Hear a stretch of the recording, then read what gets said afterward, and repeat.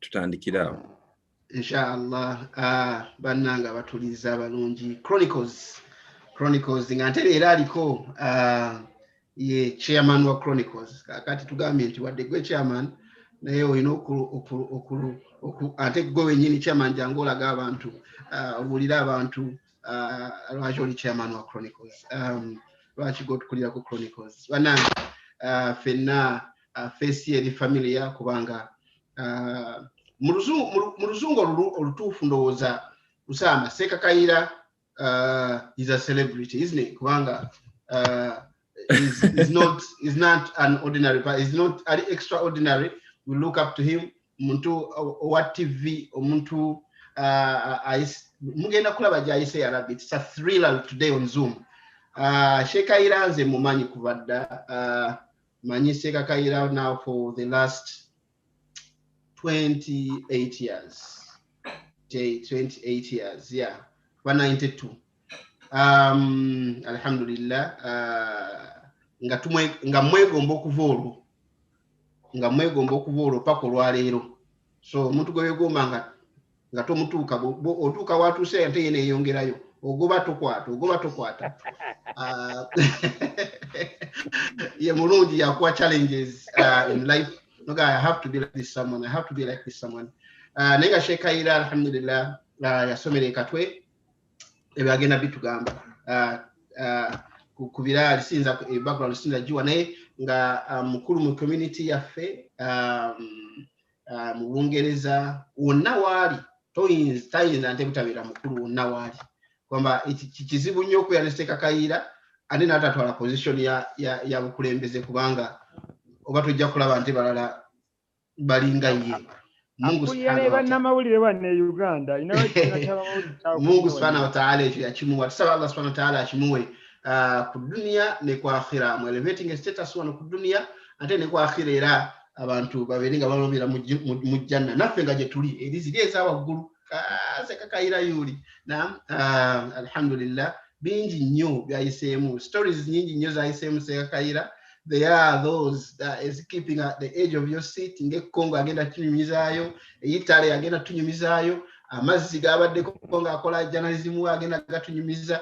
Mulabe omusajja byayiseemu wawatuuse, ennyonyi zabaddeko ne ba president byonna jja bitunyumiza n'okweraliikirira kwabeeramu ne yeeraliikirira journalism si mangu okutuuka watuuse Sheikh Kayira n'okutuuka eyo yonna mu BBC gyali paka olwaleero okuba gyali mu BBC.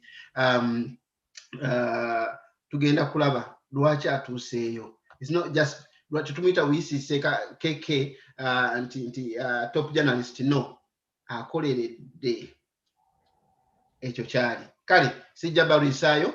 Usama, play the clip tugende maaso. Ate nga faama, mulimi, mulunzi, Allahu akbar kabira byonna. Going. Now, it should not stop. So I'll just give you a brief about Uganda reading, which is a movement.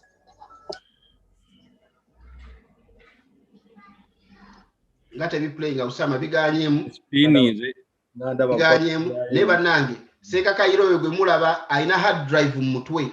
Obape yappe eyizo okuba obaya Usama eyo ya gundi mmeka ya power ya eri kisimanyi hard drive Allah gye yateeka mu mutwe gwa Sheikh Kayira nti ajjukira buli detail mu bulamu bwe, ajjukira buli detail. Subhanallah. Tusaba Allah subhanahu wa ta'ala ajimukumire, ajimuwemu obulungi hard drive eri mu mutwe gwe. Bina playing kati Usama. Build a I'm trying reading again, yes. culture. Ako kamiu? That's a grand vision. Sheikh ajatubulira. Let's say activities or objectives that will guide us to achieve this. Sheikh kalaika kanu tekajja kuzanya bulungi for some reason. No problem. Actually, in alternatives, maybe a gathering like this. Usama waliwo bulala? Kano kabadde specific. Kano Sheikh abadde asabye. What work then maybe fine. There is another one that has the same day. It says from journalism to farming. Between different elements.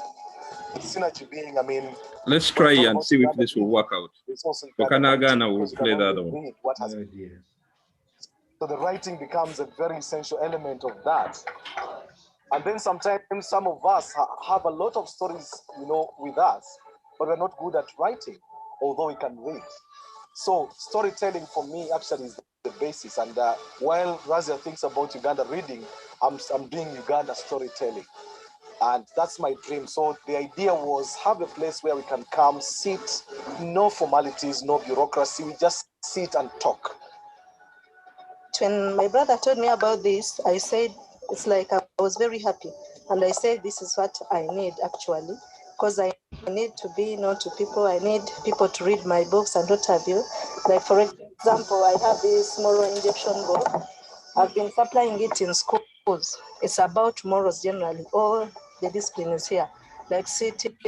yanzirako wendita yaddako hajjati abadde mu hijaabu awo omuwandiisi w'obutabo Ethics and integrity. oyo Is to help the community. It's not just when we say Uganda reading, we are covering events about reading. It's not just strictly Uganda reading events. There can be events that are happening even outside Uganda reading, but we have them on the website. Even if you go and check the website right now, we have events that are outside Uganda reading. We must read and understand one another. And this is what we, as Nile Dialogue platform, we are trying to promote, to understand each other, to read one another, to contribute for a better world to live in. So to make peace. Without peace, we know that we may not have a harmonious world to live. The advantage with the younger generation to an extent is the fact that now you have access to all this. So I'll just go hashtag Uganda reading and I'm saying I'm selling my things. Ajusa Masebo webale nnyo barakallahu fikum. I'll explain why kaklipa okabadde quite important. Waliwo akalala kena kuweereza ku WhatsApp akasembyeyo oba kisoboka, maybe that would set the pace for us to begin the discussion. So badde nkusaba akasembyeyo okujja gy'oli. If that can play, I think it might give a better view, at least katuyamba okusobola okunarratinga, because nja kusaba abalabi baffe olwaliro bakkirize, because I'm a video, I'm a film producer. Clips bwe ziba zeetaagisiza, I think they might help to tell the story much better. Sometimes oyogera bingi ne biwuliramu. Buliramu mumba. oba kuba ne kilipu z'Ekongo mbadde nja kusanyuka. Iyo ne ndaba eringa etandikidde wakati ne quality ya image, I don't know why it gets too big neenooneka. Try that and let's see. Majiru player is another killing in Bangi and another family suffering the consequence of violent anarchy. He's the latest victim of the now notorious anti-Balaka Christian militia. He was a policeman, but like many of his colleagues, unarmed and yet expected to keep peace in this increasingly volatile country. Years of civil strife have left an armed population that international peacekeepers have the difficult task of disarming. There are those heeding this call. These are more than 4,000 former Seleka fighters who have laid down some of their arms. They're predominantly Muslim and swept to power 2 years ago. They are accused of committing atrocities during that time, which has made Muslims in the CAR the target of Christian militia seeking revenge. Within the Seleka, you have Muslims as well as Christians. You have seen that despite the fact Michel Jotoje stepped aside, the problem remains. Since December 5th, we have been confined to these camps, yet you still see looting, killing going on in every street. Peacekeepers have to make sure they stop the mess, but the anti-Balaka blame the Muslims for supporting Seleka. What started as a political problem has now turned religious. Les musulmans, ils étaient tous Seleka. J'ai dit, mon frère, omusajja oyo mumutunuulire ennyo nja kumulifaaringako omusajja oyo yali mujja My brother will turn the page soon on what happened, but for now you have to Omusajja ayogera. tell those among you wrong to the people of Central African Republic to stop. I'll make reference to him, so please. Many Muslims have decided to leave the capital and its surroundings for their safety. And as they leave, it's clear they won't be missed, at least for now. Je me suis en colère. Pourquoi? Parce que le gars que tu le vois là-bas, là. Now he's telling me he's very angry. While everybody seems to be celebrating the departure of these people, he says he's very angry because amongst the people on the convoy, he's seen someone who killed his family, who killed his mother, who killed his father, and they're just being allowed and escorted to leave the capital. If he could, he would just grab him off the convoy. Hundreds more are still stuck in the capital, unable to leave. They have moved here at the Grand Mosque and surrendered their fate to God and to the few peacekeepers keeping a close watch. Kasim, Kayira, BBC News, Bangui. Okay, so Osama, back to you. I just wanted to use that as an introduction, maybe to get us and kick us off. Yes. Usama, I can carry some full co-host, please. Okay. To say, say Kayira, I can carry some ties of talk soya bibuzo sebo. So Usama, take the stage, sebo. Tweyanziza nnyo tubaaniriza ku Chronicles episode yeno. We are back, probably back with a bang. That's what I would call. Guest Waffe is one of the members of the Chronicles, about organizing a Chronicles okuleta abantu mu community yaffe betulowooza nti balina ebintu bye twetaaga okumanya okuba okuyiga oba bye bakoze ne tuyigirako. Olwaleero tuhostinze Sheikh.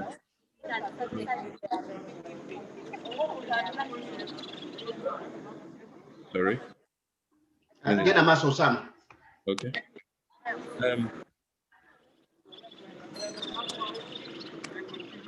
Is it from me? Get a mass Osama. Get a mass. Okay.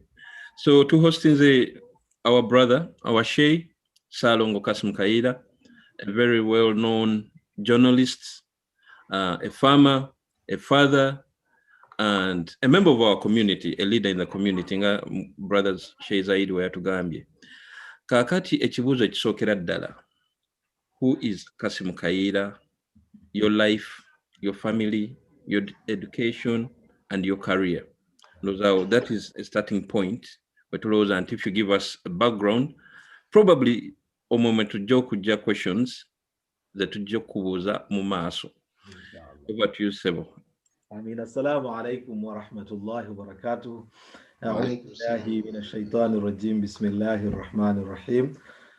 Alhamdulillahi rabbil alamin wa salatu wa salamu ala nabiyyina Muhammad sallallahu alayhi wa sallam wa ala alihi wa ashabihi wa man sara bi sayrihi ila yawmi yaqumu al-hisab. Amma ba'd, rabbi shrah li sadri wa yassir li amri wa hlul 'uqdatan min lisani yafqahu qawli. Amma ba'd, aburuganda mwenna abakunganide kuno, ladies and gentlemen, I'm very honored ukubantino other than being a normal host on Chronicles, I'm now in the hot seat to talk about myself. I'm also very honored, Okubanti, as a community. You think that I've been able to do some things. Zaidi ayogedde ebintu nga bizito nnyo. Ustaz Zaid, Imam Kasozi yagenze okwogera nga ayogera bizito zito nnyo. Byempulira oluusi nga mpulira simanyi nti mbiyina. So sometimes I think probably you don't put yourself. I'm not one of those people who have wings. I'm a very ordinary person, and probably that makes a lot of things go by. Naye amanya Kassim Ibrahim Kayira, nzalibwa Sheikh Omugenzi Ibrahim Maukuti Kayira, nzalibwa Mama Hajjati Amina Nakibuka Kamadi, muwara wa Kamadi Rukejje, era muwara wa Zena Ngambarangwe. Nzalibwa ngabe ngai Sheikh Ibrahim Kayira, mutabani wa Sheikh Yusuf Sentamu.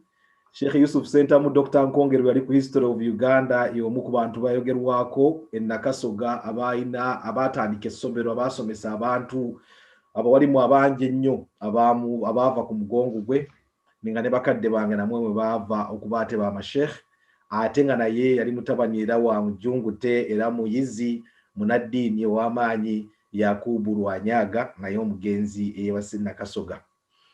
Family yange erimu ebitundu bibiri, Uganda nzito naye ate nebukojja Rwanda neyingiramu nnyo influence neba nti y'amaanyi kubanga nawangalirayo nnyo as a result. It has had a lot of influence on me personally. Njogera ennimi 12 as per the last count.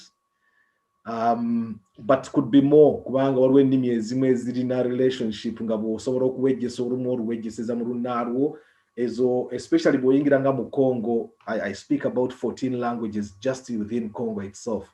But that is nothing kubanga mu Congo mulimu 400 languages. So of 400 languages, if you can have 14, but that is also in the eastern part of the country. Therefore, bw'ogenda mu west atoro biba byamaze okukyuka. Naye I was very surprised when I went to the Central African Republic, which is just the other side of the Congo River. Okusanga nga waliyo olulimi lwe boogera, olulimi lwe bayita Olusango. And I was very, very surprised that when people spoke, I could actually work out. I started translating for myself and we had paid a translator. So, especially Bantu languages, all the way almost to South African, but effectively, I think I can say I can speak 12 languages very well or fluently. Nino muchara nina narongo nina abana mukaga alhamdulillah nga muri n'abarongo. Kayira lwaki video yo teri clear bulungi nga ate egenda ku YouTube telepo ino kuba clear simula ku katono. Really, I don't know what kinaba kiri wange. Very clear, I think, zaidi. Seka gena maso. Eri clear ndoza zaidi ya ino obuzibu wali awo. Zaidi mawanga. Mula video asemkide mawanga. Bwachadde kwe mawanga. Yes, but then komye kubanti na abana mukaga alhamdulillah. So far, not yet done. I can't since sanga okasui. So abana mukaga alhamdulillah n'omukyalo omu. Right now to sing to Newcastle je tulina amaka at the same time ne Uganda. Nazalibwa mu kabuga amatendo akayitibwa Kakoba Mbarara mu Mbarara district. Kakoba omwo nazalibwa ennaku z'omwezi nga 27 omwezi ogw'omusanvu 1973. So myaka ni 87 egy'obuto. Kakoba be marokuzalibwa nazalibwa ku mulembe gwa Idi Amin definitely ogulaba mama yagenda n'olubuto e Makka era mama ogenda e Makka bayinga we bakoma okukkiriza abakyala abazito okugenda okukola hijja era erinnya lyange nayitibwa Haji nga sigenda nga nayo kubanga mama engeri yagenda n'olubuto olwadda kwe kunzaala kubanga bagenda mu 72 eyo okwali okudda n'enzaalibwa n'entumibwa Haji kubanga mama we yagenda okukola hijja ogenda okwetolola Kaaba konna nali part of the package. So hijja yange neba nti yali ya mu lubuto natumibwa erinnya lya Haji. Our car, we grew up with homeschooling, which is very interesting that many of us we forget that tufuna homeschooling kubanga jukira nti olwamalanga okusaala subuhi awaka buli omu nayasala naye mu ngalo n'ekibooko ku side ya taata ne mutandika okusoma mutandika n'amannya ga Allah kyenda mu mwenda. Then you progress to the surahs, okwata hifdha and so on. So before we even went to school, already tried to mazo kufuna homeschooling that established a very strong foundation in terms of the religion. Kati awaka given to dimwana wa seka, si seka buseka, obra yali seka. My dad actually, he was just, well, ndabanga, given the fact that he never went through formal education, gavana agenda yo. Ndabanga atansinga waranyo because he was a herbalist. One of the things we integrating amburamukwe kubantino, I never took the herbal knowledge out of him. He was one of the best. Actually, like herbal medicine because he traveled widely as far as South Africa, as far as Tanzania, Congo, Anonya, Dagara, Mitishamba, and he excelled in herbal medicine. So that is one of the things we integrating that I didn't really take from him. Nenga atenze mukutegera kwange okweddiini naye ndowooza nti actually murogo byabasawo nga tugiranga abasawo kugabe n'agenda okuyiga bino ebyeddagala oba otuuse okuroga kakati ng'atera omuntu yajjanga alwadde ekikuubuuko wano simanyi oluzaalo lulemye olubuto lwekiise baliwo lino ectopian pregnancy simanyi olubuto lwena gye lwekiise ne bamuwa eddagala that was herbal medicine and they would heal. But for us psychologically twakula neyo embeera erowooza nti nze neteekamu nenga nti ebiyinza okuba bya shiriki Arabia. And so from childhood, and I regret now that saasobola kumuggyako knowledge eyo eya herbal medicine, and now that he's gone, I think that's part of the regrets that I get to see. Kakoba gye nzaalibwamu actually, and I think that contributed as well to the knowledge of languages. Kakoba mwe twali area yennyini yalimu abanobbi bangi, waliwo gye bayita mu Kiswahili mu kinobbi. Bw'okurosinga katono ogende Nyamitanga ewava group ennene Kassim Jumba gye baveeyo and team, ogende oyitemu ogende oba Imam Kasozi, wonna kati ekitundu kisiraamu. Kati mu kubaamu obusiraamu omuntu bwe yasiramukanga mu nkole nga bamuyita Muganda, bwe yafuuse Muganda olw'okusiramuka kulinga okwafulanga omuntu Omuganda, kubanga abantu Abaganda be basooka okusiramuka obusiraamu gye bwava bulyoke buyingire ewaffe mu nkole. So tukulira mu mbeera nti twalina Oluganda, twalina Oluswayiri olw'abanobbi abo n'abakyotara, bw'olaba bayidiseefu, tulina families mu Liisho, bonna kati ze families ezaali mu Kakobo omwo ezaali enzito. Twalinamu Abayindi, ntera nnyo okunyumya emboozi ya Haji Juma, Bayindi banjagala, Juma Musoke Bayindi banjagala, eyasooka okuleeta emmoroka eya loole yali talina kisumuuzo nga yakuteeka lugumba mu yingiri n'onyoora n'eyaka. All these were influences ezatandikirawo, and then of course being Ankole, Olunyankole lwali luliwo nga luli prevalent. Also jjukira nti mu Mbarara muno distance si mpanvu ogende Nakivale mu refugee camp. Uganda is one of the countries that has been very flexible with its refugee policies. Abantu okuba nti tebabateeka mu nkambi ne muba nti mulina kubeerayo muvundireyo mpaka lwe munaafa. So many people managed to, once they were settled into the camps, okutandika moving out slowly, and we ended up having a lot of people that came and settled within our area. Nga nabo kati asuli y'Abanyarwanda era abantu bamu baba wasaamu abawererako ddala. So Olunyarwanda nero nti lwali around us as we grew up. So you can understand where the influence of languages now sort of comes in. First track ntandika okusoma, nasooka kusomera madrasa e Kakoba, era omusomesa wange yasooka okunsomesa alifu yali Sheikh Sulaiman Kaketo Amir. Sulaiman Kaketo yasooka okunsomesa alifu ey'omusomero. Waliwo alifu eyawaka yali ya taata, naye alifu ey'omusomero formally yali ya Sheikh Sulaiman Kaketo. Twamuyitanga Mwalimu Sura. That's how we grew up calling him. Ngera mukubi wa ttaali mulungi nnyo bwe yalombanga kaswida. N'atandika Allahumma salli ala Muhammad, ettaali ne livuga ery'okwekutura ogwekutuzi.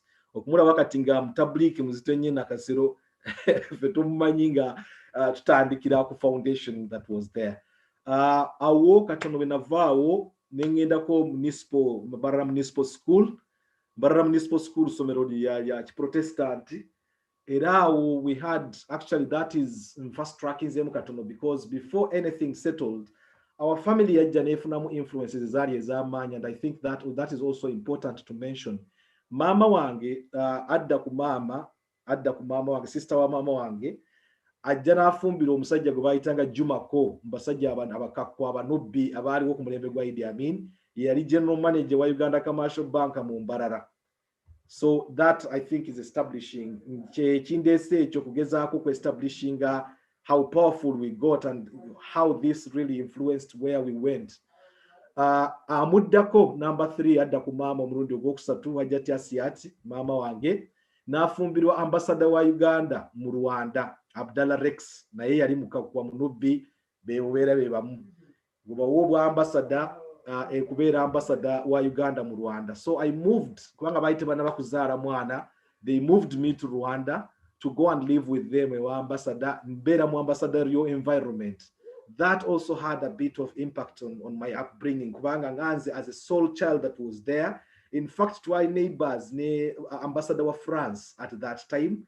Baina omwana omuto omuwala gwe twali mu myaka gye gimu, and we became very good friends. So I would go to their place and they would bring the girl to our place. Twalina embwa bbiri awaka as our ambassador, nga watuna embwa gye bayita Jack and Susanna.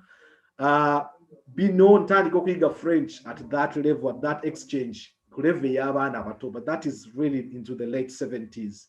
mara nkomawo Uganda nga bamaze okuzaala omwana kubanga bafuna omwana waabwe, then presence yange yayite kyalina kyeyongerako nnyo because they had just got a child. So I moved back to Mbarara, and that's where I was just beginning municipal primary school olutalo lwa 1979 ne ruba nti lwajja, and we had to flee.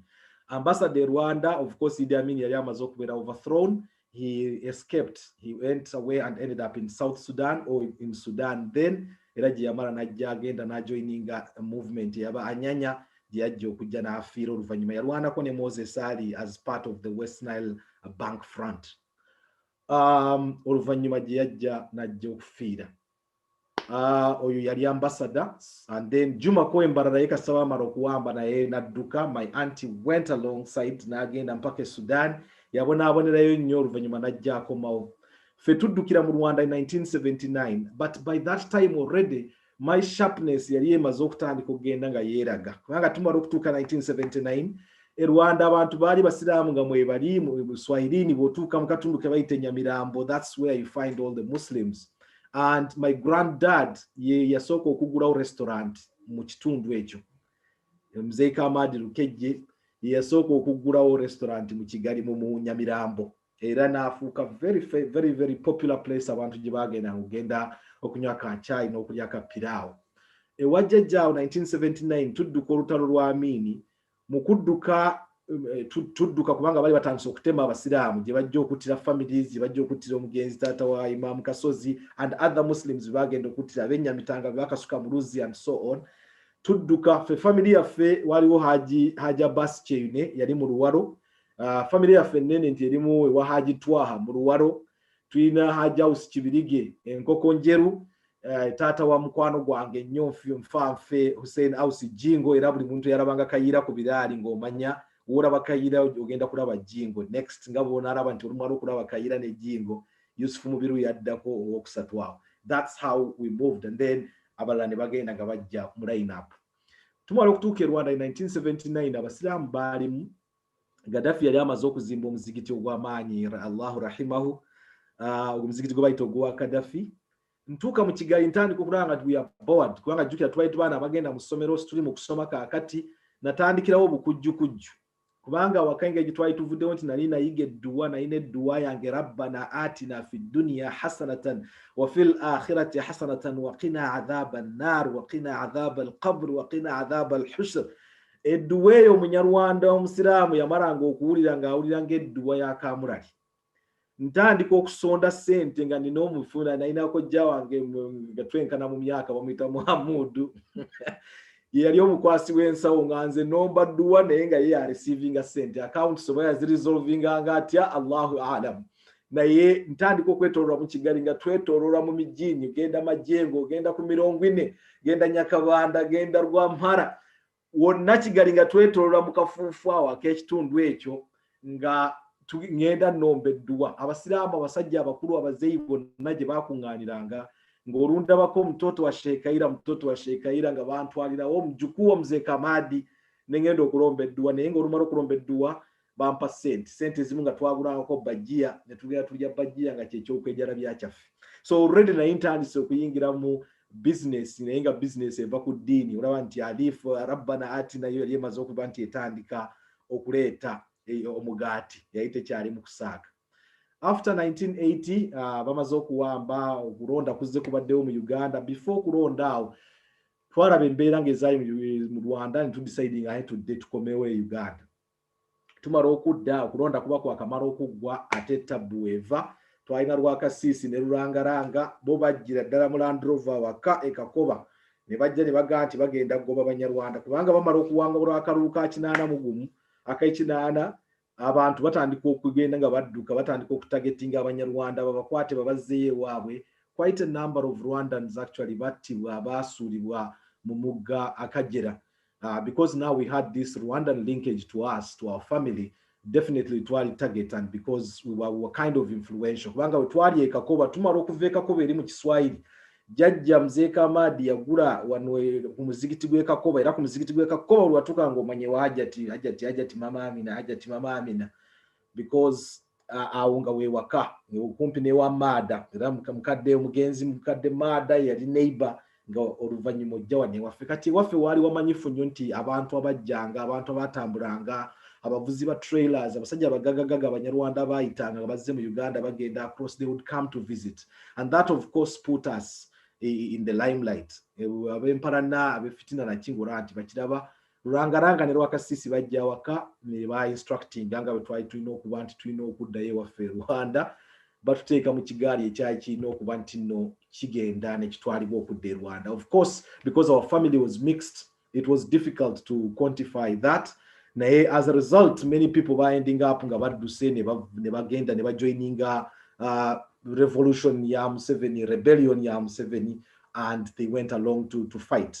But that is on the mother's side. On the father's side, immediately in 1981, wajja wataka vyo mzeyi bajja bamukwata ne bamukwata nga bamukwata ku grounds nti ali omu kuba supportinga Museveni supportinga abayekera ne bamutwala Luzira.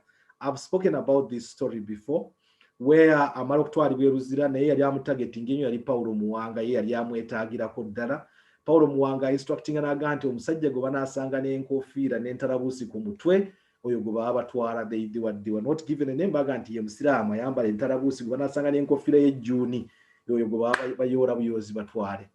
Taata as usual yayita jjaako ntalabuusi ye aba ali mu kugenda kusaala afulumye mwange Luzira. Omuntu amanyi setup ye Luzira waliwo ejjinja nga Abasiraamu era bwe babukola mbeera zaabwe bagenda n'amala okukuuta ku lukyakya ku jjinja kulinga agenda kusaala mu kufuna kwewuzu. Muzeeyi yakwata enkofiira n'agijja ku mutwe n'agiteeka ku jjinja afune wuzu. Aba afuna wuzu omusajja omukatuliki ajja n'amugamba nti naye Haaji bannange munyumirwa obuntu buno oyambala wenna n'obanga wenna n'oyambala bwambazi nga tokyusa nako n'okyukira ddala nange ekitiibwa kyo kizze. Omusajja akwata entalabuusi agyegezese ku mutwe. Wallahi nga abasajja be baatumye okujja okutwala omusajja w'entalabuusi gwe bayingirire Luzira bayingidde munda. Omusajja gwe baasanga n'entalabuusi gwe baatwala, omusajja omukatuliki namige gwe baatwala ogenda okusala era yattibwa. Muzeeyi n'aba nti okufa yakuwona nga olunaku lwe terunnaba kutuuka. Beyond that bamwegezaamu because that was getting towards 1983. Manga ffe tumalaawo ne tudduka we moved to Kenya. Before Kenya, I think it would be important to mention this again because I think it also became part of my story. When ngendere Katwe, wanga tumala okuva mu lutalo lwa Amini, that's when I joined Katwe Nuru. Mu time ye Katwe Nuru, taata bagenze bamusibye ali Luzira. Mama waliwo obote ekintu kyegeranga ennyo the uncoordinated movement of troops. Try to be like Katwe kibuye wano woti olabe kibuye nga tonna wansi obatera okuzanyazanyira omupiira kati naku zino bayononawo waliwo babeerawo breakdown. Wova ogende ku ttaawo ogende ku lutindo ogende ku Katwe poliisi ng'ogende okwambuka Makindye. Twali mu kikwawo ku mayumba agali awo. Naku zino kati baaliwawo ne chorus walungi. Mama uncoordinated movement of troops lyabeerawo amasasi gatandise okuvuga ag'ekitalo. Mama yajja ng'ali mu night. N'addukira mu night okujja mpaka Katwe Nuru. Ng'olaba okuyita mu ttaawo liri eriva bagenda Erukuli Naŋŋanda. Bwe bayita mu ttaawo eryo maama okuyitamu n'emisinde ng'ali mu night. Leesu agikutte mu ngalo, emisinde ajja okunkima okutujja ku ssomero tusobole okuba nti tuddusibwa okuva mu mbeera eyo. Twadduka ne tuvaawo. Ne tudduka ne tugenda kwekawolo Erugazi wano waliwo jjajja waffe abeerawo awo. Jjajja abeera senga wa maama senga kaawa yafa kati Allahumma ighfir laha warhamha waskunha fil janna. Awekawolo nawo we stayed there for a short time. Naye mu short time eyo already naye maze okutandika n'okuyingizibwa mu ssomero. Wherever I went, I actually ended up attending so many schools because with all that movement buli gye wagenda nga olina okusettlinga in. When hooking it up ne family ya Madivani, mwalimu abaana bashenazi, mwalimu ba musoga, walimu ba Salim, abantu bajja okutandika okuvuga embarasi, ntandika okuyigira okuvuga embarasi. Mu buto mu myaka egyo egy'obutongo already ntandise okuyingira mu mbarasi. Tugenda ne tulebeeta ne tuyingira mu wa Madivani. Bwe batulaba and because I would speak languages around ne nomba edduwa nalombanga edduwa ez'okutiisa. Nakanga nga nenga nti bwe nkulombera edduwa sawa na Mungu asobola okufuula akasiisi. akasisi ukarunyankole naye kasisi kitegeza kamunyera tisobola okulombeddwa Mungu n'akufuula kamunyera abaana be w'amadivani ne bantya nnyo ne batwala ogenda okuyiga okuvuga embalaasi nga tuli kawolo mu time entono gye twalimu and we moved nengendako n'ebuyukwe nayo ne banyingiza mu ssomero awantu nabalangayo maximum yabiranga one term and then we have to move. So we end up moving to Kenya, which became very, very instrumental in my life. Kubanga nagende Machakos, and that's where I started learning Kikamba. As a way, Kubanga 1980s Kenya, not that it has changed very much, but 1980s Kenya was very, very racist. It was very, very tribal. Now the only way to survive really is to know the language. Kakati newaliriza nekakaba okuyiga olukamba mangu na ino bakazinzi bange abana ba Haji Haruna omugenzi Haji Haruna Mustafa Murango wekatwe abadde yakafenna kwezo twaliyo ne Mustafa Harun ne Mubashir Harun abo bwe twawangara era bwe twasoma bali mu maaso gange. I think about Mubashir yali like about 2 classes. Mustafa yewe twatuka ye yangwa mangu n'avaamu na moving in Nairobi. Machakos became very, very instrumental, and it actually modeled who I became. Kubanga wano wenafunira omukisa ogukwata Quran, I became a hafidhul Quran naye kati yadduka bw'ojimbuuza nsaba Allah asaasire nga sinnafa nsobole okugikomyawo. Nalina omusomesa omukambwe nnyo Karsab yansomesa Quran, nsaba Allah subhanahu wa ta'ala amuwe emikisa, but at the same time tufuna influence y'amaanyi eyali because we try to soma dini no secular nga tugisomera township Muslim primary school, and then ekawungezi ne tudda gye twasulanga twasomeranga eddiini ng'eyo bayitayo Hindu Saba. Between that movement twafunanga kakisa akafuluma nga tuyitibwa ba boda naye ng'okutambula okuva gye tusomera wano oyite ku kisaawe ky'e Machakos mu tawuni ogenda oguke mpaka ogukira township Muslim primary school. A lot would happen in between, and that was very, very crucial.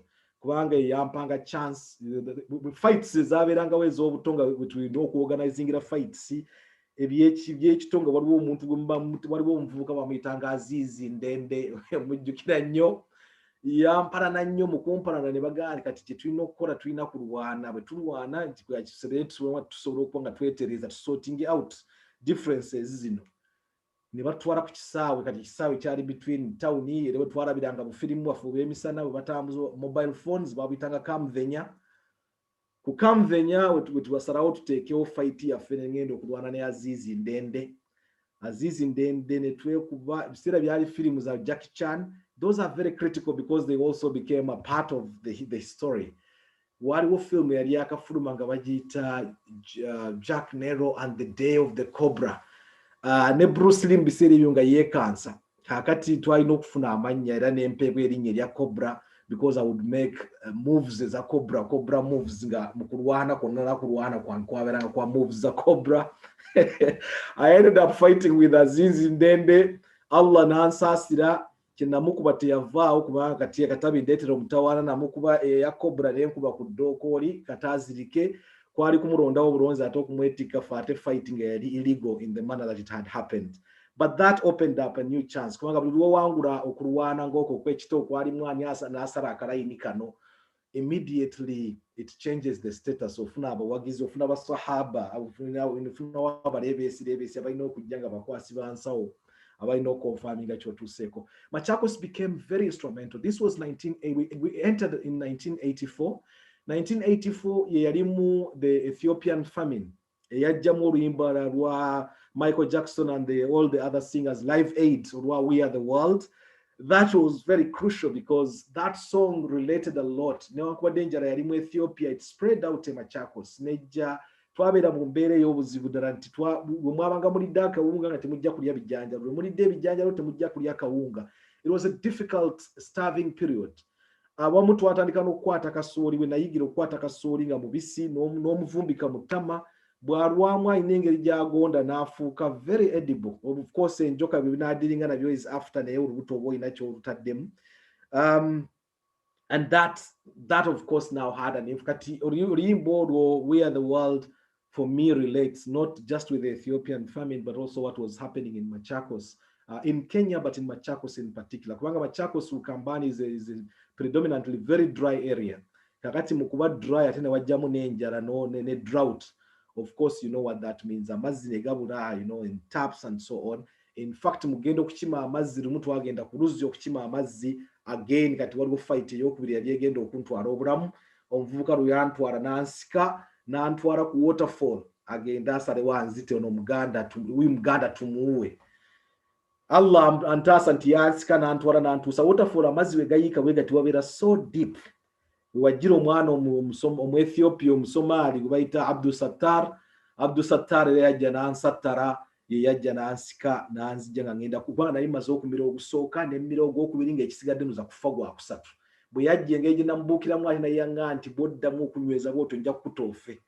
And I survived death, but that of course opened up another chapter. But Machakos really made me strong. Yampo obuvumu, yampo okumanya how to survive, you know, how to exist through the different situations. In the meantime, old man in Kampala, Paul Muwanga bwe yamala okumanya nti omusajja gwe yawodalinga batete yafa, the mission had to change. Mzee Kayira basalawo kati bakati bamutwale butwazi bamusengule bamujje Luzira bamutwale mu Nile Mansion where he was supposed to be killed. Nile Mansion waliyo room ndoza yali 373. Room eyo bajjanga buzibwanga tiyabeeranga mutaala yonna nga bajja ne basika busiku kubanga bebanga batutte bonna babanga bakufa kati nga it doesn't matter who is pulled out. Bajjanga ne basika busisi kati abagenzi Allah n'akugerera n'oba nti ogenda kufa. Muzeeri wajja ne bamusetingira ku lunaku olwo abasajja ne bamutolosa nga bakwatibwa ekisa ne bamuteeka mu motoka za City Council bibenze bamu bimanye ebyo bya City Council byola kasasira ebikyafu ebyo bya green. Muzeeyi ko bajja ne bamuteeka mu garbage yali eva mu Nile Mansions ne bamukasuka ku kasasiro agenda ayiibwe eyo. Era kana gye bamuyiwa n'atambuza ekigere okuva gye bayiwa kasasiro mpaka okujja okutuuka emasajja aliokajje. But that is the story now that I was not a part of. But that was what was happening in Kenya. Obulamu butabuka.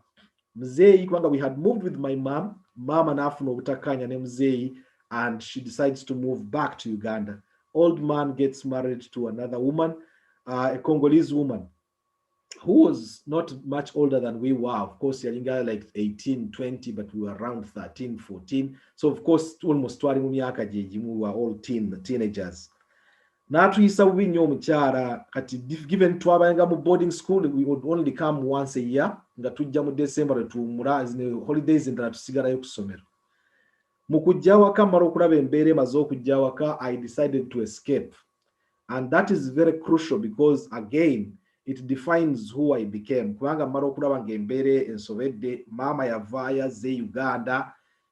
We are stuck up in Kenya. Nina ba brothers bange abalala basatu, step brothers abalala basatu, all from different moms.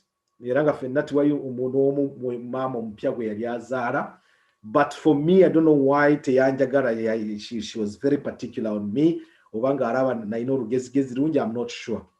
Naye nalaba nti nali nyegeriziddwa nnyo n'ensalawo ntoloke okuva e Kenya, nsalawo nzija awaka. Tata yayima n'ayingira mu truck driving. Atandika okuvuga trailer. Part of the trailer driving long distance omuntu abajja kumala myezi 2 myezi 3 talabikangako waka.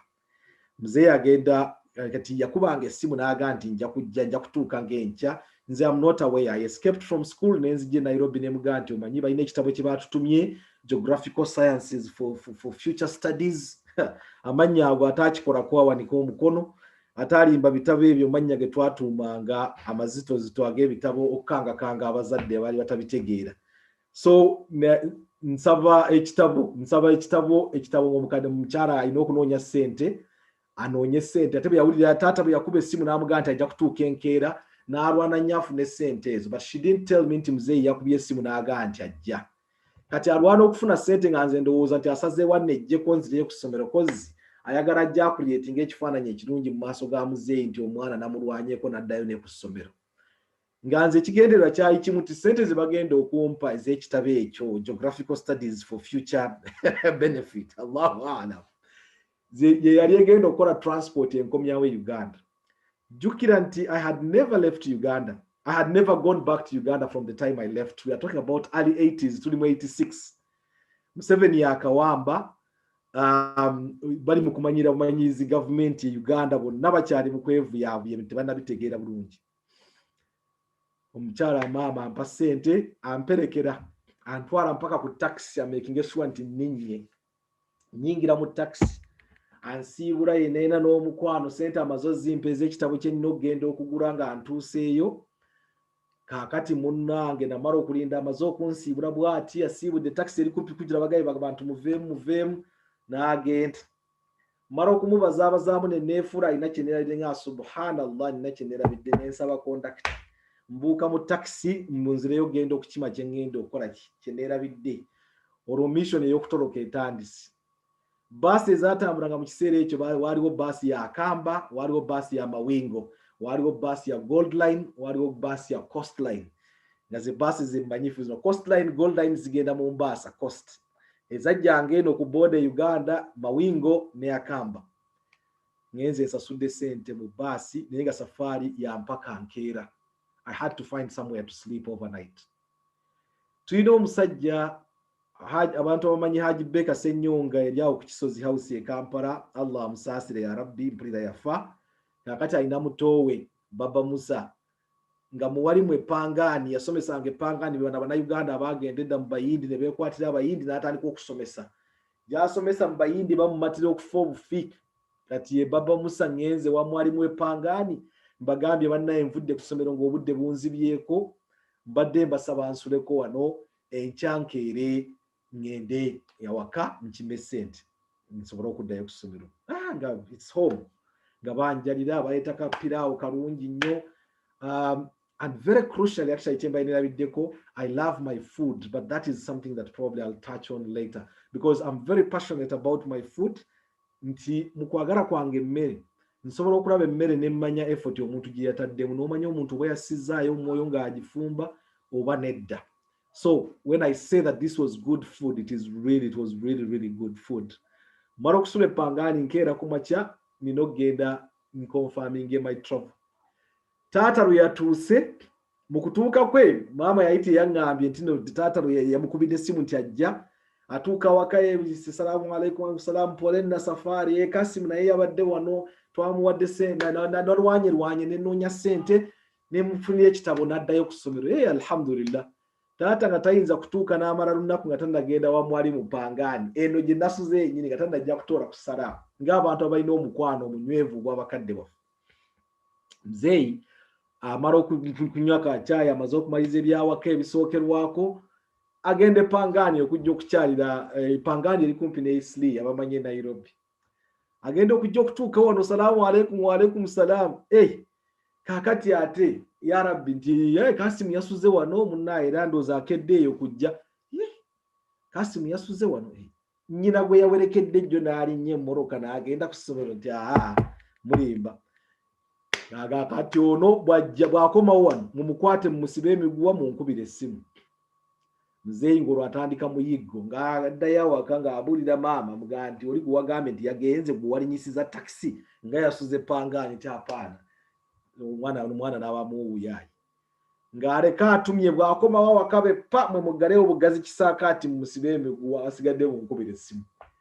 Ngenze maze okwetoloolatula mu kibuga nyankomewo wano nzije nkima obugoye bwange kasuutikesi we nakalese neetegekera safari. Ngenda okudda ebya Mungu sinayingira mu kisaakaati wabweru w'ekisaakaati abaana bali mu kuzannya. Omwana wa mwalimu yennyini yandaba Musa. Kasim, baba yako amesema ukija wakukamate wakufunge kamba. Kitawe yagambye tata wabadde wano n'agamba nti bw'onajja bakusibe emiguwa bamuyite. Allahu akbar. Wenawetera suitcase eyo maasalaamu saddamu kumanya byayo. Nga ntandika kwetoloola Nairobi, abamanyi Nairobi mu town, ngenze ku Hilton, ngenze ku International Conference Center, ngenze ku Embassy Hotel. Obwo naona bufo bwange bwe neetooloolera omwo. Nina okubayinga time bus tezisimbula mpaka saawa emwezi ekiro. Olwo ndi mu saawa 5-6 gwa misana. Wallahi tolabanga lunaku luwanvu ng'olunaku lw'olinamu ebizibu. Olunaku nga ndaba essaawa siziraba gye ziraga neetoolodde ekibuga wapi ne ng'awo bwakobula leero obukazi.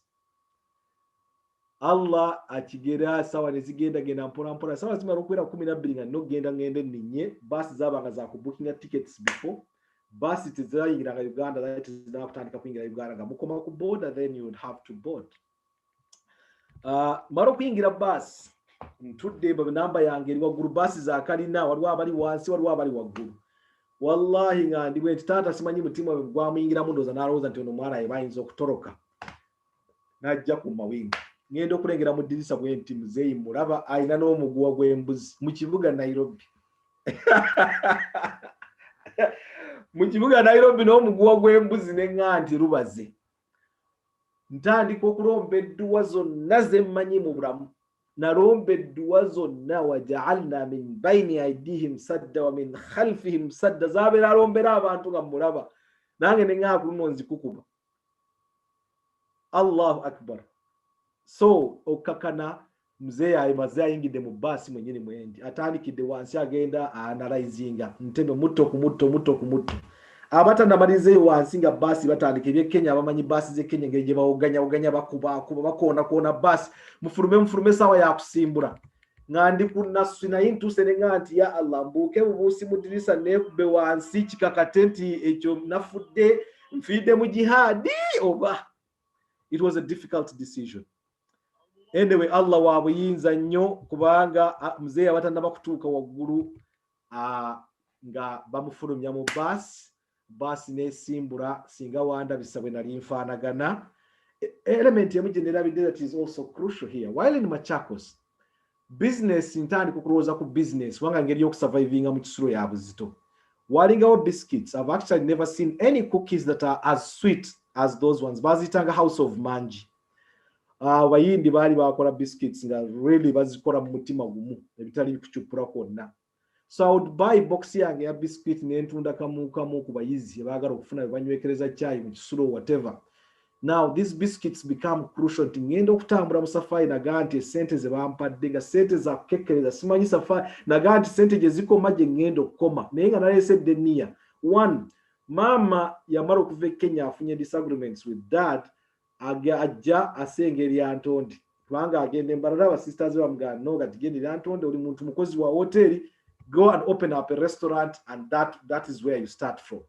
So ebya hoteli nayimbi ulya bulizi mama yagulawo restaurant situukangayo lyantonde simujjukira lyantonde gwenna wa mbuto bwe twatambulanga ebya safari zedda, and I'm escaping with a clear planning and I end up in the Antonde. No idea whatsoever. Ngenda okuyingira mu basi nagula packet ya biscuits is a House of Manji. Packet yange namba nenjikuba ensawo. Mukutula mu basi natula n'omukyala mu Uganda, mukyala mukulu wa subuzi abo. Kati ayagala yeewuunya omwana omuto atudde mu basi because I'm like 14, I'm 13, 14. Yeebuuza omwana ali mu mmoroka atambudde safari obwomu. Oyina muzadde we yamugamba no muzadde babannindidde ku boda. Naye nga yenena ndi mukakkamu yenena be nayo kugamba nze nakula mangu nnyo nti sifaanagana myaka gyange. Omukadde mukyala ng'atandika kunyumirwa mboozi, ntandika kumunyumiza mboozi. Basi nga tetambula tutuuse nakulu kuyimirira kulya aguze ebyokulya agambye ampadde ebyokulya wano ngamba ezange sikwatako ndi ku biscuit packet wenagwerako wenzigwerayo. Ne tutambula basi ya kiro tutuuka ku boda ku makya. Musajjawo sina wadde ID, sina wadde kitambulisho. Jukira Museveni okuwamba kwe government yakozesa ba kadogo kati the whole idea of kadogozi babatya it's a whole known perspective now. Tojja kujjaga kadogo no ganti onaayita one get away with it. Tumara okutuka ku boda abantu bonna bafuluma bagenda kusimba line ya immigration genda kulagayo bya bintu byabo. Mukyalo mu Uganda ambuze tugende mu line konze nzijja leka nzije. Nekiseemu kwema bega ngenze mu toilet. Olwava mu toilet omusululu gwita edduwa nga zendiko nenzirayo ku tasbihi. Nenzirayo ku tasbihi. Mara okudda ku tasbihi ngenda okulengera akakubo kagenda beka tati nengera leerwe eyitayo nenganti nzaaliwa ne marabba. Mfuuko omupumbavu ng'atabeera nko mu kibuga naganti eryo ekkubo gye ngenda okukwata oba kufanfiire wano tebajja kunkwatirawo nga neemulula mpola packet ya biscuit mu ngalo nyambadde ka checkered coat kange kalina green, black, red, blue wonna wali n'ekinu kyange ninga bano abasaveeya bedda abakolanga baasulanga ku piida. Ngenze mu kakubo olwagenda mu kakubo nti ndaba omwana muwala yeetisse ekibbo kya michungwa, inaku emichungwa side emu n'emiyembe side endala agenda mu katale konze habari yako mzuri nsose ndaye yebuzabuza ntunuide nsose musimbye biscuit 2 ate byawoma ne bikamara abadde ku michungwa n'emiyembe alaba biscuit ntayaga awomereza konze kati owedde ngankanya kunyumya mbozi ndabe tweyongera nga tanambuza bidala biwanvu oroje tulengera mazo okulengera nengera emitala side ya Uganda naye kati embozi nga tulino ginyweza tulino okulabika tuli wamu watabaawo bambuza kubanga waliwo ka boda akatona awo koyina okuyitako omwana muwala nga munyweza bulu yamarangawo biscuit nga kamukamu kubanga ate bwangu yayinza obbuga engaya gye yali agayamu yali etiisa nga ayinza obbumalawo amangu efuuka ettabu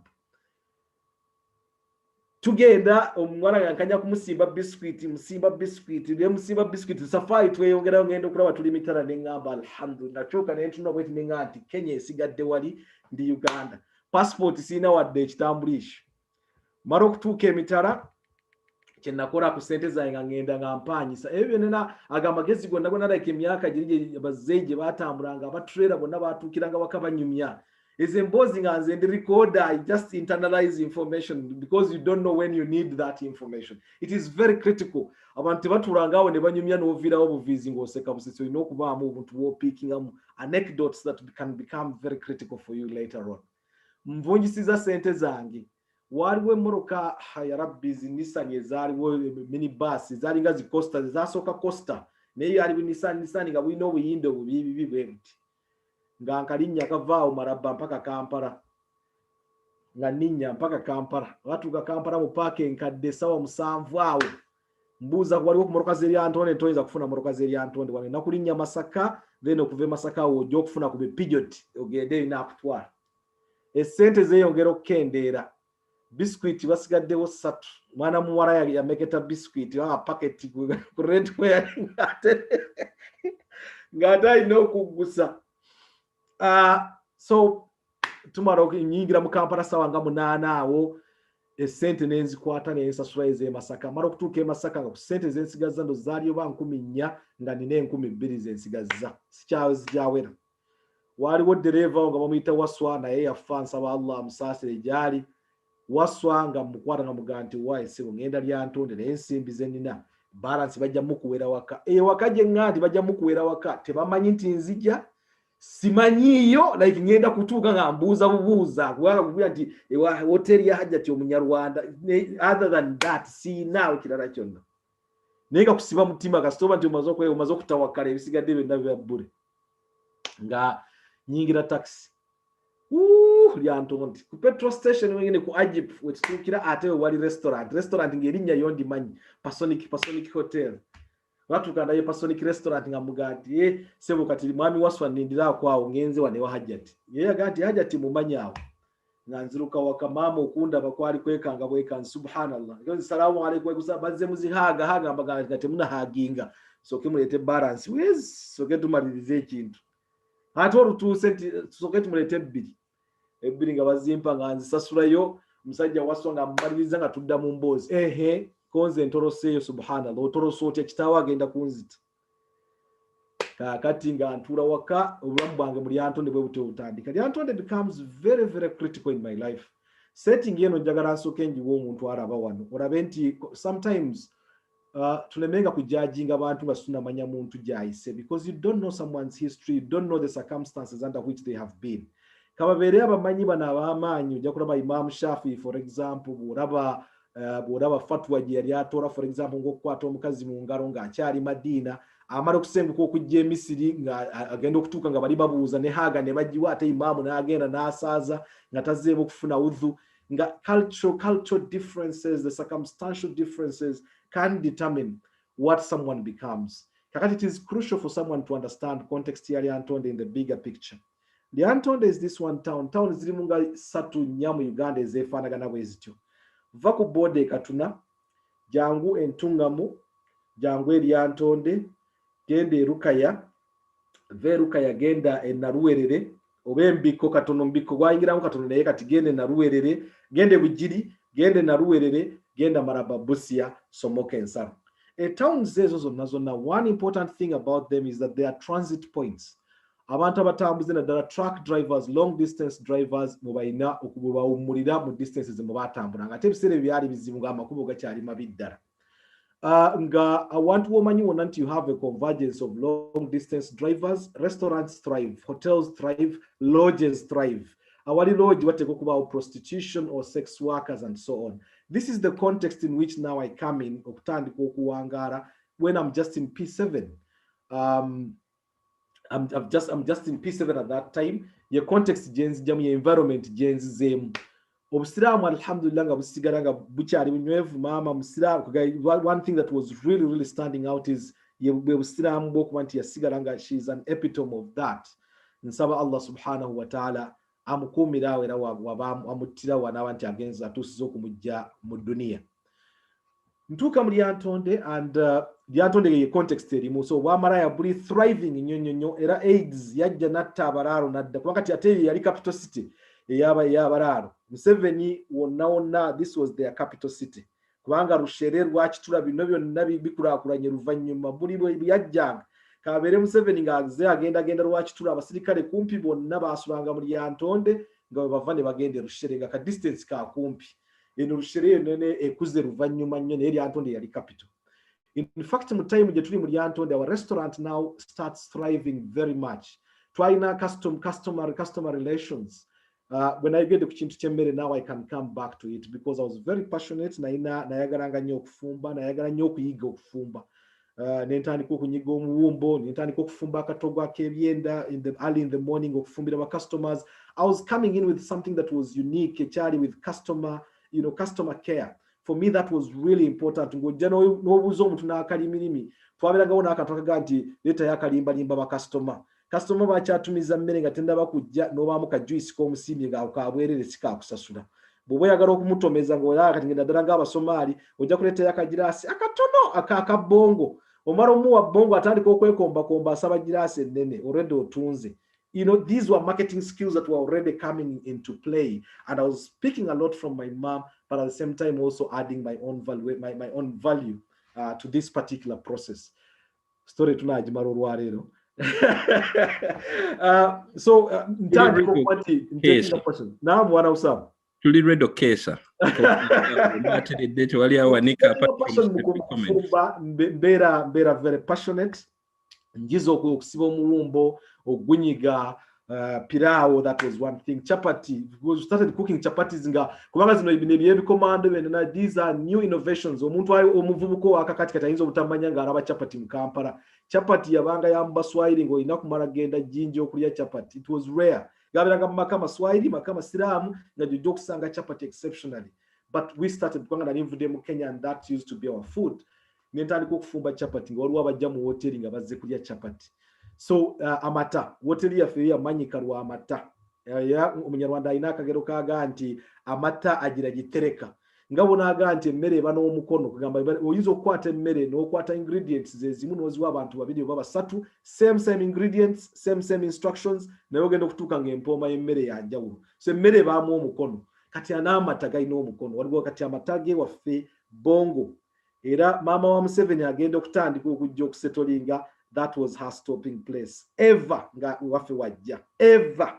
Mpaka Mungu yamujjulira okuva mu dunia.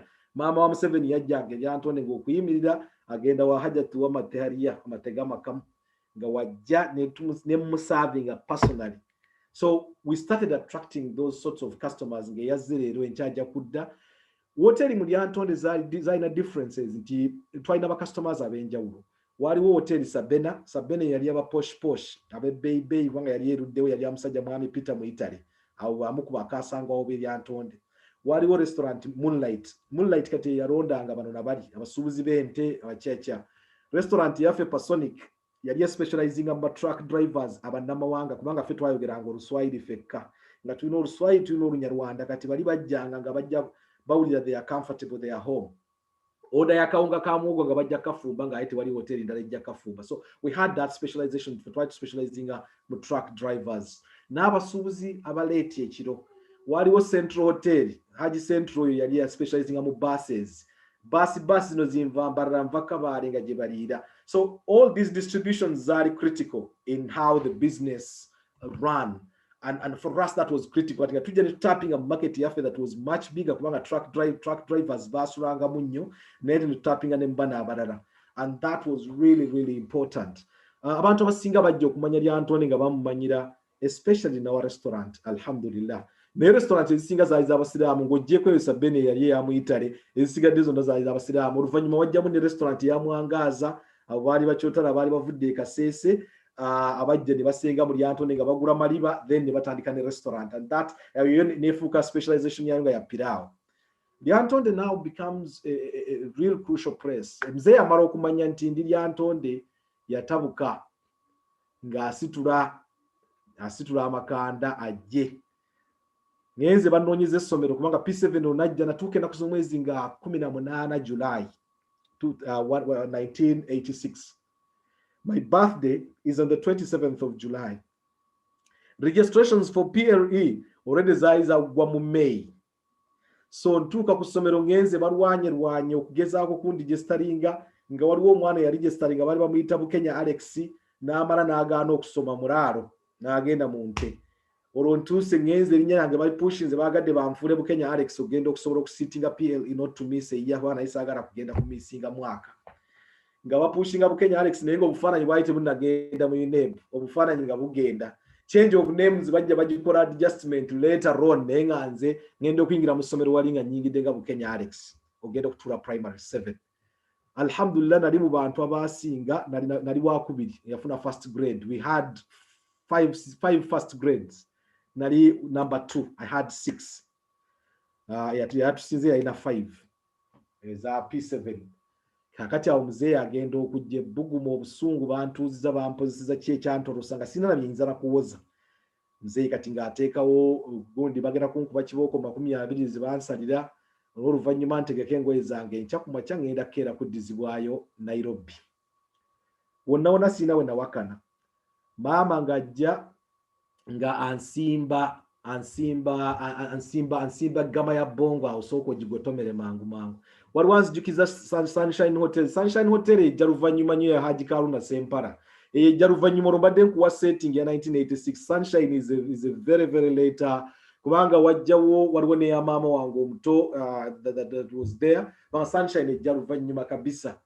Waliwo feel at home, waliwo okulya na kunywa. Ezo zonna zaaliwo naye kati context ya 1986 waliwo abadde akitadde mu gundi abadde akitadde mu chat room. Sunshine ejja luvannyuma era yamala ne surviving ayo nejja neegulibwa ate Haji Ssekikubo Haji Karuna Sempala bwe yasenguka okudda Embalala wali ku Mayembe we yazimba hotel. So mzee yamala okujja bantuuziza mu musango gunsinze kibooko 20 nzikkiriza nga mugendo zirya n'okkeezebwa okuddayo e Nairobi. Naye nga mu mutima ngamba nti ani gozzaayo. Nembeera mukakkamu nnyo sina kye nakola kinanga bangaye nkya kukeera. Saawa 9 ogw'ekiro nakkirira ne ngenda mu kiraalo ky'ente. Ne ntuula mu busa bw'ente wakati eyo abasajja bagenda okujja okukama ente abalaalo baffe okujja okukama ente ku makya nga ndi mu nte ndi mu mukka gw'ente eri gubakumira ekikoomi ky'ente. Muzeeyi could not get me. Muzeeyi n'aga nti ono mwana wa nnyina mulesi. Yantone ne nsigalamu. I got my first grade.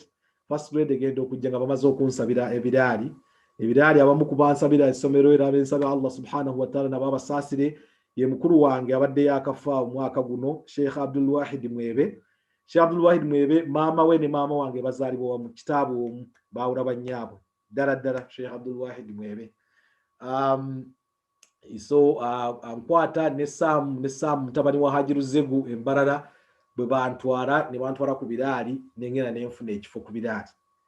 Biraali eyingirawo nti 1987 Feba S1 tuyingira nga tuli baana batonyo. Biraali ey'emyaka egyasooka abasajja baavanga Butambala nga balina abakyala abasajja ba Sheikh Kaliba ba Sheikh Siraji Senfuka baali basajja bakulu nga ku Juma babakkiriza ne bakkirira mu kyalo ogenda okulaba abakyala baabwe nga bantu betugenza okusoma nabo. Era y'ensonga lwaki bamujjukira Dr. Semuddu bwe yanyumya last week. Part of what he spoke about twatuuka ku biraali nga ffe baana abato ze Hussein Jingo, Dr. Rashid Semuddu, tulina Abdallah Sulaiman Kayongo, waliwo Sulaiman Kakoza, Abdallah Sulaiman Kakoza, waliwo Rashid Muhammad Muyingo, nga ffe baana abato ne forming association Bilal Young Boys Students Association by Busa. Eyo catering for our interest ng'abaana abato kubanga twatuuka nze n'okutuuka waliwo omusajja mukulu kati muyiso bamuyita Rashid Kikulwe abamuyinza okuba nga mumanyi Sheikh Rashid Kikulwe abaali egombe mumanyi yeyanjalira obuliri nga bakantuusa ku birayi ne bantwala mu kisulo yeyanjalira gwe bankwasa n'agenda n'anjalira obuliri ogenda okwala obuliri okutuuka mu birayi. And this is where we started. Birayi ngitandikamu ng'olubantwala ku parade oluzungu lutono mu birayi Imam Kasozi asobola okukijulira ekyo.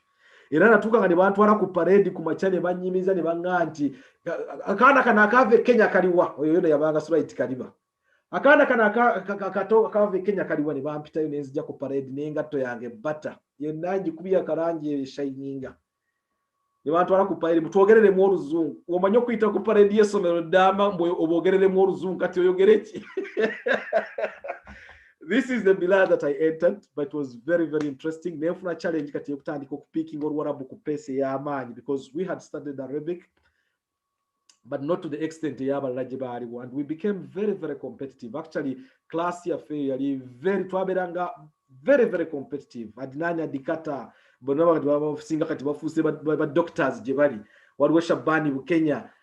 The group we twali fena it was really, really a very competitive year. Era ndoza Imam Kasozi ekyabana yaso kijulira because we came in with a shake up.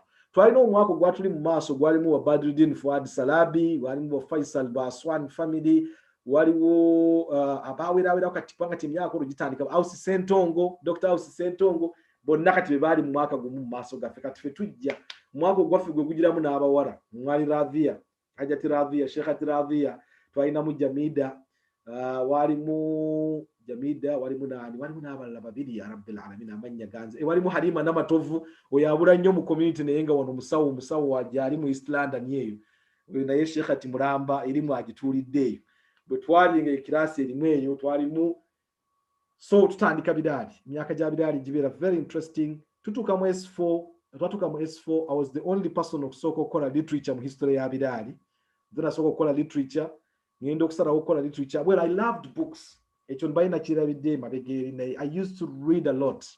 Mills and Boone nga tezinvaako. When ntuuka mu bidali, actually portion ya school fees zange yagendanga to buy nga oluva eryantonde bepa first break Aristoc nemala okufunayo ku novel nengula Daniel Steele nengula Jeffrey Archers nengula Sidney Sheldon. Those were things that kati Kenya wona kulya ku Mills and Boone.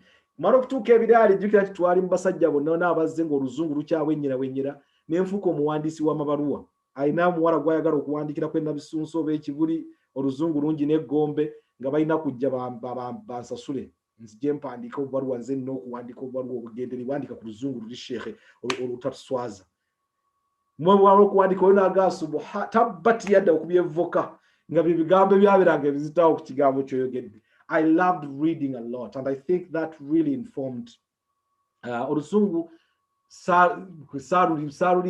something that I really planned. It just came naturally through a lot of reading, a lot of research. I think I'm time where you can try online, try Google, try Sheikh Google. Everything had to be done really, really manually.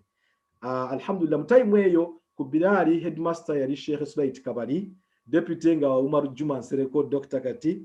Nga director of studies wal Haji Chakurumbye Sheikh Abdulahi Chinobenga director of studies kusaidi Warabu timu yalinga timu nzito Sheikh Abubakari Musokajja luvanyuma nga Sheikh abali avuddewo agenze Mbale Sheikh Abubakari Musokajja actually became very, very instrumental mu kusoma kwa Luzungu banga bamala okujja ne Dr. Anas Kalisa amala okujja basalawo bagende Makerere ku PhD bagenda mu DAG.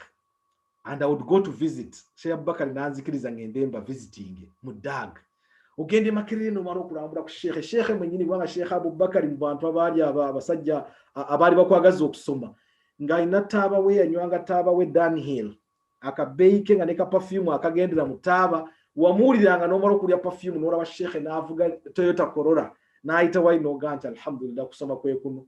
Twali no mugenzi Sheikh Swaibu nanyini hoteli kyosimbonanya.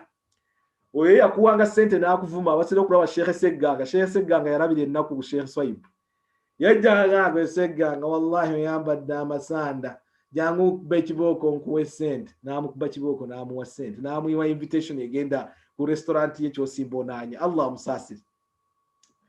Really it was just one bit that was really interesting about our life there. Imam Kasozi na yajja mu history atutandise tuvuga mu history tutandika okufuna abasomesa kati abalala abajja batalina basiraamu twalina Onza Bona wali Onza abamwita tumara later on as we go to S4 S5 tufuna wanatosi yafuuka sita nnyo mu Kampala mu history nga asobola okuvuga amasomero nga 6-7 yonna nga akubayo birakaraka n'amala n'agenda. And alhamdulillah tuka ku S4 I was the only one who got a first grade in mwaka gwa 1990. I was the only one who got a first grade. Mara okufuna first grade nzija ntudde lyantonde mu holiday nzija ndwara malaria narara typhoid ebyomukyalo enzijjanjaba ey'ekipumbavu bajjanjaba malaria eno typhoid ali mukula bagenda okundeeta Kampala nga ngenda kufa nakubibwa empiso 154 akabina ndoza katankeera biringo lyatuuka n'okunoonya wanaateeka empiso nga kizibu mbeere mulago ne mmanya nti ngenda kufa abantu nalambulwa ekintu ekyasooka okutiisa abantu emulago ye level y'abantu abajja okunnambula obumanyifu bwange bwaiti nali mmanyiddwa mu Kampala high ne mmanyibwa mu Kololo high ne mmanyibwa mu Bashir ne mmanyibwa mu Birali Caltech Academy baatuukanga okusimba okujja okulambula emulago nga beebuuza ono gwe balambula ani. Wallahi narambulwa abantu 1990 Sheikh soko teke wakati ngatadde koso agambye nti wawandikanga amabaluwa gano kiyinza okuba kyebabaluwa kulambulanga ennyo nga wansi owandikira abantu katugamba owandikira nze ebbaluwa naye ng'osayininga oli nesayininga nga yenze nedda sewo oli oluzungu ne lwakubadde lwali lunafu ng'oyitayinza butamanya kawandiikiddwa ate waliwo omukyala ayogedde mu kyati n'agamba engeri gy'wali owaandika amabaluwa ennyo nkyagala okuwandiikira kati omusajja doctor specialist yali anzijjanjaba Dr. Byarugaba era kati ye mukulu w'eddagala eddwaliro ly'e Mulago era we tusinkana I've reminded him about that story and he couldn't remember it kubanga baatuuka e Mulago ne batandika okurationinga how I should be visited. Wallahi kyali kirala nnyo amasomero gagasimba layini gaye kati ogubula ekololo sisomerangayo Kampala high sisomerangayo layini yasimbanga okujja nga abantu bazze okulambula ab'ebiraali abasomesa ne bavaawo abayizi ne bayingira. It was just something else.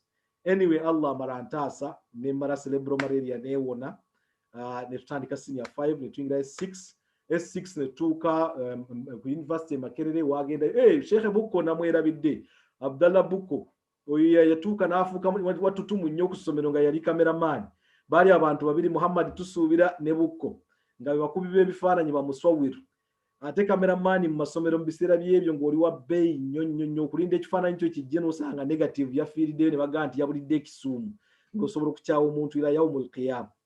So abo twasoma nabo Sheikh Bukko agenda e Makerere tiimu okola nnyo omulala yagenda e Makerere wangafe abasigadde ffenna gurupu ennene yagenda Mbaale ba Dr. Semudoro yali amala dagenda Saudi Arabia bashabani mu Kenya bagenze Sudani Adinani Adikata naye ayita ya Sudani aliyokajja akomerewo ajja oluvannyuma Embaale tuyingira tiimu nnene tiimu yayingiramu Hussein Jingo eyingiramu nze eyingiramu Jamiru Kabito eyingiramu twaina Aida Namugumya yetwava naye ku Bidali Sheikh Atiradhiya bwe tuyingira Embaale University omwaka ogwo 1992-93 Embaale nenkola education.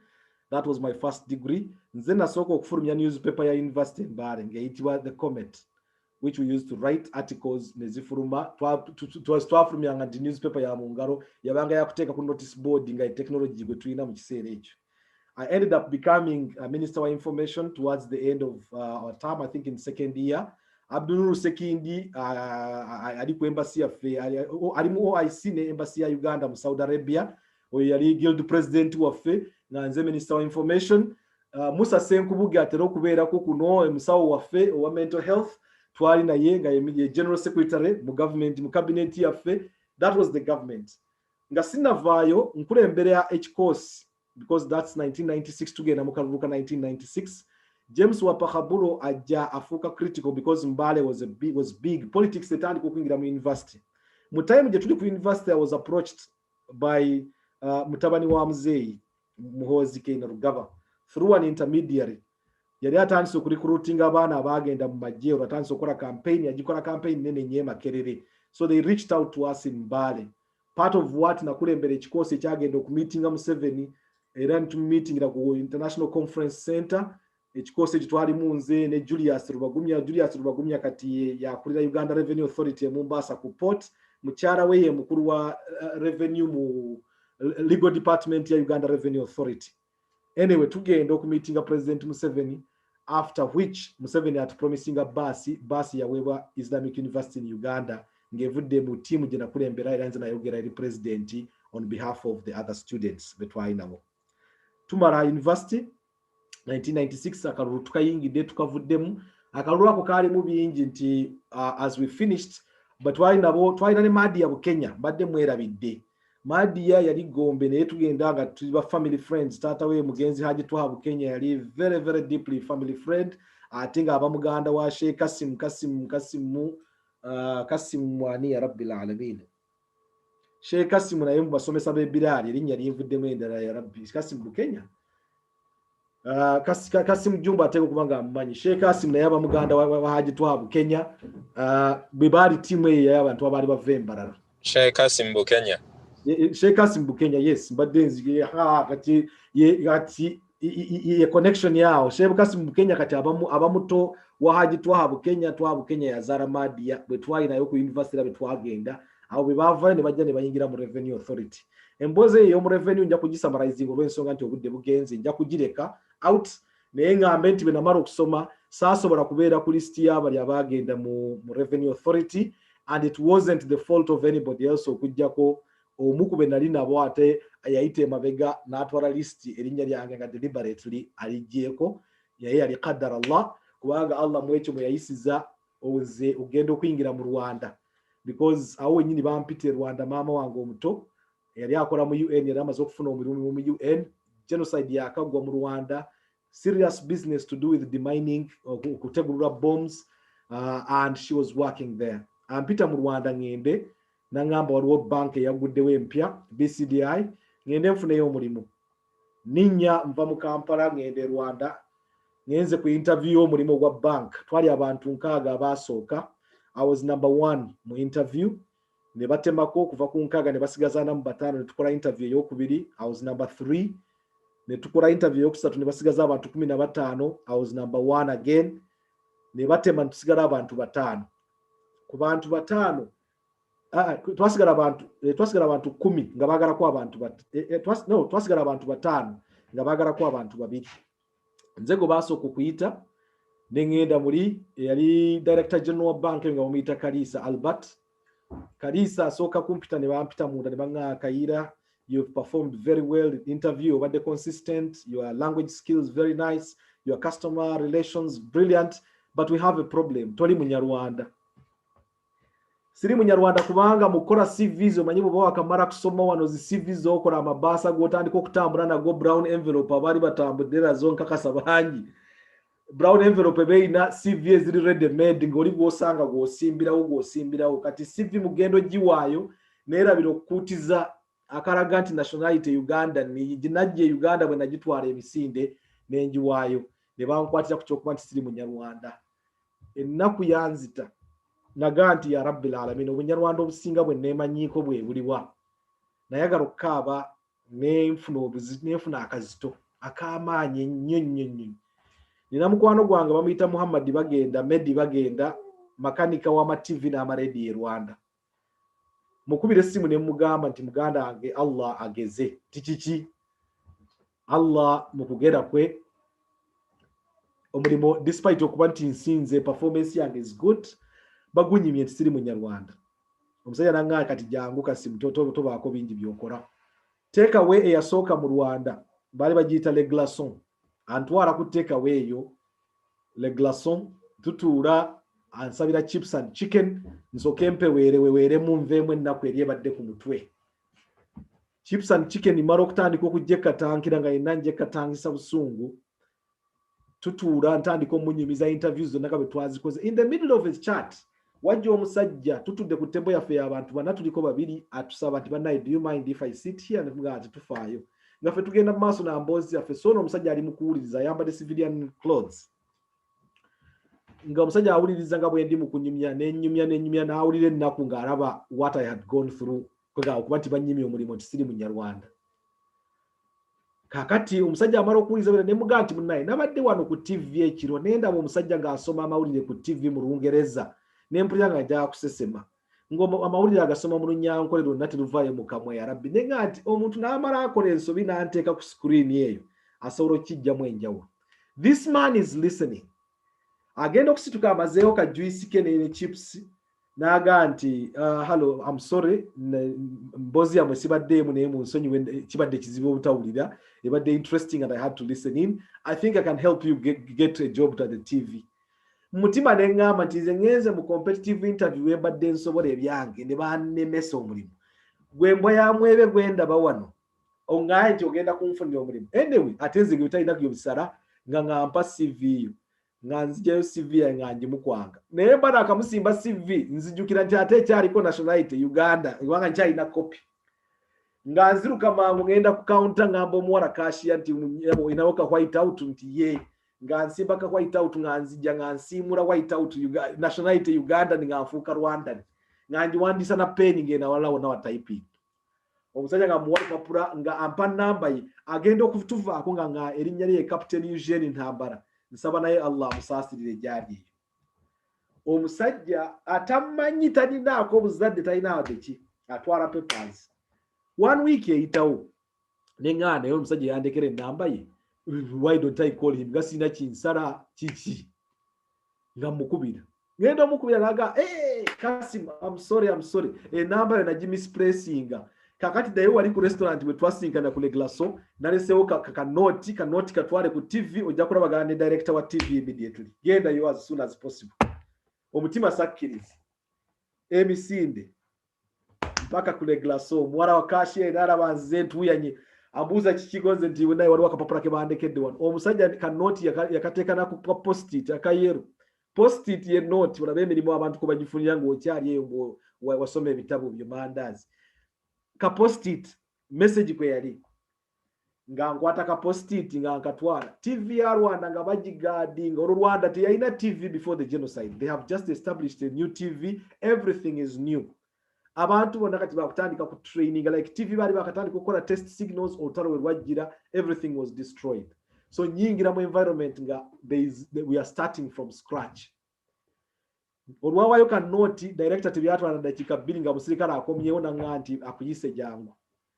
Director okumumitinga n'ebitibwa byabeerako nabyo Allah naye nsaba byakola ku dunia ya Rabbi abenti ya musasi ja kuno kubanga si musiramu simanyi wenza mu wadwandala. But what happened then nenkola ki ne musajja wamita Rushinga Bigwe Emmanuel nanga nti munaye Captain Ntambara yampeza ka note is a very interesting note. Nkulabiye kati kicho sobola okukola mbuza amabuzo wali okozeko ku TV nedda naye I'm confident, you know, I have this, I can build up the skills, I'm willing to learn. Nga omusajja agamba kimunanga kati unfortunately at the moment I don't have any position available. What I can do though, to taking it in as an intern, I will be paying you money for lunch, to paying it, to creating a transport. Minus that, omulimo for now to worry. Consent see that tab. When can you start? Like next week? Nemuga seven zebuli kuvawa ka. Buli lunaku lwenvawa ka. Mvayo ndi tayari kutandika kukola. Nebantwala mu office. Newsroom was there, editorial newsroom. Nyigira mu newsroom. Abantu ba introducing nze no Kassim Kayira iki muvuka mpya.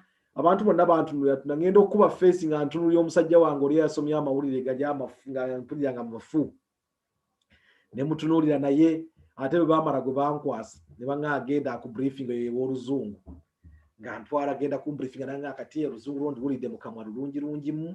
We might take like 6 months to get to what if you can put you on screen. Okusobola okugezesa tulabe if you can start doing stuff for us. Naye for now jakuba ogenda mu field reporting. Report yange yasooka gye bantu arogendo kola ya report ya mbwa. Bali balese mbwa is detecting landmines, specialist dogs that can detect landmines from a distance. Bantwara bampo omukyala bamuyita Uwera Caritas tugenda naye mukyala ayogera Lufaransa rwerere nzo no English no Lunyarwanda. Tutuke omusajja the man we had gone to interview. Now he's quite big. Yeah, an Africa director, actually a director of airports at the moment. Naye yali omukulu yebali bamita Major Joshua Mbaraga. Joshua tugenda okumu interviewinga nga tu interviewinga omukyala nga mu interviewinga mu Lufaransa. Amara okumu interviewinga mu Lufaransa nga mubuuza, do you speak English? Nga agamba yes, I speak English. Nga nsaba nange microphone munnaye nange nkole interview. Omukazi yansikambuza ku microphone mu maaso g'omusajja n'answaza. Yasika ogera kubuuza kigwe omupya, what can you even ask? Mu maaso g'omusajja I was really embarrassed. Nawulira bubi. Emmere yannema okulya ku lunaku olwo nga buli ngendo girya mpulira miramira nga lita z'amalusu ag'ennaku ng'emmere terina weeyita. Nensaba Allah nenga ya Allah nkusaba nga sinnafa omuntu ono omuntu usizzeeko nsobola okumulaga what I'm capable of. Tuvaayo, you can imagine omusajja amanyi okwogera Olungereza. I had to translate nzije nkole translated script ey'omuntu yali asobola okwekolera Olungereza olw'omukyalo yannyimye. Shane was only muted. What were mutings? Yeah. So maro obusungu bwe najjayo nze translate nze saanyiga nga nkola report yange ng'epassinga translated. Following day ng'ebbeeyi y'ebijanjalo erinye, omuntu yenna amanya ekijanjalo n'Omunyarwanda era okimanyi nti bagiyita nkoko y'e Rwanda. Ng'oyagala ettabu yonna eba y'e Rwanda koona ku bbeeyi y'ebijanjalo. Ebijanjalo ebbeeyi nga tugenda okukeera nga byalinnye, tugenze mu katale okukola report. I did my own reporting this time. Ngenda okudda reporting eri just mabruk helwa. Reporting emara okuyita. Olunaku olwokusatu, I don't know what I did. Dozana translating international story. Olunaku olwokuna omusajja wange oli mwogera Lunyankole agwamu ekidumusi. Allah yamulwaza embiro. Allah yamuleetera embiro nga ziri bugame empale yakusiba nappi teriimu nakugira bwaya yaki Allahu a'lam. Ne Mungu buli bwamu abaako ne kyayisizaako asa antakrahu shay wa huwa khairul lakum. Osobola okukishaawo ekintu ng'ate mwe muli ekirungi gy'oli. Ono embiro gye zaamuteganyiza ng'ate nze eno Allah ankolera kkubo. Omusajja amala okufuna embiro nga tasobola kusoma mawulire. Director wa TV mwennyini Emmanuel Rishinga bigwajja gy'edya nga Kasim manyiwa akatandika okukola. Ate ono nalinawo bannamawulire bannange be nali nkola nabo nasanga waliwo Daniel Gakuba akola ku Deutsche Welle kati ali German, waliwo Ivan Kayonga, waliwo Eddie Nkurukenzire kati Eddie yasoma mawulire ku UBC at the moment akyagalimu amawulire. Nga omusajja ng'ati mbadde njagala nkoleki, mbadde njagala osoma amawulire, manyi okyali mupya but I will stay here and make sure nti nja kukamfatinga nkuwe confidence. Omutima nzi binali njagala nga naye ng'ati Rabbi mbadde mbyagala naye nga sinabyagala kati simanyi nti naabadde tayari. Omutima embiro omanyi n'obeera ng'entunuusi zikuba buli weekyusamu oti ne gukuba n'osooka n'ofukamiramu osooka ogumire. Ng'omutima gutandika okusenguka mu kifo ne gudda nga gukubira mu nkwawa. Weewuliddeko omutima ogukubira mu nkwawa ne mu matu nguwe gye gugundire ne nga subhana neetooloola. Olwo nazze nina ettaayi yange nsi nyambadde ettaayi naye siina kooti. Bantutte amangu ago ku dduuka, waliwo edduuka eryali supplying engoye bannamawulire ba TV nga balikolera obulango. Nga ntutte bancekinze mangu nfunye jaketi ey'amangu bampimye essuuti yange ewedde nze ngenze ku air. Ogenda ku air balina okujja bakoleka makiyaje era kati ffe bannamawulire totambula mu bbaaga bw'otalisanga foundation 7 mu bbaaga yange n'ogaa nti ate seeka yabadde ki.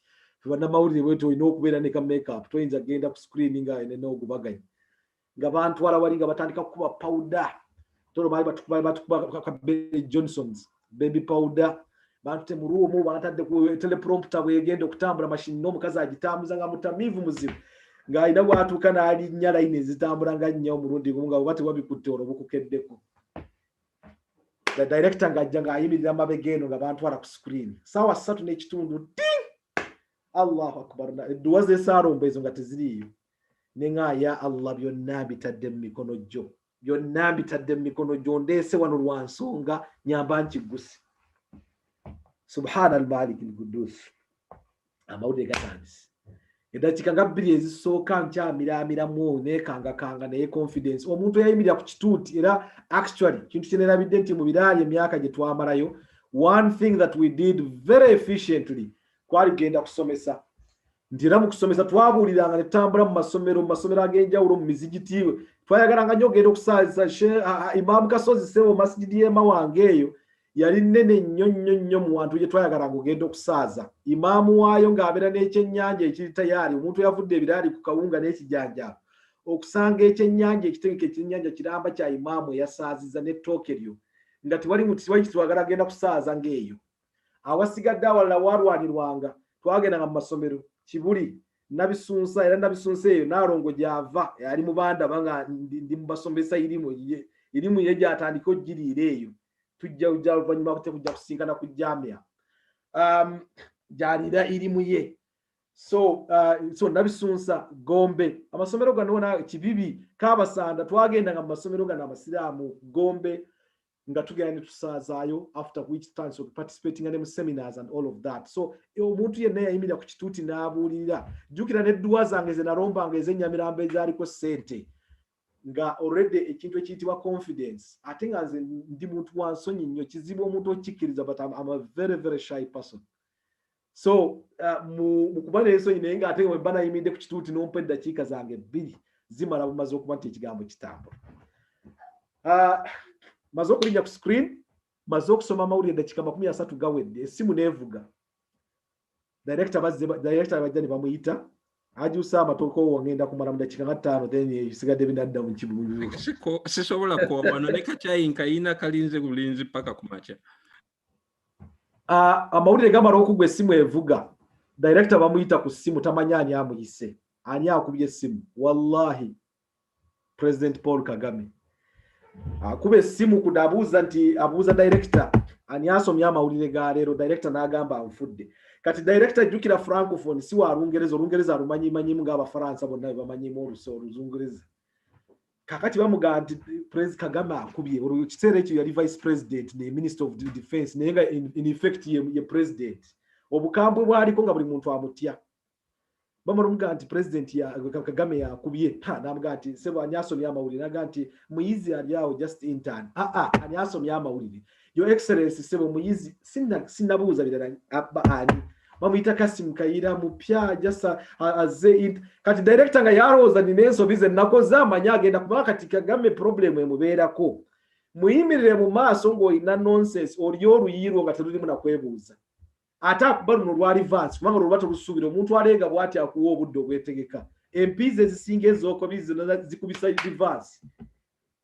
Kati omusajja n'amanya nti kakati ngenda kulya embooko zange olwaliro oba MP. Now got Your Excellency intern just about the work experience bamuyita ni Kassim Kayira.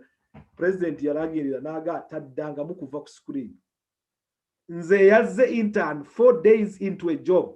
Taddanga mukuva ku screen. Wallahi omulimo gwange gwampeebwa nga gumpeebwa Kagame.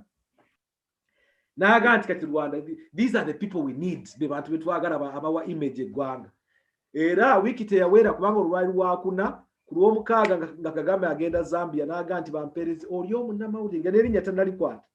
Oli omunnamawulire oli. Kayiraawo abadde akyaliwo nga ne citizen nkyali ku Uganda on CV. Bangamba nti kulw'omukaaga ogenda ne afande PC e Zambia yagamba nti gogenda naye. Omutima ne gunkuba ne ngamba director ne ngamba naye sina passport yange nganda naga tulina passport n'akuba essimu.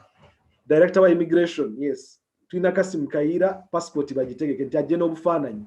Passport yange nagifuna in less than 30 minutes. Wallahi. Less than 30 minutes. Official passport.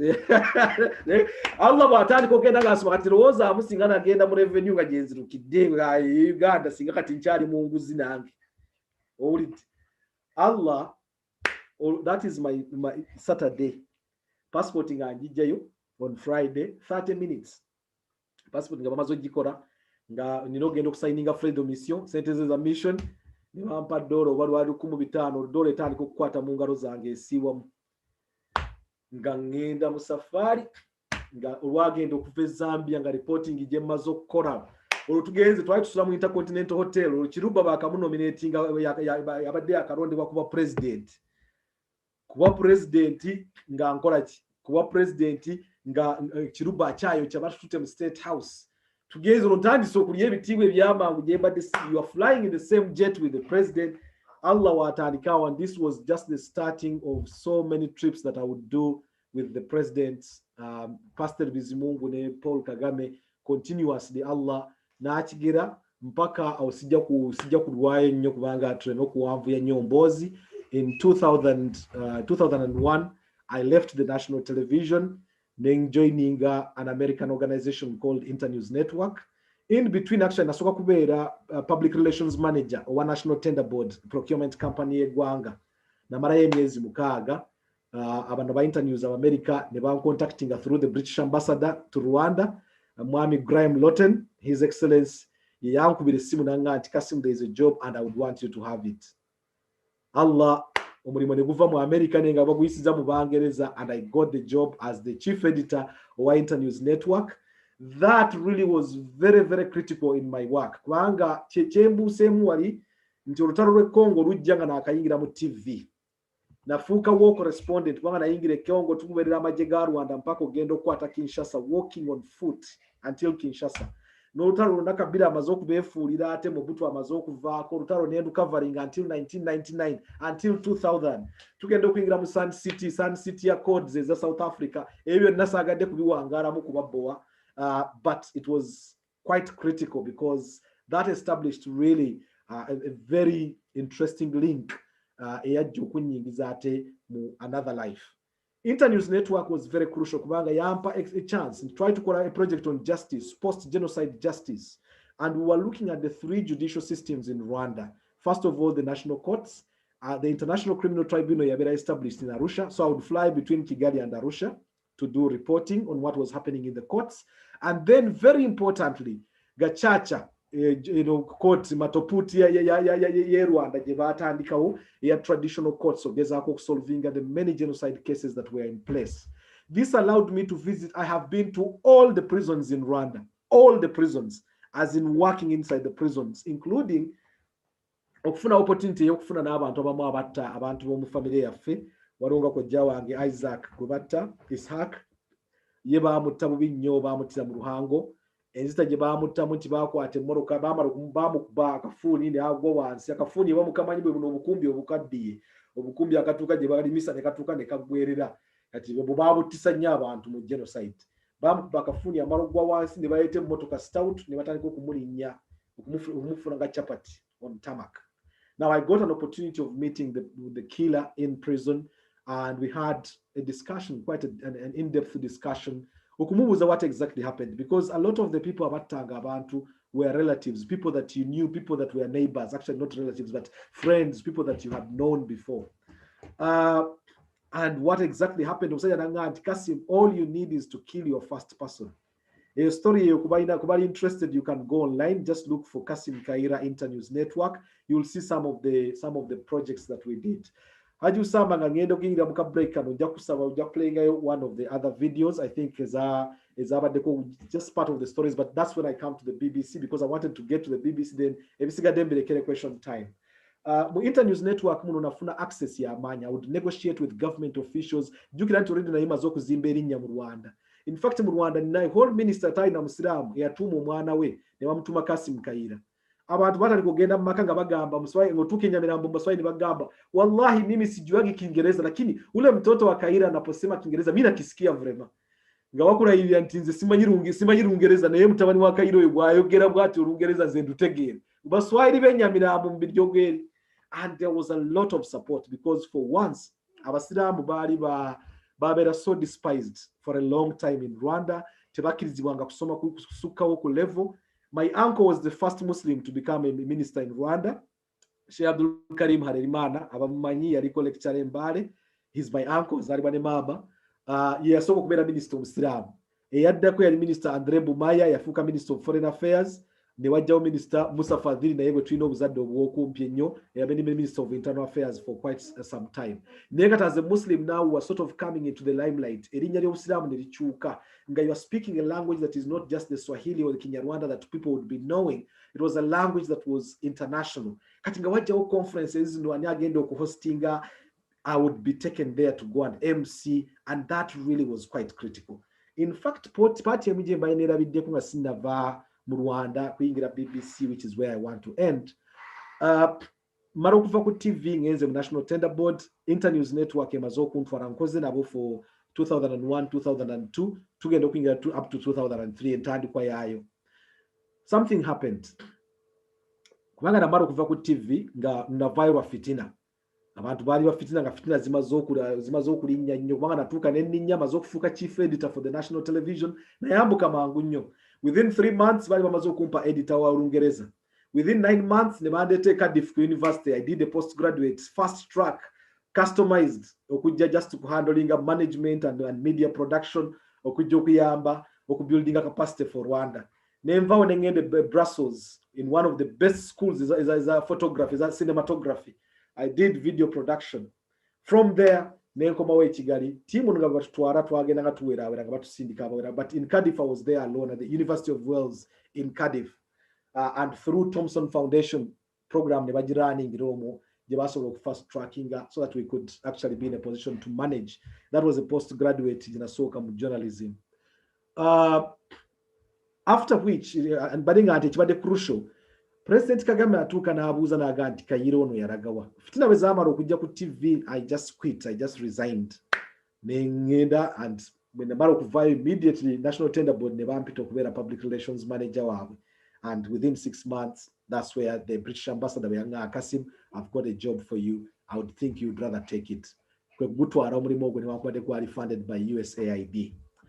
Naye bandi eyo President atuuka n'abuuza Kayira yaragawa. N'omugamba nti Kayira alabika yadduka eggwanga. Omanyi kati mu Rwanda kasita obulamu katono nnyo bagamba nti naye wafuuka refugee kati wadduka eggwanga wagenda kulyonoona linnya. So he got bothered nga President ajja genda kubuuza bingi, you know, nga asirika. Yali badde mukoddomi wa President, yali first secretary German. In fact, my last mission nga sinava mu national television, nagende German nemarayo 10 days. 10 days that were the best days of my life. Because the kind of broadcast nasoka nendaga talent in languages. Nabere German nga broadcasting in Swahili, ne broadcasting mu English, ne broadcasting mu Nyarwanda, ne mpatanya watanya Olufaransa. Broadcasts that were coming in time, in quality, like Nibachijjayo. Bernard Makuza yamala n'afuuka Prime Minister Rwanda oluvannyuma ng'amaze okuva German, who was the ambassador then, oluvannyuma n'afuuka senator, now he's a senator nearly for life. He was the ambassador. Ajja n'ampa essimu ye, nga essimu ye gye nkozesa okuba e Rwanda just to cut costs. First secretary ku embassy was Eugene Gasana, yali mukoddomi wa President Kagame. N'aga nti ono guys simutegeera. The level at which your proficiency, your efficiency in work, your hard work, oli committed kabisa mu nkola y'emirimu. And this is the one thing that we people that came from Uganda twatwala Rwanda. Rwanda abantu bali banafu nnyo, bali bagayaavu nnyo mu mirimu. Abantu nga batuuka sawa 7 ne bagenda mu siesta. Ogenda mu ddwaliro ng'oyagala kufoina ganti amusole katika mawuku 8 naye nje mu karuhuko gatto. Mbadde ngenda kuwummula katono tunaawummula. Business ne ziwummula ne baggalawo emidaala n'agenda amala okuwummula mu nkola ya Kifaransa. Kati abantu bamala okuva e Uganda ne bajja olwongo omukyala yava embalala Hajjati Aida yakola ssente n'endala ne zimutama. Nga ye waali ali busy throughout 311 akola. Bano bagenda mu kasiesta gye kajjiranga nga yeetalina buddo. Sente n'akola kati Abanyarwanda bagenda okuzuuka ne bagaa twafa dda. Bano abantu bamuva Uganda. Kati Uganda naye watandika okugyayo ebintu. Abantu gye okusinziira mu mawanga ge baavaamu nga balina bye babayita. Abantu abaava e Uganda bonna nga babayita basajja. Oba oli mukazi oba oli muki bakuyita musajja. Abo n'abasajja. Abaava e Rwanda kati abaasangibwa e Rwanda nga babayita basopecha. Abaava e Burundi nga babayita bajepe. Abaava e Congo nga babayita ba Dubai. Kega buli bantu babaga balina amanya ge babatuuma okusinziira ku mbeera ezaaliwo. One of the very interesting stories, tugenda okukavaringa story ey'obubbi bw'enguzi Rwanda etandise okulwanyisa enguzi. Oba waliwo abasajja abajja okulya enguzi ila yaumi yaqumu lhisab. Be basajja bayita abanyamulenge. Abanyamulenge ku nsimbi waakiri aleka ebbanja ku kyalo naye alina okulya ku nguzi.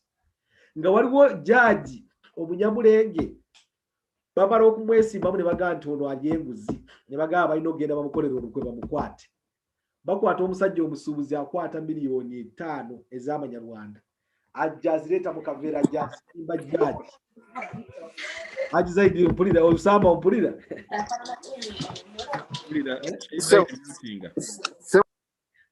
Okay. Kakati omusajja akwata akaveera kalimu miliyoni 5 ez'Amanyarwanda. Baagala bajje bamukwate red handed nga alina ssente. Bakuta omusuubuzi ne bamugamba ezo miliyoni 5 genda oziwa omusajja ffe twagala leero tumukwate red handed tumusibe. omusajja olwamukwasa akavera bwati n'agamba omusajja nti soko nindemu katono n'afuluma office n'agenda mu toilet zino ezaffe zino eza sindika obubaka nkuwulire zibayita pit latrine ati buli message gy'osindika ogiwulira bwegenze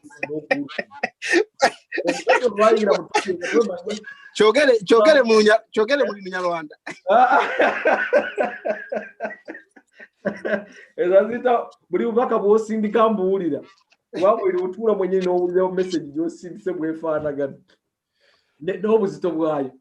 Omusajja amala okuyingira mu toilet ate zino omanyi bazizimbira ku frame ya motoka nga bwe yaliwo gye batuuzaawo yekola structure. Omusajja abasirikale nga bayingira office nga batandika okwaza afulumye nga batandika kwaza mu ssente nga zibabula nga bagenda bamulindira ku toilet bakonkona aveeyo mu toilet baagala mukwata. Omusajja nga afuluma mu toilet nga batandika kumwaza yeebuuza kiki omusajja mulamuzi yeebuuza kiki bamwaza yazza nga tebalina kye balaba bayingidde mu toilet bakutte nga tebalina kye balaba. Milioni 5 ez'omusajja omusuubuzi omusajja omunyamulenge n'aziwoomerwa n'azirya. Omusajja okumanya ssente za agandi yali alidde enguzi n'etawulira nkonguzi yali emuwoomedde ng'ezo kubanga zaava ku ggumba. Kakati oluvannyuma abasirikale bamaze okuvaawo omusajja omusuubuzi ali mu loosi ayagala kugwa ddalu omusajja n'abalaaza bamala okugenda kawungeezi n'akomawo mu toilet. Kati toilet zino nga bomanyi nti frame ebeera frame ya mmotoka ebeeramu n'olunyanfa eno munda ye bwe yayingira mu toilet ku kinnya kyennyini ekyenagisi we yatuuza akaveera ke ne kanoga ne karoba. Bano bagenda okwazayaza bakwata ebisengesenge benna tekulina kye balabanga evidence eri wali mu kasonda. Omusajja yanga nti tawoomerwangako ku ssente yanguzi ng'ennusu eya toyi. Nvaayo president amala bajja balaunchinga company gye bayita African Rural Telecommunications ART. RPF bwe giforminga baleetamu omusajja ambassador yali minister of culture and sports e German bamuyita Walter Zuber. Jukire 1999 German reunification naye yenyini yakamara kuggwa bali writinga 1990 but all institutions Berlin gende Berlin kati ogenda mu Bundestag bakagigulawo parliament yabo and we got access nenfuna okulaba ba Helmut Kohl bonna abalimu abeddaabo abasajja ba Schroeder. Allah akuwa access ngoyitira kuba president ate bwe yatambula ne president anigo batoorabe. You have access to all these people abantu binaye badisinza kulota ko ndisobola bara. Anyway, beautiful story. President amara okujja bagala kulaunching company no kati ono mukodomi wa akoma we Rwanda yali first secretary Germany. Aganti anibwe tunakola kufuna ku MC anibwe tunafuna ku MC.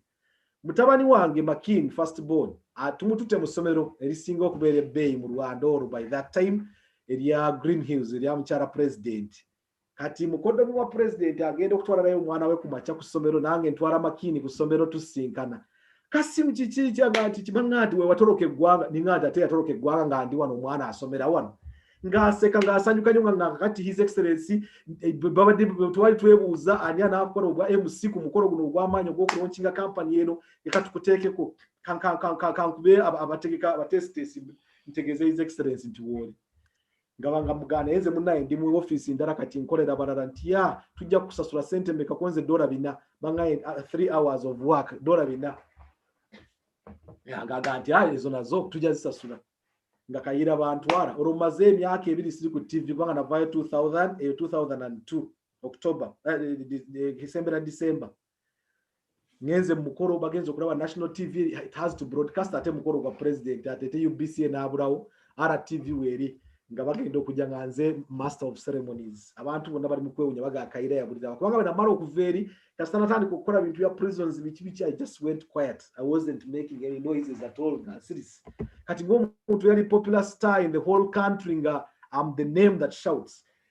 Aju sama na wali nakuonye kuchena gambye kwenti wali minister Muramba waita Gatsinzi Marseille yatuma omwana we Kassim Kayira nga sina musiramu yesi musiramu na akwata omwana ne bampita ne yanganti Kassim given chenkuraba munkuraba ku TV ko mwana uno muto aseka gegenya naye abanga ategera amawulire go aizo kubanga akaba kasitota ndiko kusoma amawulire omwana natumutunuza ku TV nga asirika wallahi omusajja yangambe ekigambo ekyo kati nga ya Allah kino kicho onkoledde kakati abantu batali kutumba abaana bawera yeye abali yeye Kassim Kayira bagenda batuma nadala mbasira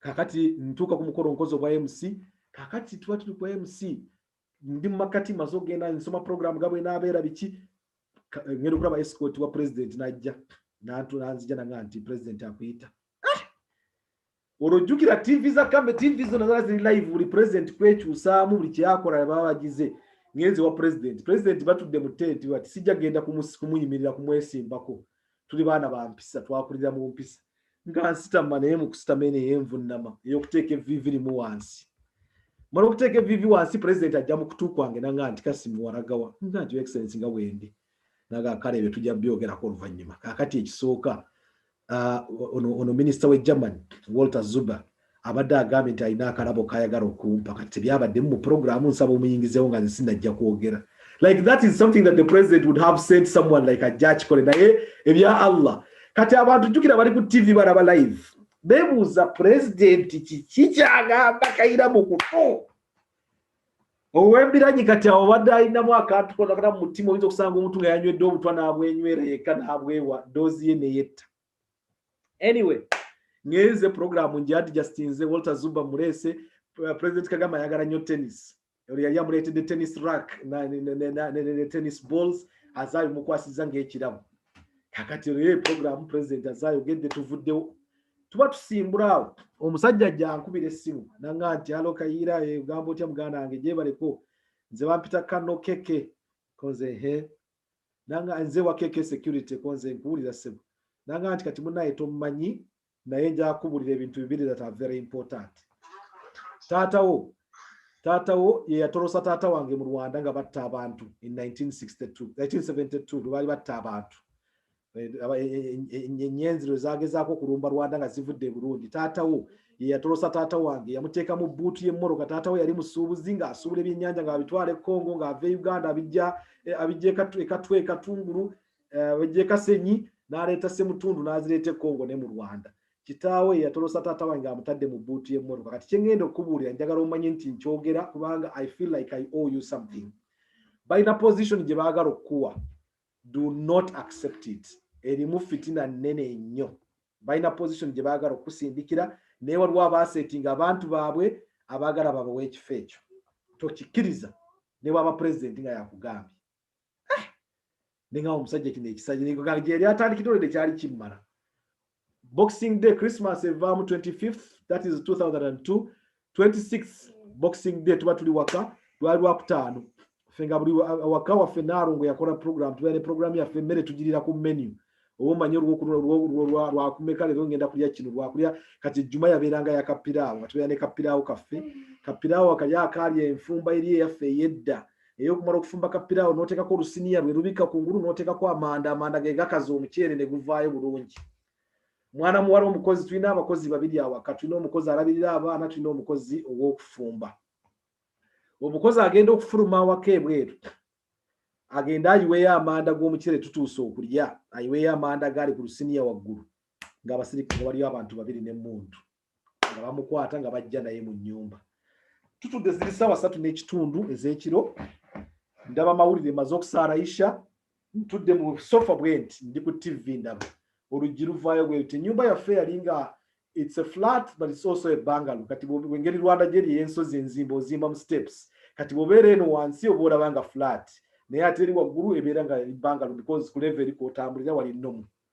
Kati twalina omusirikale awaka, omusirikale akuuma n'abaana baffe watchman ababulijjo ab'ejjambiya ali miryango. Kati eno gyali emmanju tasobola kutuukayo, bano baayise emmanju n'emmundu ne bayingira mu nnyumba ne bagamba mwenna wansi. Abasajja bajja nga bambadde uniforms nga tewaliwo na kweka faces nti camouflage whatever ne bafiteeka wansi fenna. Nalina essimu gye nali nkute mobile phone n'ensooka n'enginyiga mu mutto gw'entebe bwenti wano wakati emabegaawo. Ne bagamba muleete amasimu gonna ge muyina nga babala amasimu. Olwo awaka twaliwo nze, twaliwo Naalongo, waliwo kazini wange Sulaiman Dini, waliwo Latifa Mchala Jamal, Umu Thalath, waliwo Latifa, waliwo n'abakozi abo babiri. Bamala otuteeka wansi nga tumanya ssaawa yakufa nga tutandika la ilaha illallah. Naalongo olupiraawo ekyaliikiddwa nno ekyaliika yonna nti yasigadde wali yamaze dde okuvaako amanda gaayo. ngatade wansi narongo gakwata Qur'ani oba yali asoma kinze nawe kubanga Olwarabu nali siruuliranga ko ng'atandika duwazi nga nange nsoma shahada nga mmanya sawa yakufa. Omusajja olwakutte magazine namba akutte grenade mu ngalo batuma omukozi genda yete bino genda yete no mwana omukozi omuwayi mugezi muyitirivu endanga muntu n'agireta n'agibawa bwe yalaba passport n'agikweka mu mutto niwamutuma leeta sente zavudde mu banka ne mugati sente zebo zabadde za kusasula abakozi abazimba era zabasasuddwa sente zigaddeyo zonna mitwalo ebiri jejujo Kassim sente zavuddeyo zonna mu banka zabadde za kusasula abakozi nga bakwata bisumuzo bya moroka nga bakola ki nga batuteeka wansi katono basalawo batuteeke wamu wansi balyoke batukube grenade mu kubanga bakuba amasasi awaka waffe asooke nkuwa ekifaananyi nali mbeera Nyarutarama tubeera Nyarutarama ye ministerial area kubanga waka ennyumba yaffe eri bweti emabega ambassador wa Rwanda mu Ethiopia awaddako minister of finance Donald Kaberuka eyafuuka president wa African Development Bank abadde aluddeko ebbanga mpaka mu Nigeria watekinze over awaddako waliwo prime minister Bernard Makuza ekyemmanga waliwo speaker wa parliament Vincent Biruta ye minister kati wa foreign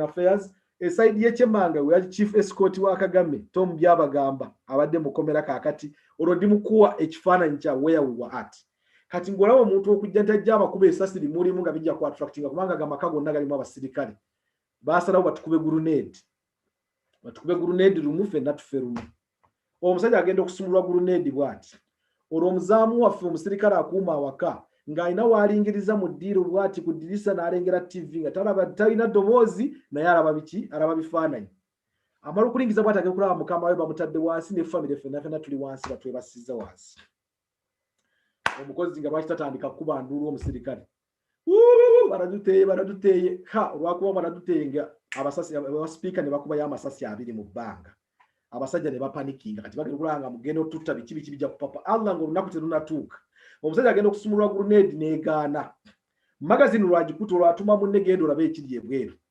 munne bwe agenda alwayo kati mu kutwebasa wano wansi akawala akalabirira abaana olwo yalina second born fami yali muwere yali kawere nga balina mu buliri omukozi alabirira abaana ayine fami ku buliri makiri yali mu rumu ndala yeebase kati bano abaana bo Allah yabataasa trauma tebagirabako kakati akaana akawala akakozi kawuliriza ennyumba jjukira twagiyingira wene bweru eri finished na kino yewe no ceilings tezinaba kuggwa biki ekyabulaabulamu okukola tugimalira bya kina Uganda tubimalira tumwetuli kakati akaana akawala kawulira ebigenda mu maaso bino omusirikale omu bwe yagenda alwawo okudda endulu mu maaso zikyagenda mu maaso omusirikale asikaali waffe yakoze omulimu bambi kakati nga bano bapapa ono agenda kulaba munne tadda n'agamba waba wa movie nga yenna mwenna mumalirako magazine ffenna tusigala mu trauma agenda asembera ku luggi enzigi z'e Rwanda za gundi enzigi z'e Rwanda bazikola mu drum kati oluggi luba luzito nga lwakukoonyeko bukoonyi kagalo bwoti wallahi okijjamu enjawulo kati omusajja agenda asembera oluggi alabe ekigenda mu maaso akawala akalabirira abaana gye kajja obuvumu Allah yamanyi kajja ne kakubo ne kasirika oluggi ne lukuba omusajja ne lugwebwe kati olwagwebweruye oluggi ne lwerookinga zenzigi ezerookinga kasita lutaakingako naffe munda endulu ne zitandika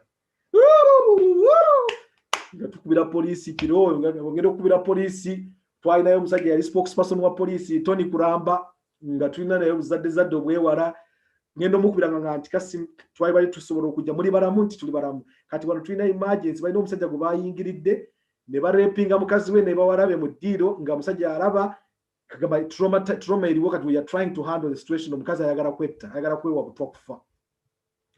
This was really scary and definitely kati nemanya nti kiri kyali kizito okusinga ekyaffe nga tudda wakapirawo bamaliraano abajja okujja okutaasa wallahi be batulira pirawo ne bamulyanga ffeeno mukamwa tegakyagenda balinakyaloka balye pirawo nga tebamanyina bamuyita paraawo ne balya pirawo kuwomerwa kapirawo nga mmere mukamwa tekyasobola gendamu. Anyway, what followed is then kujja kwesanga nga nze UK BBC then taking her on BBC engeri nayingiramu it was quite interesting. Omusajja Ali Yusufu Mugenzi akulira section ey'Olunyarwanda nsaba Allah naye amuwejjana amulongooseza ebibye mara okutuuka eno ye ate kubanga nali nzize nga gwe ngenda okulaba okumpa omulimu ate Loranda Iburume Murundi yafa yenga atandika okuneebuzaabuza neekweka buli lwengendayo neekweka akati mugenzi agenda okuwulira ali Yusufu mugenzi n'agaana yo n'omusajja abeera ajjawo n'ayagala okulaba ndayigurume lwaki abeera amwekweka ng'ajja ku reception nga nkima olwo nasooka kubeera nga nkola supply teaching. That was my admission here. Naye yali trauma, yali baptism in fire. Teri muntu abeera mu buzibu wano nga supply teacher. Esente ezo zirya naye abaana gye babeera beegombera nti akadde kavuge badde wakagooba osinga n'okukawoomerwa. Aka 315 akadde okukaaba oyinza n'okusaala tahajjud. Ogenda ku tahajjud abantu basaba jjana nga gw'osaba Allah mpisa mu lwenkya. I was in Woolwich in a place called Thomas Tallis. Now I was a qualified teacher. Ogenda okusomesa abantu alakati nga bwena nafunanga shifts ezimu zagenda ku supervising abasomesa. They are newly qualified teachers. I'm a qualified teacher, so I would just sit at the back and newly qualified teacher ngaze. There was a woman from Zimbabwe or South Africa bambi azokusomesa n'agenda ne skati mu maaso e Crownwood awo amwana yagera n'akwata skati y'omusomesa n'agisitula empale nezirabika mu kirasi ndi wali mabega nze supervisor nga sina kyenyinza kukola ng'abaana bali miyayo. Thomas Tallis ng'abaana bajja ne pisto mu kirasi ebintu bimwe by'obiwulaba mu America. Kakati okumala okuva mu mbeera eyo ngamba ti rabbi noonye journalism yange nzireyo. Olwanda ihurume gwe nali nzijiddewo nga ticket he had to get me the job. Anyway ngenda okutuuka neebuzaabuza ali Yusufu mugenzi nga ngamba jangu ngenze ambuuzizza nga nti Kasim ya wane waffe tuwanaba kubawo mulimu nnyo naye jangu ogire nga weebuzaabuza nja kukuwayo shifts 2-3 omanyize ate waaluwa nagenda mu shift 2-3 wiiki ey'okubiri omusajja yali aneebuzaabuza Allah n'amugonza ne bamuteeka ku buliri yali safari ey'obutadda yali yalwala buno obulwadde ate n'agayaala okubwejjanjabisa nga ali mu dinaayo so obulwadde AIDS ne bumutta bubi nnyo yafaine enfazi nezaffe bino ebye Uganda ey'ekinaana ey'abantu okwekweka okukuunyuuka enviiri nga alemeddwa okugenda okwejjanjabira olw'obuteefaako ng'agaana okwadimitinga agamba bamuloga. So olwavaawo mugenzi yali assistant mugenzi n'afuuka editor ng'olwo position efuuse available bantwala butwazi nenyingira ntandika kusoma mawulire ag'Olunyarwanda. Rwanda ne bagaa Kayira yatuuse mu BBC ya Rabbil Alamin musajja. Rwanda ze actually bampitanga ma confidence, that was the name. Kubanga nakolanga stories abantu ne batuuka nagenda okutuuka enyamirambo nga abasiraamu bali ku muzigiti balinze bali mu dduwa ne bagaa naye gwe mwana gwe ebibuuzo byogera n'obuuza Kagame musajja ali kutta. Nze mu era nga abasirikale bennyini bagaa ma confidence araje nga bampita ma confidence. Bwana tuka nembuza ebibuuzo nga time ya buzibu naddala olutalo lw'e Congo lwafuuka so difficult, especially batuka mu negotiations in Zambia and South Africa. It was really, really difficult. Tumara okuvaayo otambudde ne president mu nnyonyi bonna n'abantu basibye emitaafu. President n'omala n'omusimba akazindaalo n'obuuza ekibuuzo nga buli muntu ugekola nga buli muntu basirisi balinze balabe. President ogenda okulanga ata amaze akoze eki akuzzeemu naye bano abasirikale obukokora bwe n'akalya Allah yasinga obumanya nyinza okuba nti ndi bujjamu n'obulwadde bino do stepping president ayitawo n'enjagala mu musimba akazindaalo abasirikale ba escort nga akusimba akakokora balina lwe bankuba akakokora n'enjira bwe nti ngambulira n'omukka gubuze Kagame n'andaba nga bankubye akakokora ndoza kyamunyumira ate oba nga yanyumira okuba nga bankubye naye n'ayimirira n'asala wajje nze eka bwe yakkiriza okumubuuza ekibuuzo naye nga namubuuza yenna nkutte embiriizi kubanga omusajja yakuwonamu akakokora kati emirimu gya journalism jo it is really really like a life and death environment. Congo nayagadde njirekere question time because that was a different experience yankyusa going there and covering the war ey'Abanyarwanda n'Abannayuganda ogenda okuggyako Mobutu in the first place and then but refugee situation ya tingi eyo ugendo bareta benako.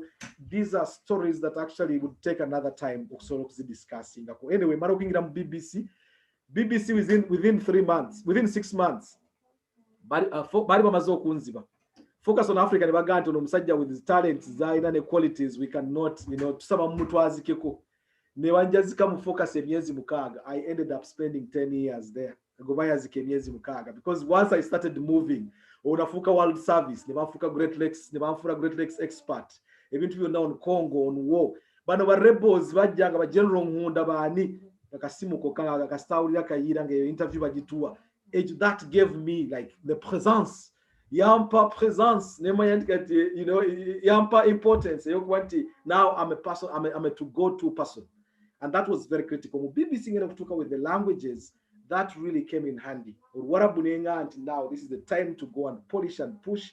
And that placed me really in a very, very good place. Alhamdulillah, 2015, I decided to quit the BBC to go and back on farming. Natani kukuraba abantu abarudde mu BBC waliwo abasajja abatuuse n'olanga amazeemu emyaka ogenda okulaba batuuse omuwa pension ye n'anoonya ne gy'alaga nga tamanyi gy'alaga. I saw that and I just thought to myself, I don't want to be like this. Kubanga agenda okukakana ng'ekinene kyakoze kusasula mogeji ye waliwo gwe baakwasa emitwalo 3 egya pound as a pension bamusiibula package ye naye wallahi nga tamanyi na waatandikira era bwe natuula ne EDSAF actually ye musajja eyansitula mu ddwaliro nga banzadde embalala ekakoba ngenda okutuuka ate nziza okukola naye mu BBC ne tukola naye emyaka gye twakola naye ye yansitula okuva mu ddwaliro bw'ati mu ngalo kubanga yali munnakakoba mutabani wa Seefu Kakoba aza akoze mu UTV yeyo Radio Uganda gye yava najja mu BBC nzija musanga mu BBC era twasiibula lunaku lwe lumu nga tumaze okusalawo nti kati ffe tugenze genda kulunda na kulima era pati yaffe bagikola lunaku lwe lumu and we went out and did that. So Haji Usama mbadde nsaba maybe, and then the journey into farming has been a different story. It's been very inspiring. It has its challenges, but alhamdulillah, I am back at the BBC after these years. I left to join Azam TV when I found an opposition because I've been in charge of the Great Lakes region. That is in charge of Uganda, Rwanda, Burundi, DRC, part of South Sudan. So, but then 2019, banga anti bagala kuntwala Tanzania naye nga ate nawanda ba family nayo njimissinze nnyo because I was in and out. I said I can't go to Tanzania. Chanzija mu BBC kwali kufuna time na kusobola settling on my projects in Uganda. To me to move to Tanzania now would be an additional burden just kusobola kumanaginga, and we parted our ways. Nesarawo now to go solo, and I'm doing consultancy work now. I do training for journalists. I've been training journalists at NBS. I've been doing the training in Salam TV. I've been doing trainings for NTV. Simba Radio, we have something in the pipeline. President wa chairman wa banamawulire Uganda Muslim Journalists abaye forming omulimo gw'amaanyi ate gwe twateeka mu just sibya banamawulire ne tuyingira into a business, and alhamdulillah that is also achieving something. So those are bisigadde mbirekera ebibuuzo kubanga there are specifics naye badde kusaba bwana Usama Sebu playing like 2 videos, and then we can have the questions off the back of that of your choice.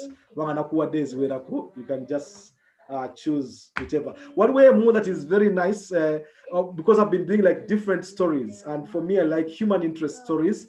One of the stories the Chasin Zokubane hits nyingi nnyo is mchara singa abana abangi mu Uganda Narongo with the 44 children, 38 abaramu kakati abaliwo. That's the story. I was the first person to do that story, and from me story netambula, it's gone to Russia, it's gone to Germany. Al Jazeera went back and did it. BBC tried to do it, but I was the first person to do that story. So I think that would be very interesting. Although some of the stories ziri mu Swahili, do not mind storyline oboso okujiraba. Before we watch that, mbadde kusaba tulabe eyente, because we went into bullfighting, and that was something that just shows the skills where you can tell a story. Chiri side zebu gisweyo babela the competitions ngabona is a Spain isn't a bullfighting. I went into that, and that I think would be a story that would be interesting for your eyes. But then Sabatulabi actually allow the 3 clips, and then we can go into questions. So clip is soka ya bullfighting, eyokubiri ya sumbuse yensenene, and actually no, ya chapati, because we made that story, it went viral. Abantu India nga bansindikira messages, they just ngati bategeera Twitter Rolex bagiyita sawa. I took that concept and played with it and turned it into a story. So let's watch the bullfighting, then the Rolex, and then find out the civil tulabe eyo mchara, and then we can go into questions inshallah. Assalamu alaikum wa rahmatullahi. Wa alaikum salam wa rahmatullahi wa barakatuh. Tuanze nnyo Sheikh. Straight away I'll play this. Bududa mashariki mwa Uganda, tamaduni ya karne kadhaa inaendelezwa. Nenge tandika bubi. Can you start it a little bit? Kwenye milima ya Bududa mashariki mwa Uganda, tamaduni ya karne kadhaa inaendelezwa. Nimekuja kujionea mwenyewe nini hasa kinachofanyika uwanjani kinachovutia mamia na nyakati nyingine maelfu ya watazamaji. Ni mchezo wa ng'ombe kupigana. Nyingi katika ng'ombe hufugiwa nyumbani, yani zero grazing, na hivyo kuandaliwa kinamna. Uchungu au hasira kwa ng'ombe ni lazima kuhakikisha ushindi. Zinaandaliwa kwa makini na kuhakikisha zina uzito, afya na mbinu za kuweza kushinda. Mechi ya kwanza ya siku inaanza.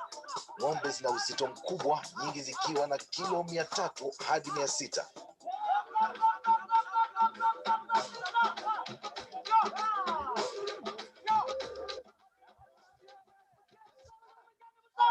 Ni mchezo ambao sio wa kawaida. Watu wote wanaona wamekusanyika. Wenye ng'ombe wanaendelea kuzipa motisha kujaribu kuhakikisha kwamba zinashinda. Unaona kwamba inakuwa inachukua muda. Lazima uwe makini kwa sababu saa yoyote wewe mwenyewe unaweza ukagongwa na ng'ombe yenyewe. Tazama hapo. Uone nguvu, uone ustadi ambao unaingia. Lazima nikimbie. Naona zinanikaribia kabisa hapa. Sio mchezo. Unataka uhakikishe kwamba picha unaipata lakini pia kubaki salama.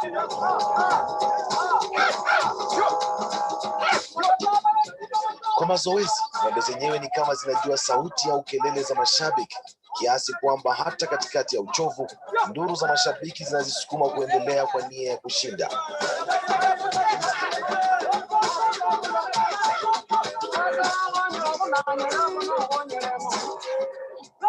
Inaonekana watu wa kamari mchezo huu watajihusisha nao hivi karibuni, kwani hadi sasa nia ni burudani tu. Wenye kutetea haki za wanyama watakuwa na la kusema pia, kwani nimeona vidonda kadhaa, athari za majeraha kutokana na mapigano haya.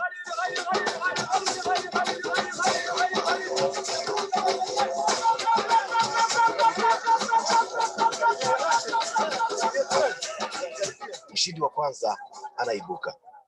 Ushindi si lazima kufukuzwa. Ushindi ukiomba msamaha kwa mwenzako, yeye anasema ni ushindi. Nani anaomba msamaha? Ni ng'ombe inaomba msamaha ama mwenye ng'ombe? Ng'ombe inaweza kuomba msamaha kwa maana kizito ukiwa hakikuwezi bwana unatupa. Na inachukua muda gani kuweza kujaribu kuzipa ng'ombe hizi mafunzo kufikia kiwango hiki? Mafunzo, tuko na mafunzo mara mbili. Kuna mafunzo ukitaka ushindi utatembeza ng'ombe yako mara kwa mara hapo tu uwanja huu. So itakuwa kama zoezi. Ishakubaliwa na zoezi, basi vile vile ninapata ushindi.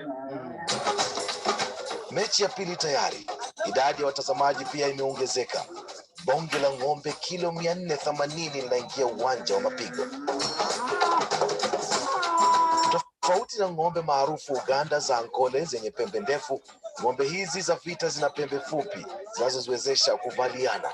Hakuna ringi na hivyo zinaweza kuzunguka uwanja mzima, ila mara kadhaa watazamaji na makocha wa ng'ombe zenyewe kuzizuilia katika maeneo fulani ili kuwezesha kupata mshindi haraka.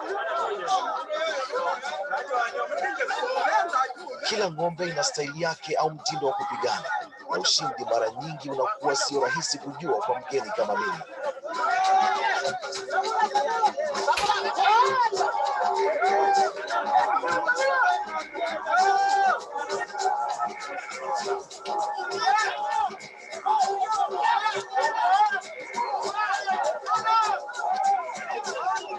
Mshindi wa pili pia tumemaliza kumpata sasa hivi. Hii nafikiri ilikuwa na ubunifu mwingi sana, imeweza kushinda. Ilikuwa inaleta taktiki nyingi sana ambazo imetumia kwa kusukuma kwa mapembe, kwa kuruka na kurudi nyuma hadi mbele nyingine ilipokiri kushindwa.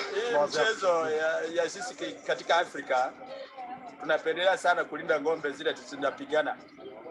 Na zikipigana watu wanakuwa wengi sana hapa kwa hii kiwanja. Leo mmekuja hakuna watu.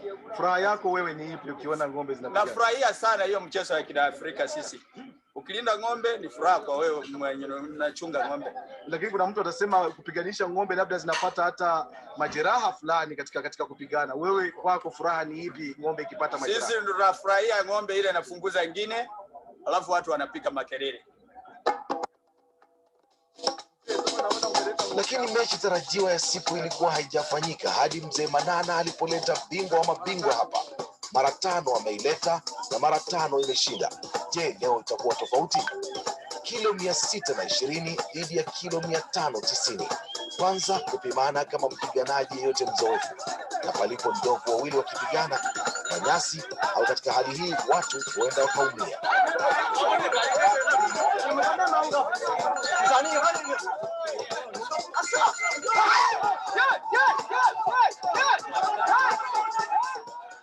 Sekunde chache tu katika mechi na mzee Manana hakupona. Ng'ombe ilimpiga kwenye bega na kumjeruhi vibaya. Bahati aliziona zikija na kisha kulala chini kabla ya kukanyagwa bega.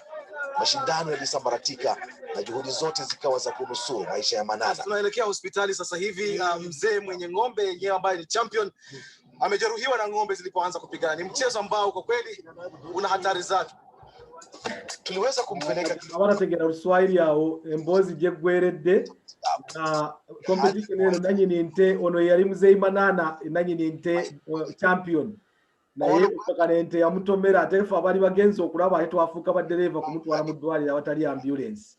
So that's really like bullfighting. First of all, it is illegal mu Uganda. Naye bano abantu bagufuula mulimo nti buli mwaka batwala ente ne zigenda zirwana in this kind of manner, and that has its particular interests. Bantu bakunganire, I just found it very unique.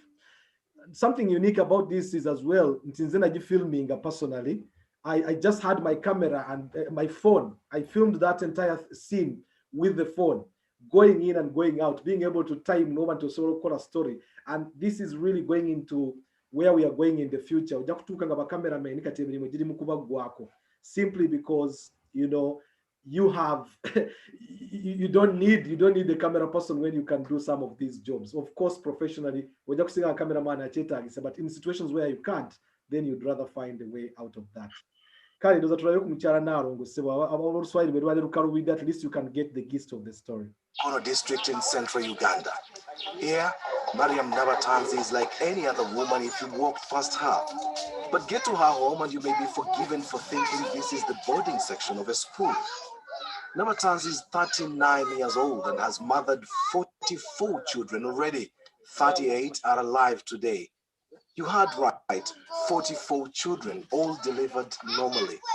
Everything here is done massively with near military precision. 22 kilograms of maize or corn flour, 7 kilograms of beans, 2.5 kilograms of sugar. That's the daily feed for this humongous family. I lost count of how many breads they ate. I'm in the middle of a huge operation, feeding operation. It's like a military operation. Feeding bread and porridge, that is for breakfast, to 24 kids out of the 38. It's just unbelievable. I can't tell who is who. I just wonder how the mom does it. We've just finished now. We've just been serving bread and porridge. And some guys were coming back for a second take. Their mom could recognize and say, "You're just come for a double." But some would actually get away with it. It's quite an interesting, extraordinary family, I should say. Question is, how did this all begin for Nabatanzi? First, she was married off too young, aged 13, and started having children immediately.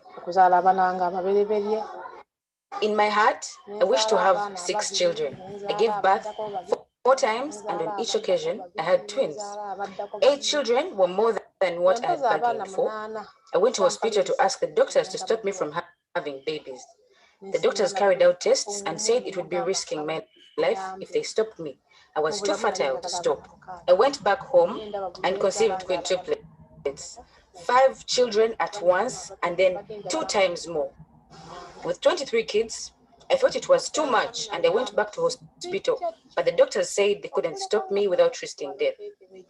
I was pretty healthy, having natural births. Gynecologists say it's possible to be this fertile, although not commonplace. But once you have these many children, my question then is, how hard is it to name these children?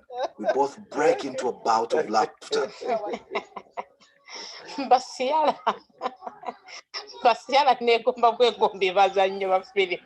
We use different names. First, when I started having twins, I bought a book of names. So I'd pick names from there. Then my husband is Catholic and I'm Muslim. So don't be surprised to see a Mohammed, then a Dennis. We'd pick from each side. Then we looked for ancestral names. When the numbers got bigger, I began picking names of my favorite movies, especially Nollywood. I've got Ciara's, Precious Ozokwa, Desmond Elliot, Genevieve Naji, and so on.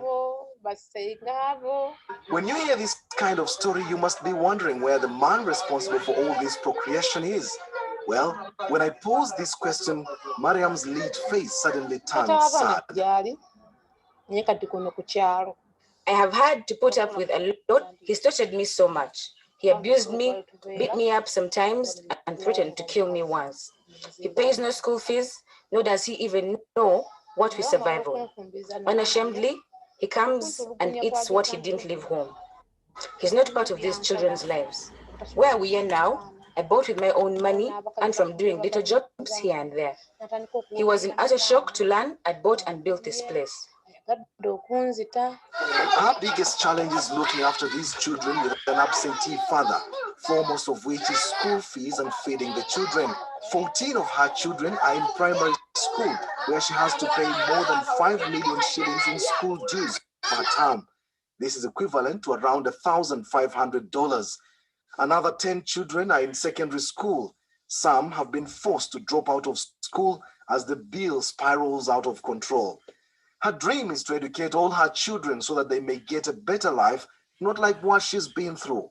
To fund all this, she learned many skills, including cake making, bricklaying, decorations, tailoring, cooking, and herbal medicine. She hates having to beg. There's no end to Mariam Nabatanzi's story. It's powerful, it's captivating, yet somehow I have to find a way to say goodbye. So what's her message? Abazadde abakyalina emitima egitunda abaana baabwe bakikomye. My message is mainly to parents. Stop selling your children through early marriages. We suffer too much while losing out on parental love that can never be recovered. Secondly, to the mothers, do not desert your children as you walk out of marriage. Whatever the case, stick to and with your children. I strongly feel that had my mother not left me, my father would not have married me off young. To the men, please shoulder your responsibilities. Don't leave it to the women. A man puts up a shop for you and they imagine all is sorted. No buying anything anymore at home. You forced us to become like men. Reclaim your status as men. Show us love and let us do our responsibilities. It's hard to hold back my own tears knowing so many examples of what she's referring to. Mariam only sleeps for a maximum of 5 hours a day. The rest of her day is dedicated to the children. It would have been good to know what her neighbors make of her, but time wasn't on my side. But don't be surprised if she's declared the woman with the most number of children in the world from one man. Kasim Kayira, Azam News, Kasau, Uganda. Ajusama, ndoza tugende mu question time kati, not to bore people for too long, especially with the Swahilis. People who are interested, maybe also look for a chance and you go online. When the Lampedusa with migrants, yeah, if you can find that, please. Let's just play that and that. No, yeah, that one. Lampedusa, another day, another boatload of migrants arrive. The numbers have been growing continuously for almost 3 years.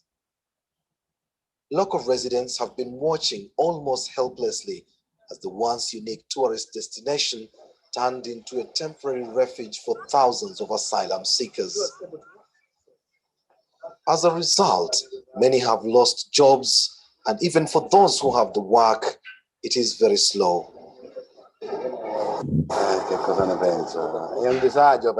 Businesses have suffered. Fishermen are scared of going out to fish, and tourism has been greatly affected. Fishing is at the heart of this community, but it's also fishermen who have often raised the alarm at sea after seeing migrant boats in trouble. We see them very often. Sometimes they come close to us because they are lost, and they ask us where the island is and how they can reach it. This is the Mediterranean Sea, the last big hurdle between the migrants and their big dream for a new life in Europe. But increasingly, it is becoming a cemetery as hundreds and hundreds of migrants drown trying to cross. The Italian Coast Guards are running search and rescue missions on the sea. Difficult weather has not made the operations any easier. Just last week, 29 migrants died from hypothermia after being rescued. Rispetto a quello che abbiamo avuto nei giorni scorsi, compared to other days, this time we got them all out safely. The other day we had some losses, and for this we are terribly upset. For the lucky ones who make it ashore, this is the start of a new life. And for the islanders, another reason to worry about the future. There seems to be no easy way out of this crisis.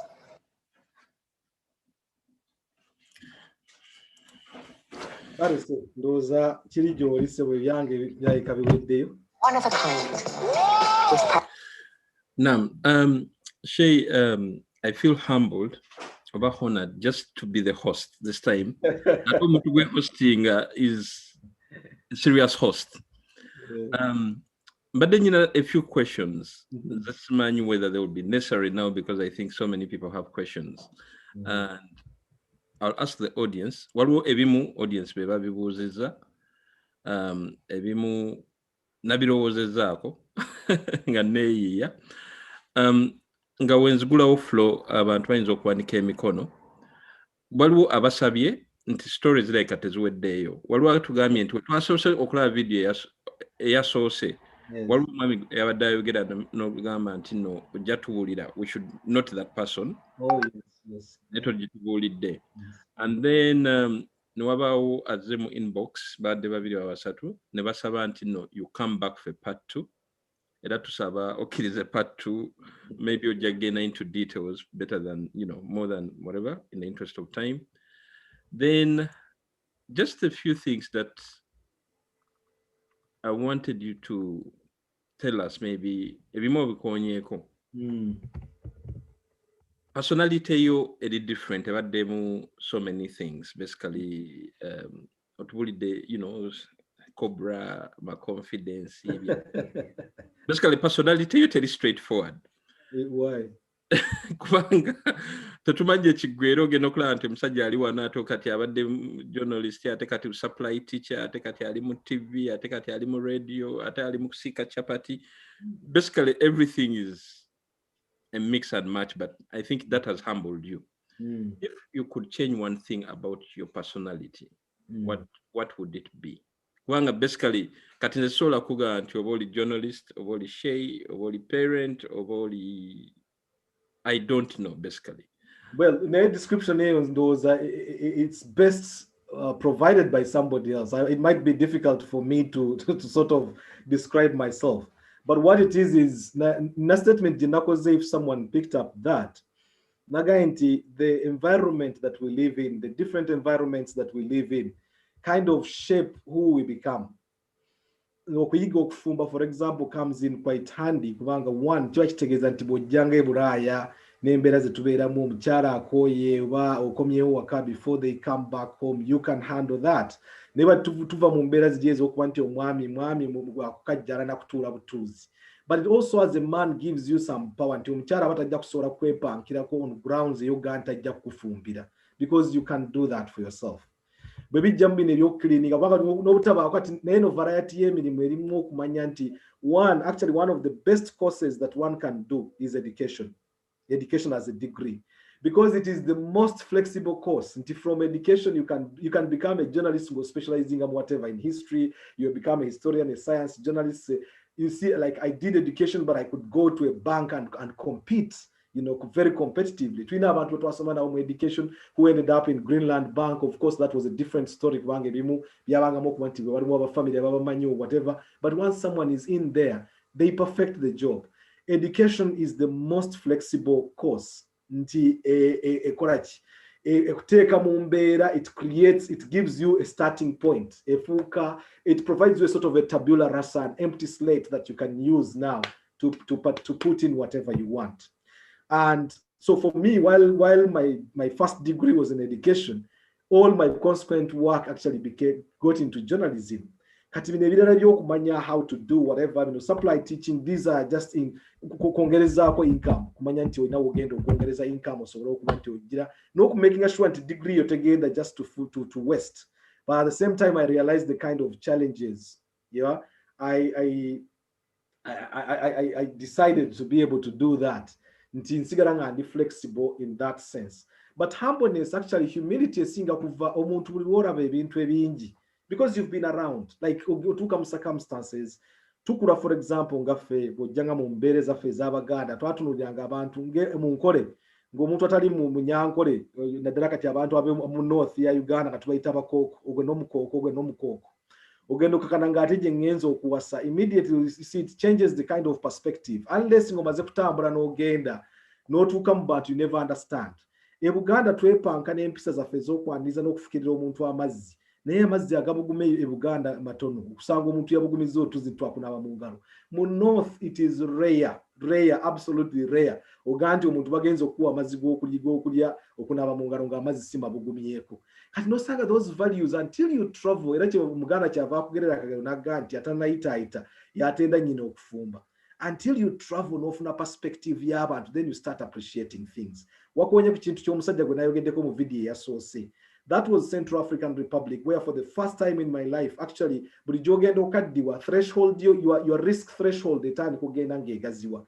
Otya okufa bulijjo ogenda okaddiwa. Ng'ate oba okyali muto oba okyalina ekikuwaga, you can actually become very adventurous. In Central African Republic, as you will know, conflict between Muslims and Christians. That is predominantly that. The man I was speaking to is a Christian. Era mu bigambo byali yaŋŋamba wali yaŋŋamba nti nze ssenga wange azalibwa ne kitange yasiramuka. Mu kusiramuka kwe n'omwana we nze mwenyini nze namwesalira ne mujjamu ebyenda. Obusungu bwe nnina ku musiraamu bwe ndaba ku musiraamu nze mwenyini nze mmulya. I was speaking to him naye wakigenderedde nabadde nyambadde helmet. Kati nga helmet sijide yange ogimanyi how pronounced it is. This actually was a very, very, like nenga nti empewo nga bwejjira wano. Kubanga the night before twali twafunye okulwanagana okw'amaanyi wabeerawo amagye ga Rwanda peacekeepers mu area eyo balwanagana ne ba-exchanginga fire bubi nnyo ne battamu abantu baabo ba anti-balaka. Tugenda omufuna enkeera because this is on the border with Cameroon. Twayingira mu Cameroon and olutalo lwali lw'amaanyi okumanya ddala kumpi ssaawa namba eyo exchange of fire. Video naginoonyeza nenjibulwa naye if you Google you can just look for Kassim Kayira Central African Republic Convoy of Terror. That will take you away because we were filming live nga tuli mu masasi wakati nga amasasi gabuuka. So when I came out of that, of course as a TV person tojja kusobola kukuza kirevu kukireka kibeere nga kiri rough. After a week in the bush otandika ekirevu kyajja mangu that I have to appear on TV. Kali nga balina okunsala enviiri. Ekibuga kyonna kyamaze okukyankalana area y'abasiraamu badduse abamu bagenze Chad, others have moved to Cameroon. I needed my hair doing. Nga tulina okuleeta omuntu agenda okujja okunsala enviiri si musiraamu mukatuliki. Kati omukatuliki okujja okunsala enviiri to trust the person with your hair ng'ate si hair clipper bakozesa kano ke bateekamu akagirita ne yeetolooza bw'ati. Omusajja yajja bagenda omucheckinga because we had former SAS guys, former British Army guys as our bodyguards. Bamwaza ku gate bamubuuza do you have any sharp tools? Namugamba nti bakama bange byentambula nabyo byokka ate musazi wa nviiri ogenda mubuuza sharp tool. You know, can you even doubt that? Bagenda omucheckinga aze n'obugirita bwe na buli kimu. Omusajja ne batuula awo ng'agenda kunsala enviiri. Tuli mu lobby ya hotel. This is the biggest hotel in Bangui in Central African Republic. Tuli mu lobby ya hotel because we can't go into a quiet area talwa kunsalira eyo. Ndi mu lobby wakati ya hotel. This guy starts doing my hair. Bw'atuuka ku kirevu kati yatuuka ku ddooko lyo nomanyi balina basiigasiigawo kaguuni n'ayo katambuza bw'ati. Ng'alina bw'atuuka ku ddooko ne mpulira nga kagiita kalina bwe kasibaasiba ne ŋŋamba eddooko lyali tutte. And he could because abasajja baafuuka desperate ng'okusala obusazi omusayi ne guvaamu ne bamutta naye it wouldn't be a problem. So this is the kind of situation, you know, like where I have been. Nga ntudde wakati in that particular pain. Crisis endala yalinga attending in Ukraine, which actually informed part of my decision really to quit this. Sayogedeko ku Congo because in Congo I was rabu mutwe gwange nina ekiwumbu. Ekiwalaata we kiva tikyajjira bwereere. Bankuba ebigala by'emmundu and I knew I was going to die. That was on the 10th of January 2012. Namanya nti ngenda kufa. Twagenda ntugwa mu ambushed, we had gone, we did a very big story ya vaako. Actually evidence yaffe gye twafilminga became the basis of the evidence eri mukozesebwa at the ICC in Hague against General Bosco Ntaganda. Ugenda omusalira omusango. It's our evidence that we had filmed. Tumara okufilminga twasiba mu mines twagenda mu mines eyo kalemi tufilimize mu mines tumara okuva mu mines tukomyewo mu hotel gwe twasula abasajja ne bagirumba ekiro hotel yetudde ku mazzi like part of it is on the water part of it is on land ne bagirumba bamara okugirumba hotel ne ba kidnapping abantu bonna abali mu hotel ne ba raping omukazi gwe nali naye my director. She was sexually assaulted by more than 10 people. It was very traumatizing kubanga bam assaulting ange erinnya lyange lyayita, and for me to be so helpless to do anything to help. Nze mwenyini ngoro bankubiye bakubye omukono guno gwa left actually is problematic because of ebigala bye bakuba ne ku mutwe omusayi nga bufujja nga tap. Because now I knew I was going bulunajanga omukono wenti nga ndaba nentandika okusoma la ilaha illallah. Kati abakongo manji tebalina kintu kye batya ng'eddogo ate abalogwa abasinga wali basiraamu be balomba edduwa zino za zikiri zino yali badiri amulali kakamulali nezaka omuliro ne gwaka kakati omusajja agenda okulya ndi la ilaha illallah muhammad rasulullah la ilaha aga tiwa muslima nambuza ti oli musiraamu nga ndaba ate ngenda omuddamu nti ndi musiraamu shahada yange ejja kubeefa nenyenya bunyenya mutwe nga konkomi nga la ilaha illallah muhammad rasulullah abasajja bayemulula mpola ne banvaako Allah naanzijaawo. So somehow nentandika okulaba nti no, I'm putting my life really into a lot of risk. Awalala nalina cameraman ndi ku simu bwenti, I'm just texting London to say this is where we are at, tulinze fixa wafajje. Cameraman najja nampitako mu maaso gange bwati nagenda ngaawo nalinya landmine, which is where I was walking towards. Landmine nemukuba nemukutula okugulu nga ndaba bwenti, like leg disappeared from the knee. So these are things osigara nabyo mutima kati, these are traumas we carry forward sometimes. In Rwanda, for example, I interviewed more than 200 women rape victims of a genocide. Ebintu byabere Rwanda were just unbelievable. Toyinza kukikkiriza, you know, you cannot. Kubanga bamaranga okusobya ku mukyala abantu nga 10-20 kirindi bamusibye ku bitanda ate bino ebya vono ebyedde ebyebyuma ne bamuteekamu ebiti ne bafumita ebiti mu bitundu by'ebyekyama ne bateekamu coins ne basala ng'olubuto omukazi w'olubuto ne basala omwana barabe. Unbelievable things. The human beings are doing this. You know, you come out of that. These are traumas sometimes. Like journalists, nobody encouraging you to be in a post-traumatic stress disorder training or counseling. But now the debate came into being. But now the kati ababadenga mu mbeera zino ezobuvuyo obunora mu muntu gabaze bamukubye esasi n'akufira mu maaso.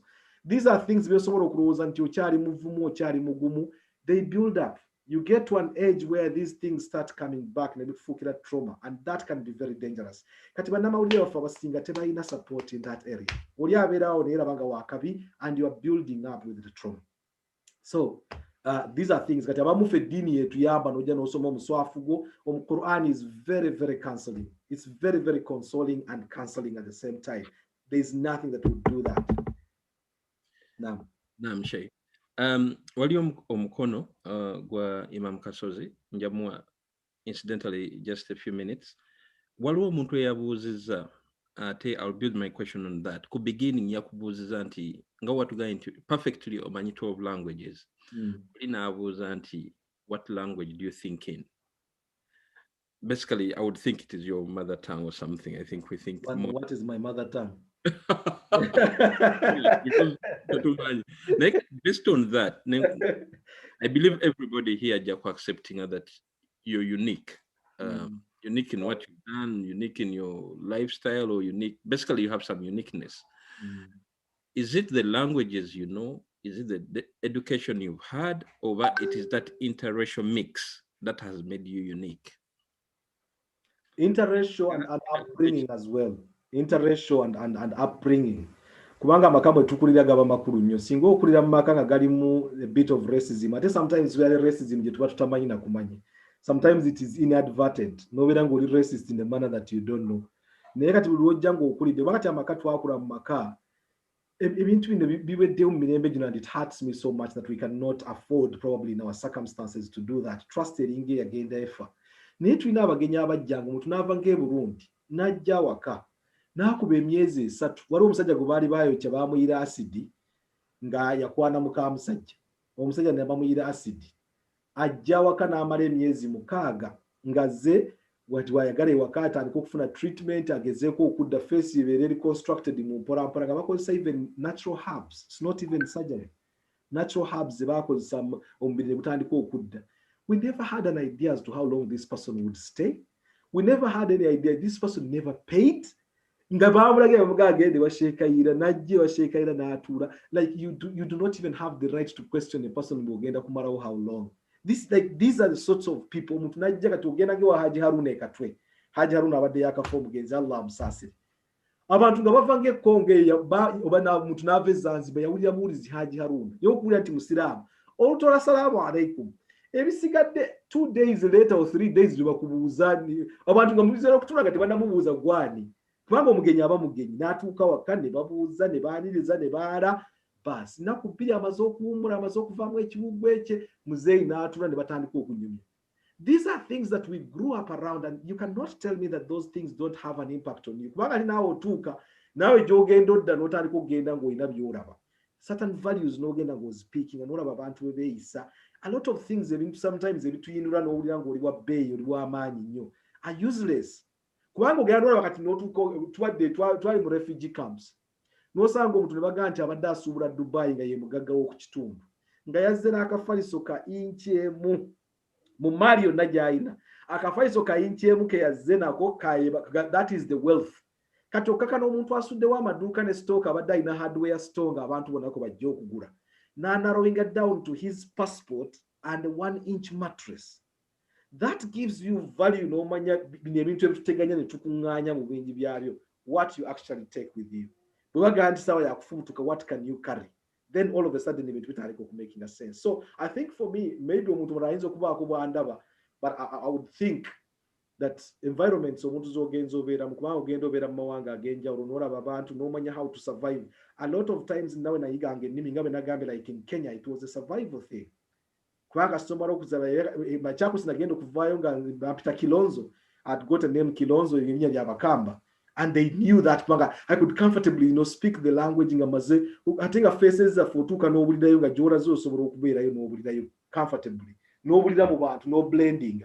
Language becomes a barrier breaker. Emenya byonna ne kasitoma nti olina olulimi lw'omuntu ogo era abantu kati kyembakubiza muleme okuyiga lulimi lumu ng'embuzi. Toyinza kubeerawo ng'oli ku mee aye naye bwe bigisobera n'erwala ng'okukolola ogenda okulya nga naye yasaakadde nga lirikyuse terikyali mu mee. Well, Brother Farouk, I want to give us tips on what one should do to follow or to learn a new language. I found it quite difficult. Sometimes one thing that helps is being in the environment. So I was in Machakos, that made it easy because I was already in the center of the language. Others got with online resources, just follow up on that. That in itself is quite critical. It's so online given way no communities that you can interact with. Language is about practice. Practice, it becomes difficult to learn the language. Very continuously and constantly being able to use the language. So you need to be able to use the languages. But once you whet it up, some words is really important in languages. When you get to a level where you can have proverbs, for example, Murulimi, then you know that you are somewhere. You know what to say Murulimi. In 1990 quest 4, what to get checking game records. Then the best student in Uganda ngate. It's on record. You can go there. Best student in Uganda. 1990. It's on record. Mukampala, not Uganda. Mukampala. Brother Badrum, I would like to thank Sheikh Kayira for translating my HIV knowledge resource from English into perfect Swahili. Imam Kasozi, yawanisha mkono. Haji Karisa na yeto mwerabira na ye wa host ye. Yabadabu. Okay. Assalamu alaikum warahmatullahi wabarakatuh. Wa alaikum salam. Assalamu alaikum warahmatullahi wabarakatuh. I don't know everybody say Osama kumpa makisa, but I don't know what to say. I am just what? The word. I am lost for the right word to use, but his story is really astonishing. I saw him as a young boy, senior one. Nga biri byasoose sibimanyi nti byamuliko yadduse Kenya akoze. But he was a very bright chap, for sure. He was a very bright chap, and I don't think sijjukirayo emyaka ena gye twamusomesa ku biraali eyamukulembera mu kiraasi. Maybe muyinza oba mwalimu, but I don't remember. Because every other time he was always the first child, the first student, and he has lived to the expectations. Truly proud of his success, and whenever we meet and exchange in better humbled, because very many times, including the time I visited him when he was still in London, in Katanagenda, Newcastle. I remember that special lunch, Ewakawe. But what do I pick from it? Self-belief. Kubanga purpose ya talks zino is really to have people appreciate nti ekintu ky'omanyi oba bw'oba oweereddwa opportunity. Mwabafuna opportunity, if people give you opportunity to speak for 10 minutes, use the 10 minutes to turn your life. Kayira akugambye, he was given opportunity to read the news. Before he had read anywhere, it turned his life because he believed in himself. Abantu baffe abasinga, we have two things, potential and ambition. Some people have bigger potentials, but they have no ambition, and we have lost many of them. You only need sometimes when you interact nabo, and this person is this. Then there are people who have no potential at all, but they have bigger ambitions. And sometimes kino kibaleetera okukola ebintu in the other way around. Therefore, it is important to balance your potential with your ambition, or so your ambition with your potential. Both balancing. Ng'abazungu bagamba, the sky becomes the limit. Njaga olaba yakivaamu buvi ye kennyini he chose nti nkivuddemu. Ne I'm very certain nolwaleero n'amala agenda in any media house now presenting himself, he will take the job, even maybe the topmost, depending where he has gone. Kongs Kayira. The last thing I would like to say, mulabye byatunyumiriza ntera nyina engombo yange esesa abantu kanjiddemu wano. Abatamanyi, especially mu conclusion ye lwaki yava mu bino olw'ebino, nti abatamanyi beesiimye. Omuntu atamanyi, actually mbeesiimye sakati.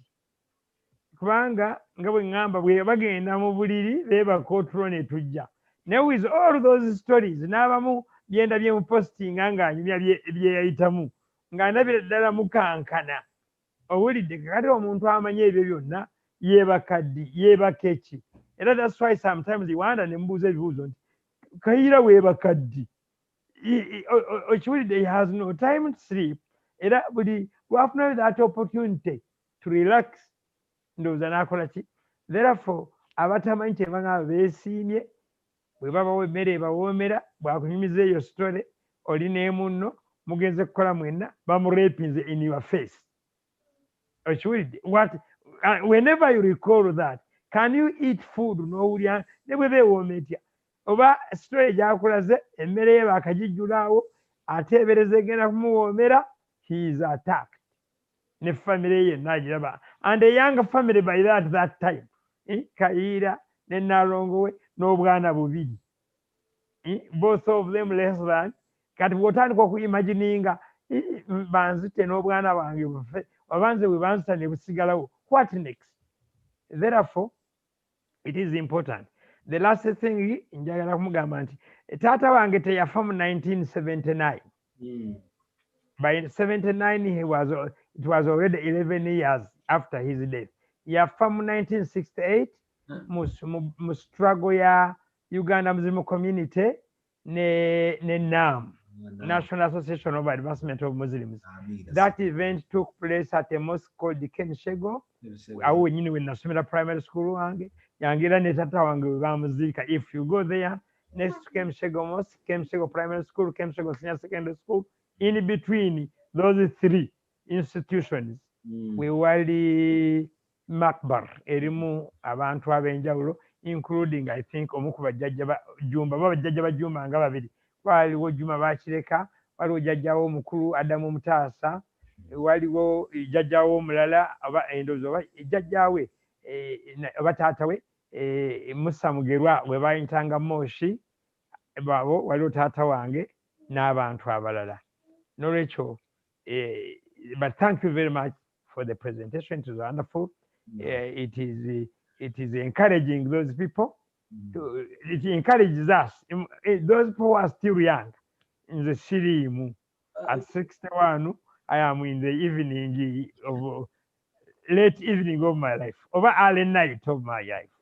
Amen. Imam Kasozi sebo nache nalese mu mbozi kyembadde njagala nayo nkubuulire kubanga wajjo tusomesa history awo mu ntandikwa you became part of a very very inspirational group. Kino sikikubulya kubanga woli naye badde nkyogera ne wotali mwalina group gye wali mugwe ne wabaawo Sulaiman Kibira ne wabaawo Muhammad Kisambira ne wabaawo nani ya Rabbil Alamin baali bantu bana mwina materials ze mwatandika okuleeta naddala stories za Ahmed Didat we zajjire nnyo ne zikyakira videos ezo waliwo posters za Gaddafi zaliko ayati za Quran ze bagenda ba spreadinga. You had quite a stronghold on again how we formed and formulated who we later became, especially kugwo mara kuvaawo katono Muhammad Kisambira yajja n'afuuka very instrumental, and I'm pained to imagine that I've never had a chance to see him or even to say that to him. But he's now His Excellency as Ambassador of Uganda to Iran. Subhanallah.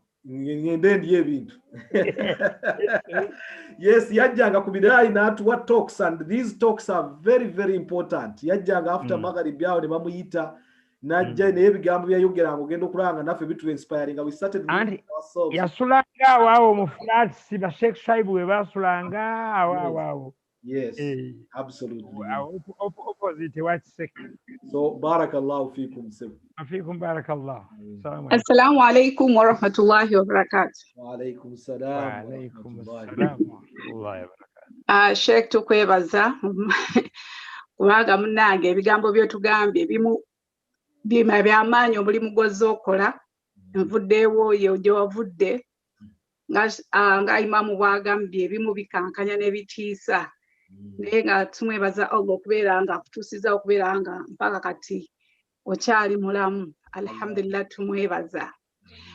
Sheikh kyembadde mbuuza, how did you prepare yourself bwe bakuwanga mentally bwe bakuwanga gundi ngeezo ogenda kati nga bwe wagenda e Congo ogenda kulega famire yo ebintu nga bwe bito ng'ogenda mu bifo bwe biti ebirimu akabenje akalimu ebintu eby'entiisa. How did you prepare yourself mentally n'okulaba nti ogenda kuleka famire yo tomanyi kyogenda kusanga eyo mu maaso kyogenda? Okay, sorry, obadde okyalina kyomaliza? Nekira kyembadde mbuuza emabegako eri watandikidde bwe walinnya bbaasi ng'odduka omugwa gw'embuzi. Esente zo wazikoleka ezakutambuza ne kabisikiti ako kali kenkana wako kemwagenda nga mulya mu bbaasi gutyo ne kabatuusa gye kabatuusa. Byembadde mbuuza. Kali kenkana ki? Bus yali ntono, right? Wanji? The bus fare yali sini y'amaanyi. I think it was 200 Kenya shillings nenga zaizi translating into a lot of money that time. Olaba ndi kwe zaakoma e Masaka nga zisigadde ku 2,000 singa waliwo olugendo lweyongera okusuka eri Antonde tabbu yali ezze. Allah yankolera enteekateeka, because the surprising thing is I really embarked on this journey honestly, other than my faith, eyo kanti ngenda one jina indaga na lisimanyi eyo two nga simanyi even how much it would take me. It's not like I budgeted n'engandi nozija kuba zintuusa. So I really embarked on, I went blindly and I said, I'm determined to do this. Said as soon as I said, what was in our coma when joke two, when joke coma. Oba natuuka wa muntu nengenda nempakasa nenkola ku ssente mukolere mpezezi n'antambuza oba nagenda ku masjidi, because later on in life there is something I did touch. Guys, story nyingi, it's difficult. There is a time I decided to move to South Africa nga nesudde mwaka rogojjo. I ended up in Botswana and this stuck. I've run out of money. I can't go down south and I can't come back home. Nengenda ku masjid. Masjid yengine wa imamu awo nende toruzungu mugambe ndi munyarwanda. Nga waliyo omusajja omunyarwanda omugagga ennyo bamuyita Kalisa. Kati wa Kalisa gye bantwala omusajja nga ayina ya domesticating empologoma ziri waka. Nengende w'omusajja bwe yawulira nti ndi munyarwanda ngenze mukubye ekipindi amanya g'abazadde nga sinza googera gonna n'okunoonyayo eri wooma. Nempomye erinnya omusajja n'annyaniriza mu ddiro naye manyi bino bakutuuza mu nnyumba y'omugagga musajja nnyumba face wall tosobola na kulengerayo munda naye imaamu yali amumanyi kati olwamugaa nti munyarwanda nga ye abanyarwanda balina akantu aka solidarity bw'ofaanagana bonna ajja kukuwaseesinga luvannyuma eby'obutwa tebinnabaayo ennyo kutiisa. Oli yanyaniriza bwaniriza n'antwala mu ddiiro kati bantwala mu nnyumba ennyumba nga nnene n'alabye ennyumba n'entula mu ddiiro omusajja nannyinimu tannaba kujja ne basooka bandeka mu ddiiro nga bangambye mulindire kwawajje ng'empologoma erina okujja eyite mu ddiiro kubanga baagidomesticatinga. Njagala okubemu akafaananyi ng'otudde ku ntebe mu ddiiro ly'omusajja empologoma eyitamu yeesaza ate nga yina n'akajoogo. Yajja neeyita bweti mu ddiiro neegenda neeyitamu mu kisenge ekirala neemala neddayo gyevudde. Naye nga wendi ku lwange kati ne la ilaha illallah olulimi lwakwatiddeyo wansi terukyasobola kusituka. But this man later on gives me money actually Kayira ko ngato kanyumizangako. Subhanallah, subhanallah. Subhanallah. Ate okawulidde Andi aina story. Kati wabano banyaniriza wakanga ekirimu kati banfudde ennyama ya mpologoma leero empologoma gye yava kati lowoozaamu empologoma gye tumanyi na wano mu ddiiro gyezze okufuna yeetaaya yagulawo It is very interesting. Nekyukako bweti wadde n'okubaako nekyeŋŋamba neegera mu kisenge neemala neekomawo nga gundi catwalk gye yakola yali emala bumazinzi ogwange omutima okugwewandulira nengusesemanze nga tiwali kibaŋŋambi. Mr. McConfidence. Confidence tewaali ku luno. Dada kutahiyaatu nga ne mu ntebe kati ndaba naddukirawo bwesalawo okuntaagulirawo. Jjukira mu nnyumba olwo bantuzza bino mukozi byakuleeta ne bakutuuza osigaddemu wekka. Eddiiro olengera TV sina switching on ndi munzekka bagaye nannyinimu agenda kujja. So it's more like you really omira pin in oganti I have to do this. No sobola okuba nti okikola. That is on one hand. Ekibuuzo ekisoose kinziruseemu. Kibadde mental preparation. Mental preparation. Actually kati ate olina kugibuuza Naalongo okusinga bw'ogibuuza nze. Because for me, obanga omufumbi w'emmere, bw'oba wali ofumbyeko wooteri eteganya okeera ku makya n'ofumba ne weeraliikirira oba banajja balye. Ne bajja ne balya. Bwe bagimalawo ate kati n'olowooza ate olw'enkya. One of the most beautiful things about journalism is the difference you can make in people's lives. Mbasaba n'abafunye obudde genda online ogooglinge Breaking into Britain, Kassim Kayira. Breaking into Britain. Look for that story. It's 1 hour long. It was a special panorama. In fact, yanteeka nnyo ku map wano mu UK because that panorama there are only 4 panoramas ezikolebwa buli mwaka. Not many people have had the chance ogenda ku panorama okusobola okukola program. We were tasked to genda okukola nga tugezaawo tulage how easy it is for people to come to Britain. Ffe twasooka okukola migration story nga bino ebyaba Iraq ebyaba Syria abaayiika abangi nga tebinnaba na kujja.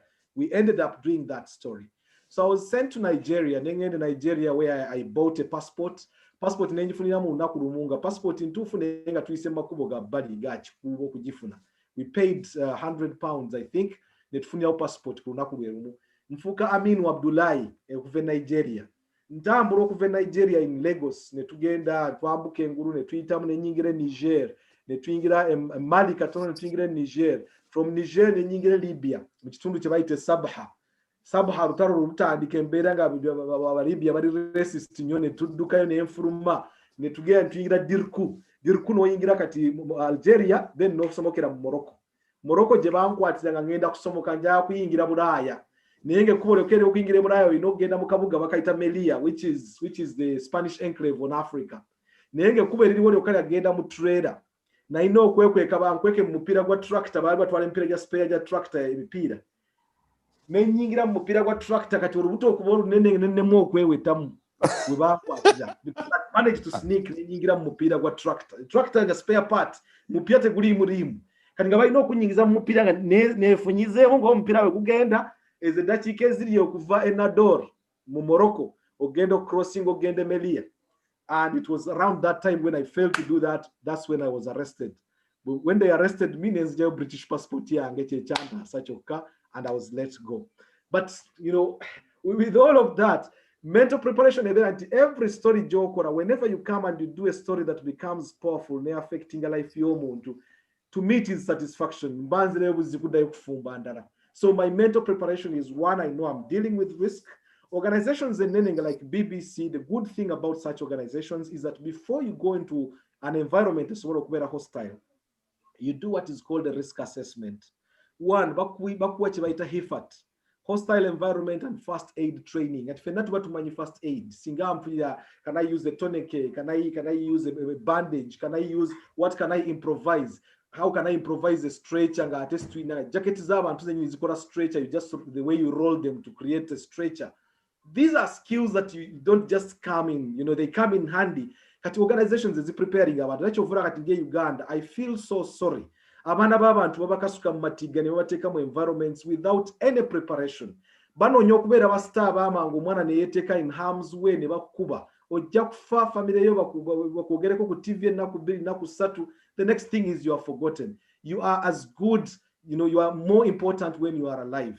So the thing is about staying alive. And so the mental preparation is, or risk assessment. No gamba, what are the potential risks in area jengenda? Who is my fixer? No manya local fixer. Can we trust the person? Exit point where is the nearest hospital? They come in handy a lot of times. There are times I've had to escape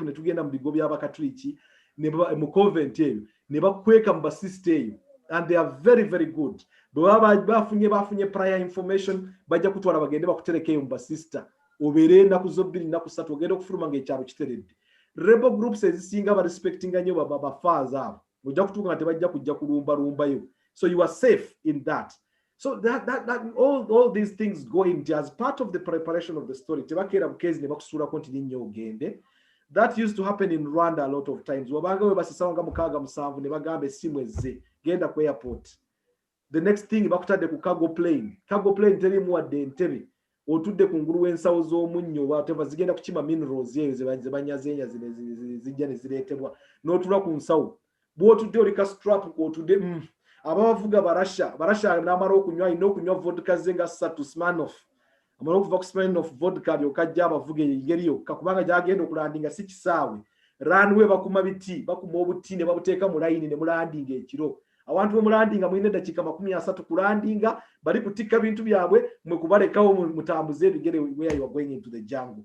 These are stories that you cannot just, you know, it really becomes difficult to guarantee you are just, you know, narrating them just like this. But the mental preparation with every success story, you actually become more bold. You get bolder. You want more. You want better. There is nothing as beautiful. Right now, UK an expanded area. Honorable Chirunda Chivejinja rahimahullah abadde yateekawo ekutiya y'omuceere kilo 10 ebadde egenda per month. Kilo y'omuceere ne kilo y'obuwunga kilo 10 ezibadde zigenda. Of course, given the hugeness of the operation, but still that is something of a contribution. This emanated from this story. I've had people as far as Russia and Germany. RT requested me the very versioning story in a way that actually marketed it for their own audiences. They provided something to the family. These are things that actually make you feel, you know, like absolutely happy. There's a love story I did. It was International Refugee Day. Nendowooza munengane kati refugees, what can I talk about that would be different? Buli muntu ajagenda anoonya minister gundi ayogedde bino, minister gundi ayogedde bino. That's really not a story. What can I tell as a story that would be beautiful, that would make a difference to people's lives? Nengamba, let me go and find people about falling in love in a refugee camp and see how they fell in love. We followed that story. Interesting story is when abantu bali mu story echaka Uganda. Right now they are in the United States of America. The family bafuna and baba moving to the US. They have been praising me forever, and that story online now became a big story, especially for the Banyamulenge community looking at that particular story. It's those kind of things that we want to cause a story on someone. It makes a huge difference. You touch someone's life, you touch someone's feelings, and that for you is memorable. I think it's those memories that keep you going. Naam Sheikh. Tweyanzizanye Sheikh. Kali akantu kwagambya ka Kassim Kayira, Central African Republic, Convoy of Terror. Nakaguddeko ku BBC website. Right. Link here njitadde mu chat the second time for those who are interested in. If you wanted, actually, you could play it if you don't mind. I think it's powerful. It's very powerful. It might help. Okay, sure. It's short. I think it's about 3 minutes. If you don't mind, but if you do, then to get them mass on everyone. I don't mind. Net wadde tuwadde one of our elders, Mwami Abdul Kadir Kaweya Kazinda. Okay. Tugende tumala okulabako, subhanallah. Okay, sir. Tumala okulabako, subhanallah. Sheikh Kayira, Omunyamulenge abeera Munyarwanda muki? Abeera muki? Bakongo man naye babeera mu nsozi ze bayita Mulenge, kati kye kyabatumya Abanyamulenge naye ng'olulimi boogera Lunyarwanda effectively. Naye Lunyarwanda lwabwe nalwe lwa Kikongo lumenyefu mufu. Era tebaagala kubayita Banyarwanda kubanga bo bayita Banyamulenge. So is it a tribe in Congo? Yes, it is a tribe in Congo, but which the government has continuously refused to acknowledge, so to accept. Okay, so Sam, yes, that one. It's a race for life for thousands of Muslims in the Central African Republic. The old, the young, the women, all rushing to safety. Their fear is not unfounded. The Christian anti-Balaka militia are on a killing spree, hunting Muslims wherever they can find them. Peacekeepers are forced to intervene to stop them. This is just one of the bayonets. These people are hiding in church.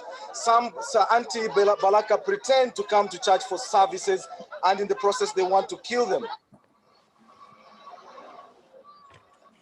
These are the lucky ones. Many get a place on the tracks. They remain trapped in bushes and in a few churches. Even for the lucky ones, the 650-kilometer journey towards the Cameroon border is dangerous, but not compared to the alternative. I feel so sad leaving, but 4 of my relatives were killed last week. Should I stay to see my children and husband or myself get killed? No, but my heart, however, remains with those Muslims I've left behind. All along the way, we drove past burnt-out mosques and Muslim property. Only one mosque still stands in this whole stretch in a town called Yaloke.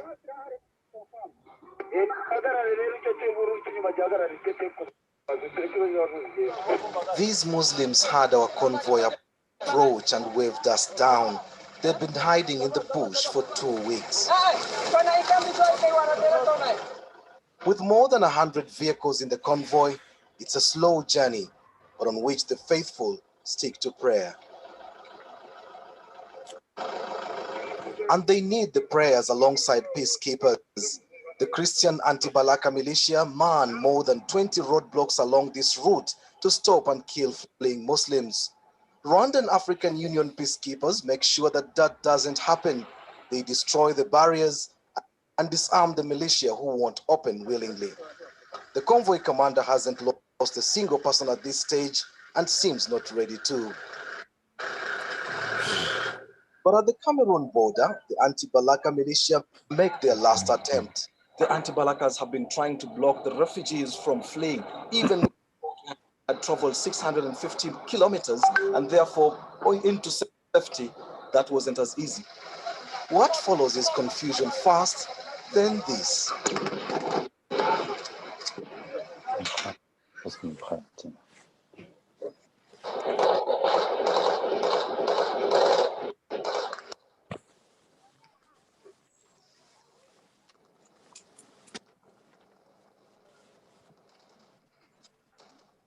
Despite fighting in darkness, the peacekeepers overpower the militia.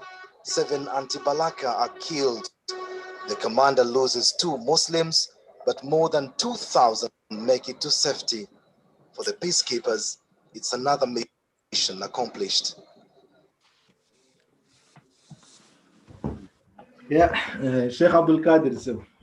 Okay, جزاكم الله خيرا. السلام عليكم ورحمة الله وبركاته. وعليكم السلام ورحمة الله وبركاته.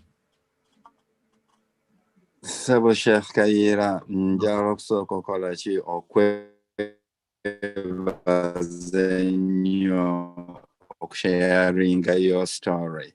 Amen.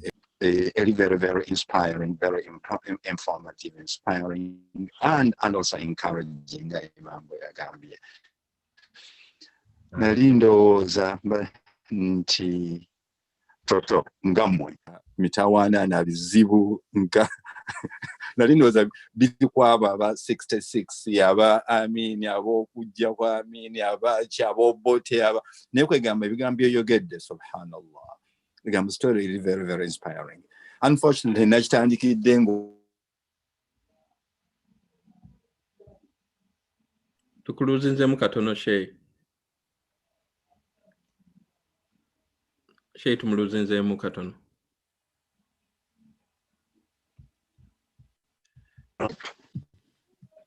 kakati Sebo tukuluzinzemu wali wagambye wagitandikidde.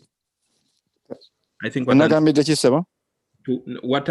I think when you joined, what joining that to certain whatever. Yeah, right.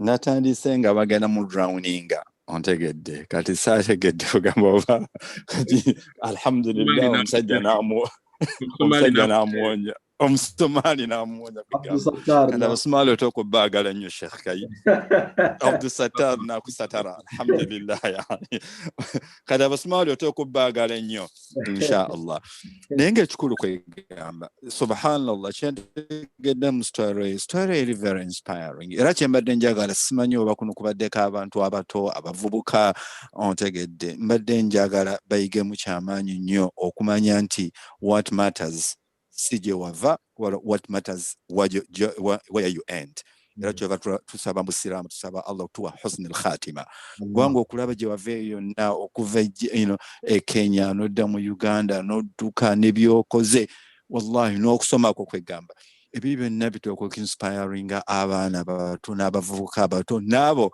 abali ku kyeyo wallahi wadde nga oli ku kyeyo what matters is not what you're doing now ki kyogenda okuba ng'okola enkya oba in few time ejijja mu maaso bw'oba ng'olina determination ate ng'olina ne desire nga batugambye kati nze I was very, very much impressed. Era kyembadde njagala okubuuza nga simanyi oba wakyogeddeko oba kikonyeeko kwe kuba nti kubanga saala tubeere ng'abantu bonna abantu bangi balina stories ziri inspiring ebintu ebirungi abantu bayinza okuyigirako naye nga tebiri recorded.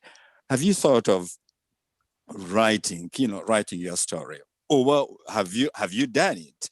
No. Once again. That's one. Yeah.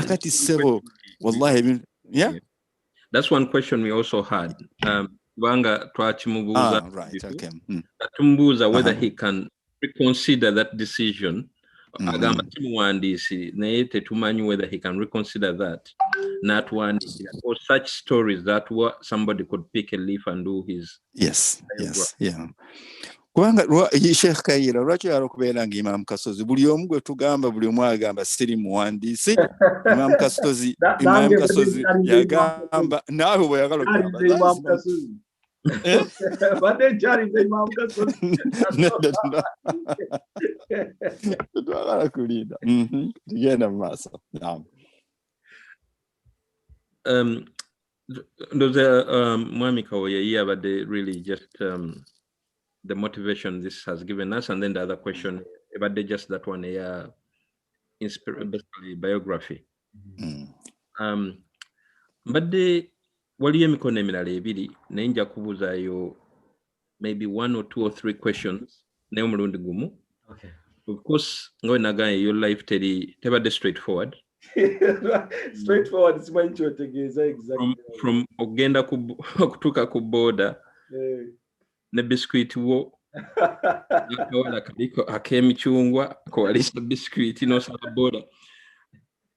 You've had so many fascinating stories during your career or your life, even before your career. And that is one of the stories. And some of them have stressful scenarios. How have you handled those? Then, fascinating stories over there nazo, ezimu zibadde of course exciting, ezimu zibadde life-threatening. And I think oina more than one, apart from ejo tunyumiriza Congo, walozo watunyumiza kwedda, I think you'll give people abatamanyi. I'm happy I'm one of those lucky people. I'm a few of your stories because we met in different circles and angles. My stories is, of course, where you've thought, okay, this would have costed me my life. Forget about the Rolex stories, the bullfighting and whatever, but where you've been there, Noga, well, this could have costed my life. What drove you into this professional life? And did you ever think, now that it might have costed my life, I'll put my boots, over my hands up and give it up? BBC, of course, which took you to the front line and the dangerous episodes you went through. You jumped into Azam. Of course, there was no war, but you would have been sent somewhere where there would have been a war. No, I did. I was in South Sudan. South Sudan, Uganda. I was in the middle of that and I was attacked. With my current driver now because we drove into Sudan. Twavuga Moroka Yafe, mpaka Juba, gendo kuchima bana Uganda, and we were part of the Ugandan military convoy that went to pick up Ugandans. It was in the middle of war. We came under attack. It was straight Katimaires of Obara Kampala, Juba, no Kudda. In the midst of attacks, Uganda, they would just stand and never syndicate like rocket launchers. So no, all that Azam wasn't about cutting down on the risk. It was actually getting closer to something else that I wanted to do, because being in Uganda allowed me to concentrate on the farms while I was still doing the journalism. It was very dangerous. Twari Burundi, I went to Burundi before the elections. That was the build-up to the 2015 very controversial elections. Burundi was very, very dangerous. We almost came under attack as well. Because is your contact. Contact list is what really saves you. Africa, it's rare like you have some point names. In Burundi at the time, the Morabako Klipiange playing with the president, playing football with him in Hallelujah FC. Yeah. These are things that you build up, and there's no way you can actually be able to do that. Now, what was former Vice President Gaston, like personal Swahili, Yademoktora Mtozi Shahadu Nenga, Ebisiga Debion, like Mana wa Swahili, Atura Kumukeka na Azinga Kurusani and Emuria Pirao. Like that's the sort of person that I'm talking about. Kati contacts that you build up become very, very essential. Mulaifu yojo ogendo kuyingira. So risk sometimes you don't know. That's your risk assessment. But risk assessment only says you are trying to see what you could do in case of risk. You throw away the rule book.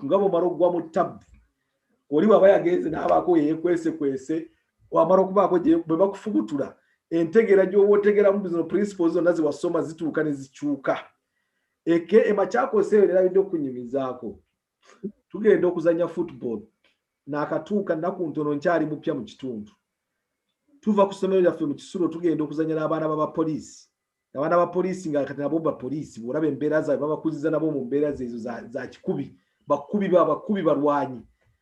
tugenda tuzannya mupiira tukola ensobi y'okubawangula kiringa ku mulembe gw'obote ng'okuwangula mwana w'omujaasi ettabbu ejja kukugwira tumala obbawangula kati nga ssaawa ya misinde nze ndi mupya it's my first time n'okugenda mu kisaawe abantu gye bayita okuddukira simanyiiyo nagenda okudduka natomera sengenge n'ensala feesi wano naye enkovu yalwawo nnyo okuwona wano nga nziruka ngenda ku feesi noonya gye mpitira naye nga bwe baatugambye ddala wabaawo ebitabuse this is where you pass wabaawo ekigize naye tugenda wabaawo bitabuse nga tokyasobola kutunulayo circumstances are different bw'olina okudiringa ne situation nga bw'ebezze so kati olina okumanya how you are going to handle that waliwo ne cultural shocks ninawe nagende Kongo eyo nengenda okuinterviewinga kabaka naye kabaka nga baŋŋambye mulindire bweru ndi kasitulu ninzi kabaka agenda okufuluma ng'alinga bwe yazaalibwa omujalladu ng'awuuba butereevu wansi tewali kiriwo bwe yatuula kati omuntu atuula kasitulu kamagulu asatu kano kamusonga bugali nga bwe bakayita ng'ebigambo byonna biri bubbali concentration osobola okugenda okuinterviewinga omuntu ng'olaba ekishayiri embeera bw'etudde musajja Allah bwe yabaza bwe yamubaza bwe yawa ekikula kye bwe yakula abakazi bali wali amabeere gali bweru nga bo babikka ku bwerere katono naye ng'amabeere gonna gatambulira like nga kawerobuwero ke kabisse wano nga these are the traditions kati ogenda okutuuka nga there is nothing that would prepare you for that ebintu ebimu kati odiringa nabyo nti kasita omala okukiyingiramu n'omanya how to handle kati ate kabaka nga sina muyinza kumuyisaamu maaso nina okutuula interview ngerege bwe ntwala omuzindiro alina okwenyeenya yeekyuse tuli mu mbeera enga wentujala tigwenyeenya no. So I mean it's just some things you just ebeera kupe as you go you just deal with it nga bwe kikola ki nga bwe kijja bw'odiringa nakyo mukalakase ate nafunda bye yabuuzizza ebibuuzo abadde alina ebibuuzo byabuuzizza ngiina njirize njagala ngikopye side ejja kuddako Sheikh tukalakase ndowooza ojja kufunayo oba a bit of water or something mpulidde eddoboozi liri cracking jaaga eri wano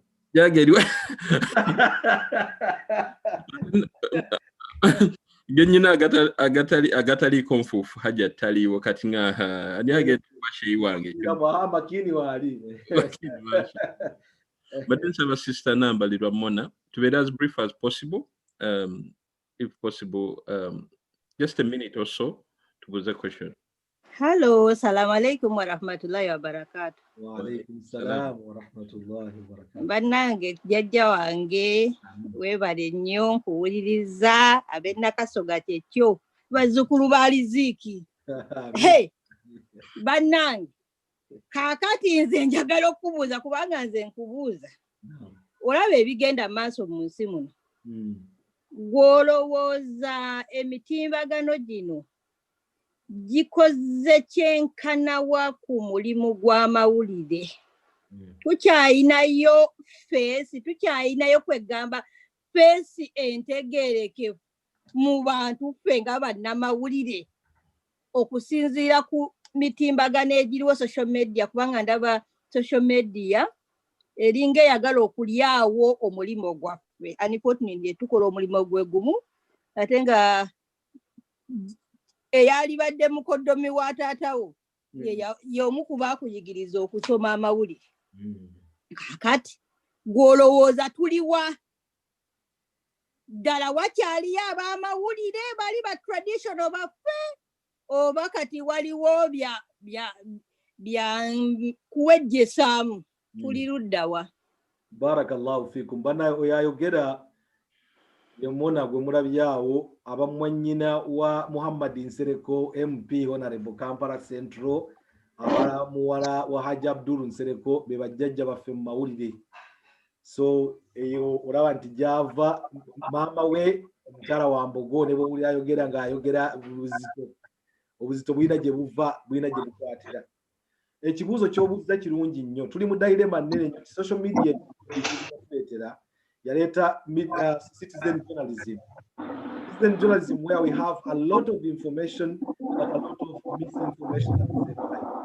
Omulimu gwa munnamawulire teguvangawo. In fact kati if anything omulimu gwa munnamawulire kati gwa maanyi nnyo kubanga munnamawulire kati waali yeetaagisa okujja asengeka ensonga because you can get too much information but out of that too much information how do you decipher era ensonga lwaki bannamawulire kati tulina okusigala tusigaze ne credibility, because unfortunately kati bannamawulire nabo balingana ate abamu wind of change bweri mu kupushinga nabo ne baagala batambule ne social media kubanga buli muntu ayagala amanyike. You are very quick to go out there no sharing akantu tomaze nakalowoozaako, and then later on you find yourself in a dilemma.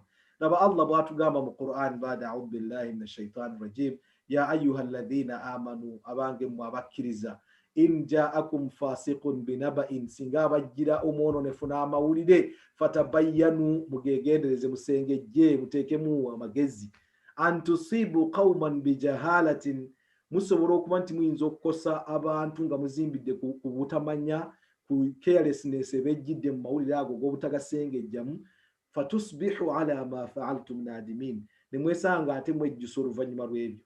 Fake news with what has come in, especially with Trump generation, fake news has become common. With social media has also come fake news. There's too much information, but there's too much clutter. Lots of things. Video yabadde mu South Africa ne baga nti byali Uganda. Kati omuntu watofunye mukadde kasengejja.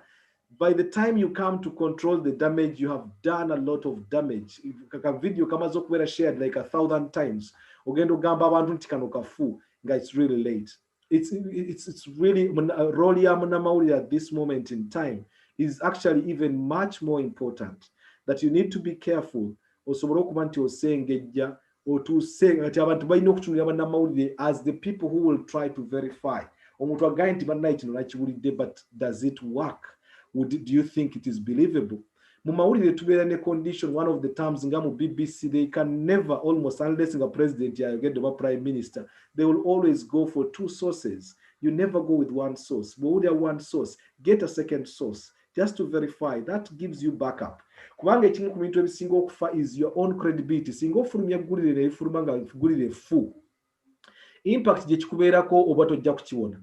Allah nina ekigezo kye nali nfunye.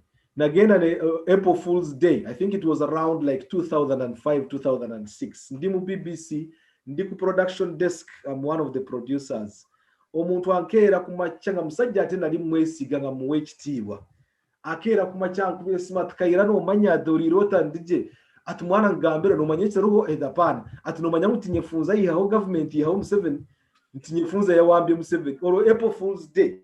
Nze musajja watu engege sibera mu byakulimba kugenda kukeera mu April Fool's Day omuntu omusiraamu okuddamu ebyo. Omutima nsooka ne neekanga. Kati given nti omusajja nali mu trusting nga muwe ekitiibwa nga siraba bw'ayinza kunkeera kumpa mawulire ga kipumbaavu. Nkubidde editor wange mangu ndaba tufunye top story ku Focus on Africa. Muga nti why? Yempulire Uganda nti Nyefunza awambye Museveni weza bituufu. Omusajja ngana rero omanyi lunaku ki nti ndi April Fool's Day. Olowooza si kyekyo omutima lwe neekanga. Despite okuba nti eggulire sitwalikola sitwagenda mu maaso, mere fact that nasobola okuba nti mu mutwesa like natwala trust eri ginaina ku muntu olina esimala nakufumiitiriza nze kennyini almost threw me in trouble. Imagine if you had gone on air n'otandika okutangaza broadcasting ekintu ekyo.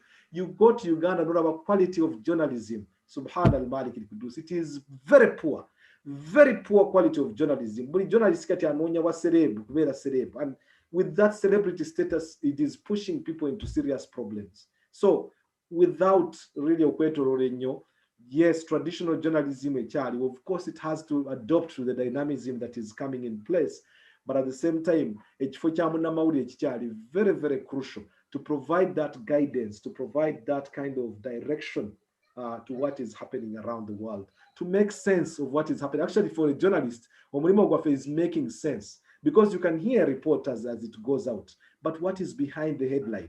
Emirundi egisinga bw'olaba headline, the way the headline comes in, it shouts. Behind the headline, you start looking at what really you are not told. You are being told this, what are you not being told? These are the realities, and that's what makes good journalism. It stands out definitely. Sheikh Budala, question. Unmuting yourself. Assalamu alaikum wa rahmatullahi wa barakatuh. Wa alaikum salam wa rahmatullahi. Mbalamusiza nnyo bakadde bange mwenna ab'ebitiibwa. Nsanyuse nnyo okubanga mpeereddwa akakisa kano. Seeka Kayira, nsanyuse nnyo okuwulira ebigambo byo. Siina bigambo bingi naye mbadde nsaba busabi eri bakama baffe abatutwala tuleme gaa tufuneyo paati tuwabula tukkirize Seeka Kayira addeyo yeetegeke tumuwe akaagaanya atandike otunyumiza ku story ye kuba nagiwulyako ku radio pale Uganda naye ng'enyuma ngiwulidde emirundi mingi ebimu ku byo ne Seeka nga binyuma nsaba bakama baffe abategesi bakkirize oddeyo weetegeke otandike okutubuulirangako lumu na lumu ziyinza n'okuwera paati 10 kubanga ebinyuma Chronicles tunoonya abantu bangi nnyo be tulina abalina okujja okwogera ne Seeka Kalanta naye nga tuba tumwetaaga kijja kutuyamba ne Seeka story yo abatagimanyi bangi ate byotunyumiza otuwonirako bukoonyi n'otuteeka nga tuli awo mbadde nsaba bakadde bange bwe kuba nkwe kusiima kwammwe tukole ekintu ekyo. Salaamu alaikum warahmatullahi wabarakatuh. Allah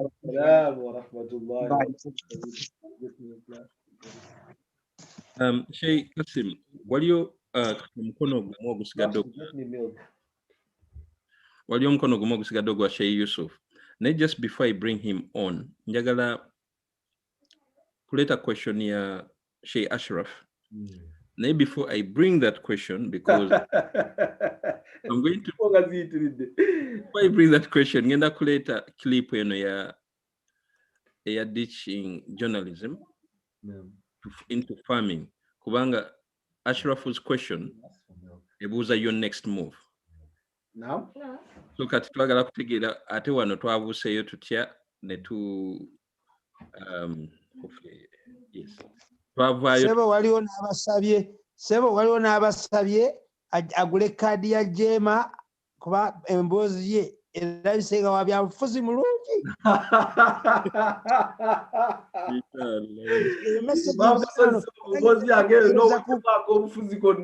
Nagikuweereza ku private gundi bagimpeereza wano nange mu private.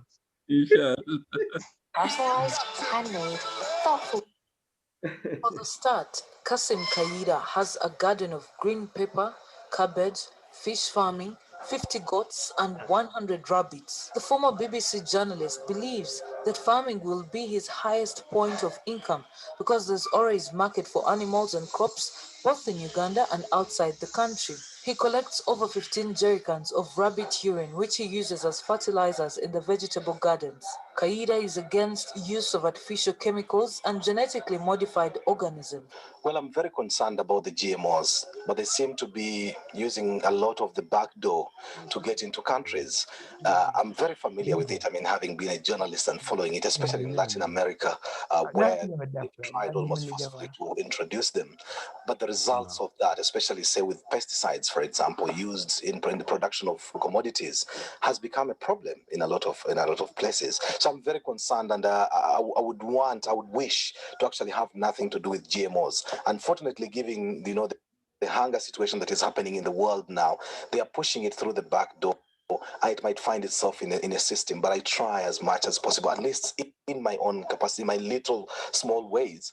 I try to make sure that I actually have nothing to do with GMOs. He says these destroy the unique natural element in Ugandan soil, which can never be restored. Kasim observes that a lot of water is wasted in Uganda, yet it could be tapped and reused for irrigation, such as in the recent long drought. He has achieved this by digging water catchment trenches on his farm. Look at how many swamps we have. 20% of Uganda's surface is water. That's a gem. It's not something that you'll find in a lot of countries that have actually succeeded agriculturally. 20% of the land mass being, of the surface being water is actually something, first of all, to start with. So harnessing that water. You look at the rains. This year, for example, we've had issues with the rains delaying, people sort of being caught off guard. When we thought the rains were coming, they didn't come. People had planted, and then they ended up with big losses. Yet when it rains, you have a lot of water that is being eroded away. You see streams and millions of liters, cubic meters of water just draining away. And for me, the first thing was I need to tap this water. My dream is that I'm actually working on a project now. It's about to start off, where I need at least to reserve 100,000 liters of water that is actually supposed to be Mokoka water, the erosion water, which in a lot of ways comes with the topsoil, which is the cream soil. So once you've had it there concentrated, you clean it up and then you use it for your farming. Kayira says visiting people's farms has helped him learn practically and avoid a lot of mistakes. He's planning to build an academy where he will train young journalists and farmers. He advises prospective farmers not to quit their jobs as they venture into farming because it has a lot of risks and losses. Me, I think if you had a job, I wouldn't say actually quit the job and go into agriculture. Have the job and have agriculture as part. However, divide your time into the two. It just means do not commit your time fully to that job, the 9 to 5 job.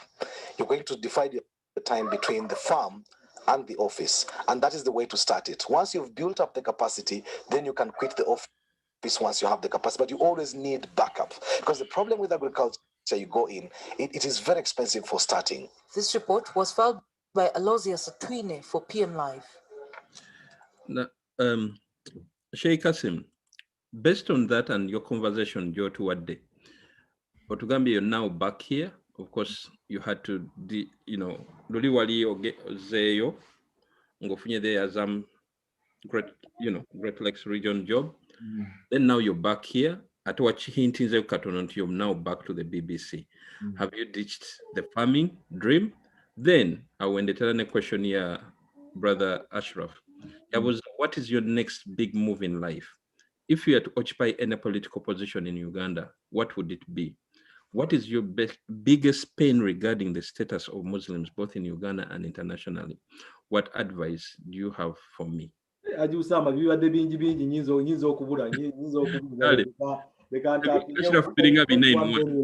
help me remember. Sausage about farming. No, the reason I came back, Azam TV wanted me to move to Tanzania. And in so doing, they were saying, in Uganda, while I'm doing a very good job, they are not maximizing potential. Tanzania, and I can help to train the journalists. They were saying, my reports are perfect and all of that, but they have so many journalists who need training. So I would be a lot more valuable and based in Tanzania because they would pay for me to move, like to fly in and go and carry out trainings. Now it would look expensive for the company. Of course, Azam is absolutely rich. He sent the city rich at all.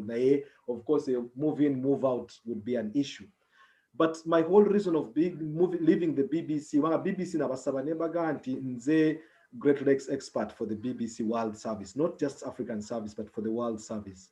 Why don't you allow me to go and be based in Kampala? In the middle of the Great Lakes, it would be easy to gather information. Moving to my projects. BBC nesoka negana. Ghana, I got so frustrated. I was feeling like, in terms of achievement, the climax. I would not become the Director General of the BBC or editor. That's not really a position I had been vying for. I wanted to professionalize my job, and I thought I had achieved that. So nensala okutandika okulaba bamala okuwulira ebyazamu nti Azam egenze ayitandise okujja yagala kuntwala. That's when BBC now allowed ne bagamba nti bakkiriza ngende Uganda, but on local terms. Gabansasule as a local staff ngate nvudde UK. It did not make sense. So Azam really came with a very good offer, and I joined Azam on those terms. So it was on the understanding that I'm moving to the region. And my position is because I was running really a big region. I was running Uganda, Rwanda, Burundi, DRC, and South Sudan. That was really a big catchment area to be able to cover effectively. So okungamba ngende Dar es Salaam, really that would have meant the effect ganti mvamu BBC ngende Uganda would be lost. It wouldn't make sense. Because I would have to deal with 3 situations. A Tanzania ogenda yo boino establishing amaka, oja kufuna omukozi no kupangisa nyumba, whatever. Then atene Kampala olunine ebiri ebitudde. Atene Bulaya family ekyaliyo. It would really be so much of a stress and a stretch that I could not afford. So for me, really, that became very clear. Nebaganti, I'm sorry, I cannot. And we amicably left each other. It's not like if they needed consultants, they can't reach out to me and I wouldn't do it. It was just on the basis of we agreed on how to disagree. So my coming back just means that now I actually spend what I used to do was dividing 3 months in Uganda, 1 month in here. So a year I'm here 3 times. And Narongo now had to be coming in between Mwezo 3 months. For the family, that is quite a stretch. And the more the separation, the more the challenges. And so I was trying to look at a situation that would be a win-win situation. So all I've done is I've changed the calendar that I'm here 3 months, 1 month in Uganda, so that I'm there 3 times a year. But then so again, I can afford to do 2 months in Uganda when I leave after the 3 months because I have the flexibility now to be able to do that. The other job would tie me down. I have to book, leave, and so on. Right now, I employ myself. While in Newcastle, one thing that I didn't mention, 1 or 2 today, only 2 minutes, 3 minutes from my home are farms, Utanikirao farms. So I've gone to farms. I've gone to people's farms. I've volunteered to work there. I'm learning. I'm getting experience. I've been on sheep farms. I've been on cow farms. We have like nearly 10 farms just as area. All the way get up to Middlesbrough, up to Sunderland. We're not to them farms. In fact, the area of Northumberland is really one of the highlands. One is very, very nice farms. All the way to Scotland, all the way to Ireland. Farming is the thing. So for me, really, Newcastle is a baraka in a lot of ways. Work experience on there, I can still visit the farms like easily, and I talk to people. And customer to communication here, farmers are fine. They always, and when they hear someone who is passionate about something they are doing, they'll pick up that. So I'm picking up lessons and trying to adopt them back home. The dilemma is again over on with all the mindset we name it to be is that ogendo biteka ku ground nga gogendo kubiteka mo bikora does not have the same mindset as you. So somehow something has to give, and therefore my bigger effort, which is an answer to the question of Ashraf, really the next big thing is I want to concentrate and do a lot more on the farm. In Sabah Allah and Sasire and farm I can come and be visited at the farm. But it's not just your usual farm, because on the farm we have deliberately built to take our studio for production. So while it is still a farm, it will still have the journalistic aspect to it. Ngojewe mere yejuma joganti bulujuma basaze bajja kujja baliye njagala to be able to attract journalists basobole okuva mu kibuga abantu bave mu kulowoleza mbye kawempe abantu bafunemu mindset gama kyojjako mu kyalo no breathing ako some fresh air. There is no comfort that I receive than when I'm out there. I go there and I'm in a world of my own. So I really want to make it comfortable for me to be able to sit there. Belega sinache missing. If you get technology now, satellite dish or you can follow what is happening in the world. You are growing the stuff that you are eating. You just appear literal. This is really like my next thing. But I'm also very keen to go into production of documentaries. In fact, one of the documentaries, when the time comes about what we are participating, try to get a documentary on the history of Islam in Uganda. That was flagged here on Umma Connected. Part of what I want to do actually when I go next early January, inshallah, is for us to kickstart that project. So we'll need all the help that we can get. We want to do some professional stuff that now can go into the archives. So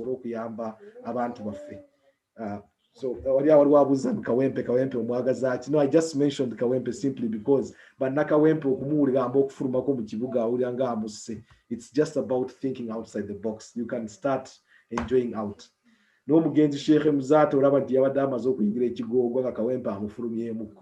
That tells you something. It's just about widening the scope and the benefit. Now, political office, you've heard in my life, you've not heard me mention any politics. I'm really not a political person. I think my kind of nature is sort of giving away very quickly because I get disappointed very quickly. I hate to lie. Yet in the more business or politics, you'll have to do that. I hate. It doesn't mean I haven't done it. I would, and I can do it. But it's one of the things that I would hate. Take my neck on the line, and politically, really, it would take a lot of encouragement for me to go down that route. It would take a lot of encouragement. I'm not a political person. I'm not a political person at all. What was my best hobby? Yes, I love cooking. Actually, hobbies are many. I love basket. I love volleyball. I love badminton, but I love cooking. I'm very passionate. Actually, emphasizing.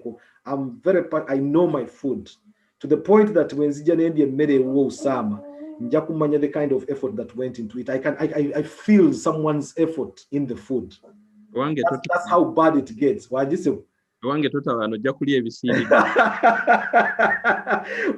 I'm just saying because you put your effort into it. Because I love my food, I love to make it.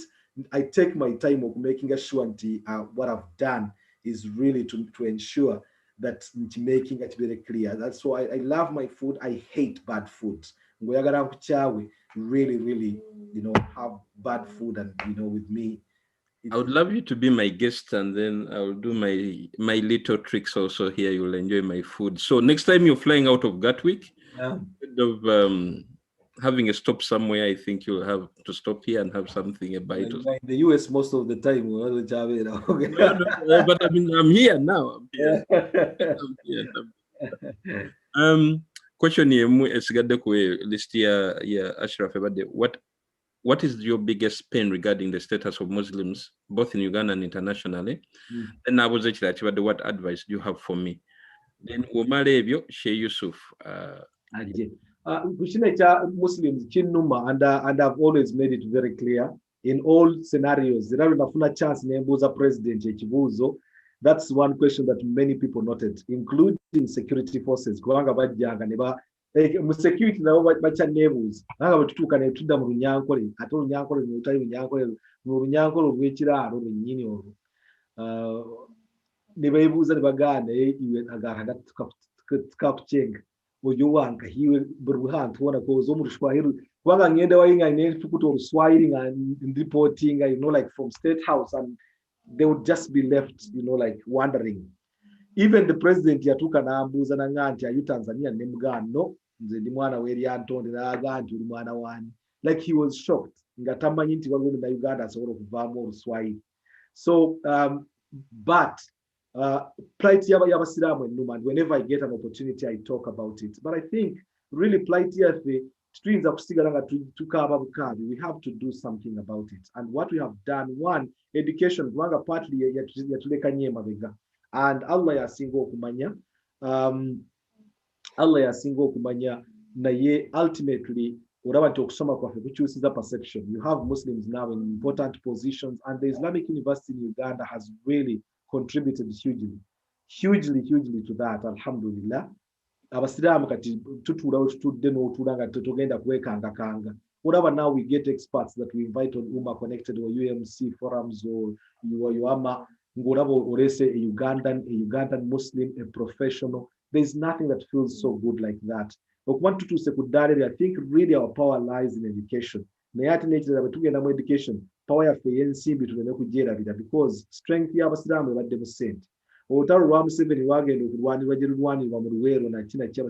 put their lives, put their money into all of this. And that's why it is so painful that we feel like we have been denied the right to enjoy the very effort of what we did. Despite it was Muslims who put their lives on the line. Therefore, we really think we deserve more. Deserving more economic power, because when you go into the dialectics, the economic superstructure determining the political structure. So we need an economic base that is strong. Through education, first of all, we build that, but importantly, we take it one step, one notch higher. And with this ilm, definitely now, you can definitely make a difference. So we get it, and let's also stand for political office. Let people stand for political office. It makes a huge difference. Young as he is, he's come out and he speaks, and the government will fear him. He will stand by it. Mr. Update. Yes, we are between our problem. The social media, but still, they are going to influence policy. Situation here, we need to have that status. Moses system. They can no longer be in this generation next. So we need to have people that will be able to stand the test of time. And the best effort is education, education, education, and then money, money, money. Because money is power. No. Brother Imran agambye mu chat nti oba ogenda kujja okulya emmere ya Osama, making sure omira pain killers noza kyerabiddeyo olina n'okunywa Gaviscon. Sheikh Yusuf, kyenotisinze nti mu question time eno, whether it is because the person we are posting is big, the only people who are asking you are big people in our community. Abantu bonna basirise, I find it unbelievable. Alhamdulillah. That is worrying for me as a journalist. It would be worrying when there are no questions, because then you wonder. Now, Assalamu alaikum wa rahmatullahi wa barakatuh. Wa alaikum salam wa rahmatullahi wa barakatuh. Sebo nebaza abateesiteesi abasobodde okuleeta olwaleero n'otubuulira gy'ovuddewo yonna. Saba Allah subhanahu wa ta'ala akuteeremu baraka mu byonna era agira akyakutukuumira ya rabbi. Kassim, mbadde n'ekibuuzo kimu nti ani yakutwala e Kenya? Maama ye yantwala e Kenya. Maama ye yakutwala e Kenya? Okay. Kuba nabadde mpulidde ate ogamba nti ate taata yajja n'akunoonya lyantonde. Yes. N'osibira mu nte. No, mere fact nti nalina okubeera e Kenya nga ngenze ne maama. Definitely maama nali responsibility ya muzeeyi, whether maama avuddeyo or not. Yali business nga temukwatako maama, nali mwana wange nina kubeera wa taata. Okay. Okay, barakallahu fikum. Tusaba Allah subhanahu wa ta'ala bakadde baffe abanguyize gye bali, maama agira akyamutukuumira. Allahumma amin. N'abaana baffe bonna Allah abatukuumire ffenna okutwaliza ewamu. Wabula akagambo ke nnyinza okwogera mu mbeera yonna kwe kubeera nti tubeera n'emikwano ng'abantu, emikwano egya nnamaddala, abantu be tuyinza okubeera nga batubeererawo mu mbeera yonna. Naye embeera mwe tuwangaalira tuyinza okisanga ng'ekizibu, naye kyalibadde kirungi omuntu weekwateyo abantu b'oyinza okubeera ng'obafuula mikwano gyo oba ne mukwatagana. Ensonga ey'okubiri nti badde embuuza emyaka tumaze emeka nga tuli ba mukwano? Emyaka ati nze mwaŋŋamba dda nze mbasinga si bwe kiri. Dr. Rashid Samudi agamba gw'omusinga. Bonna abo nze mbasinga. Bonna nze mbasinga, naye abantu bwe tubeera n'emikwano tubeereko n'ebintu ebimu bye twogera okukuuma emikwano nga tewaliiwo kunyiiga. Oba mumaze emyaka 3 we mutandikira owatali ate kudda mabega. Mutandikiraawo moving on. Ekyo kye kijja okusinga byonna. Naye bodda ku ebyo ate oluddewo okunkubira ate okoze biki, ebiddirira bijja kuba nga si byangu. Wabula Sheikh Kassim alina bye yeerabidde bagamba engeri gye ndi mukulu we, naye ajja kugamba nti baba babeera n'olugezigezi sijja byogera ssebo. Kati nange kangirambirika naye ng'empale mu lubuto ya pepe kale ate obyogedde.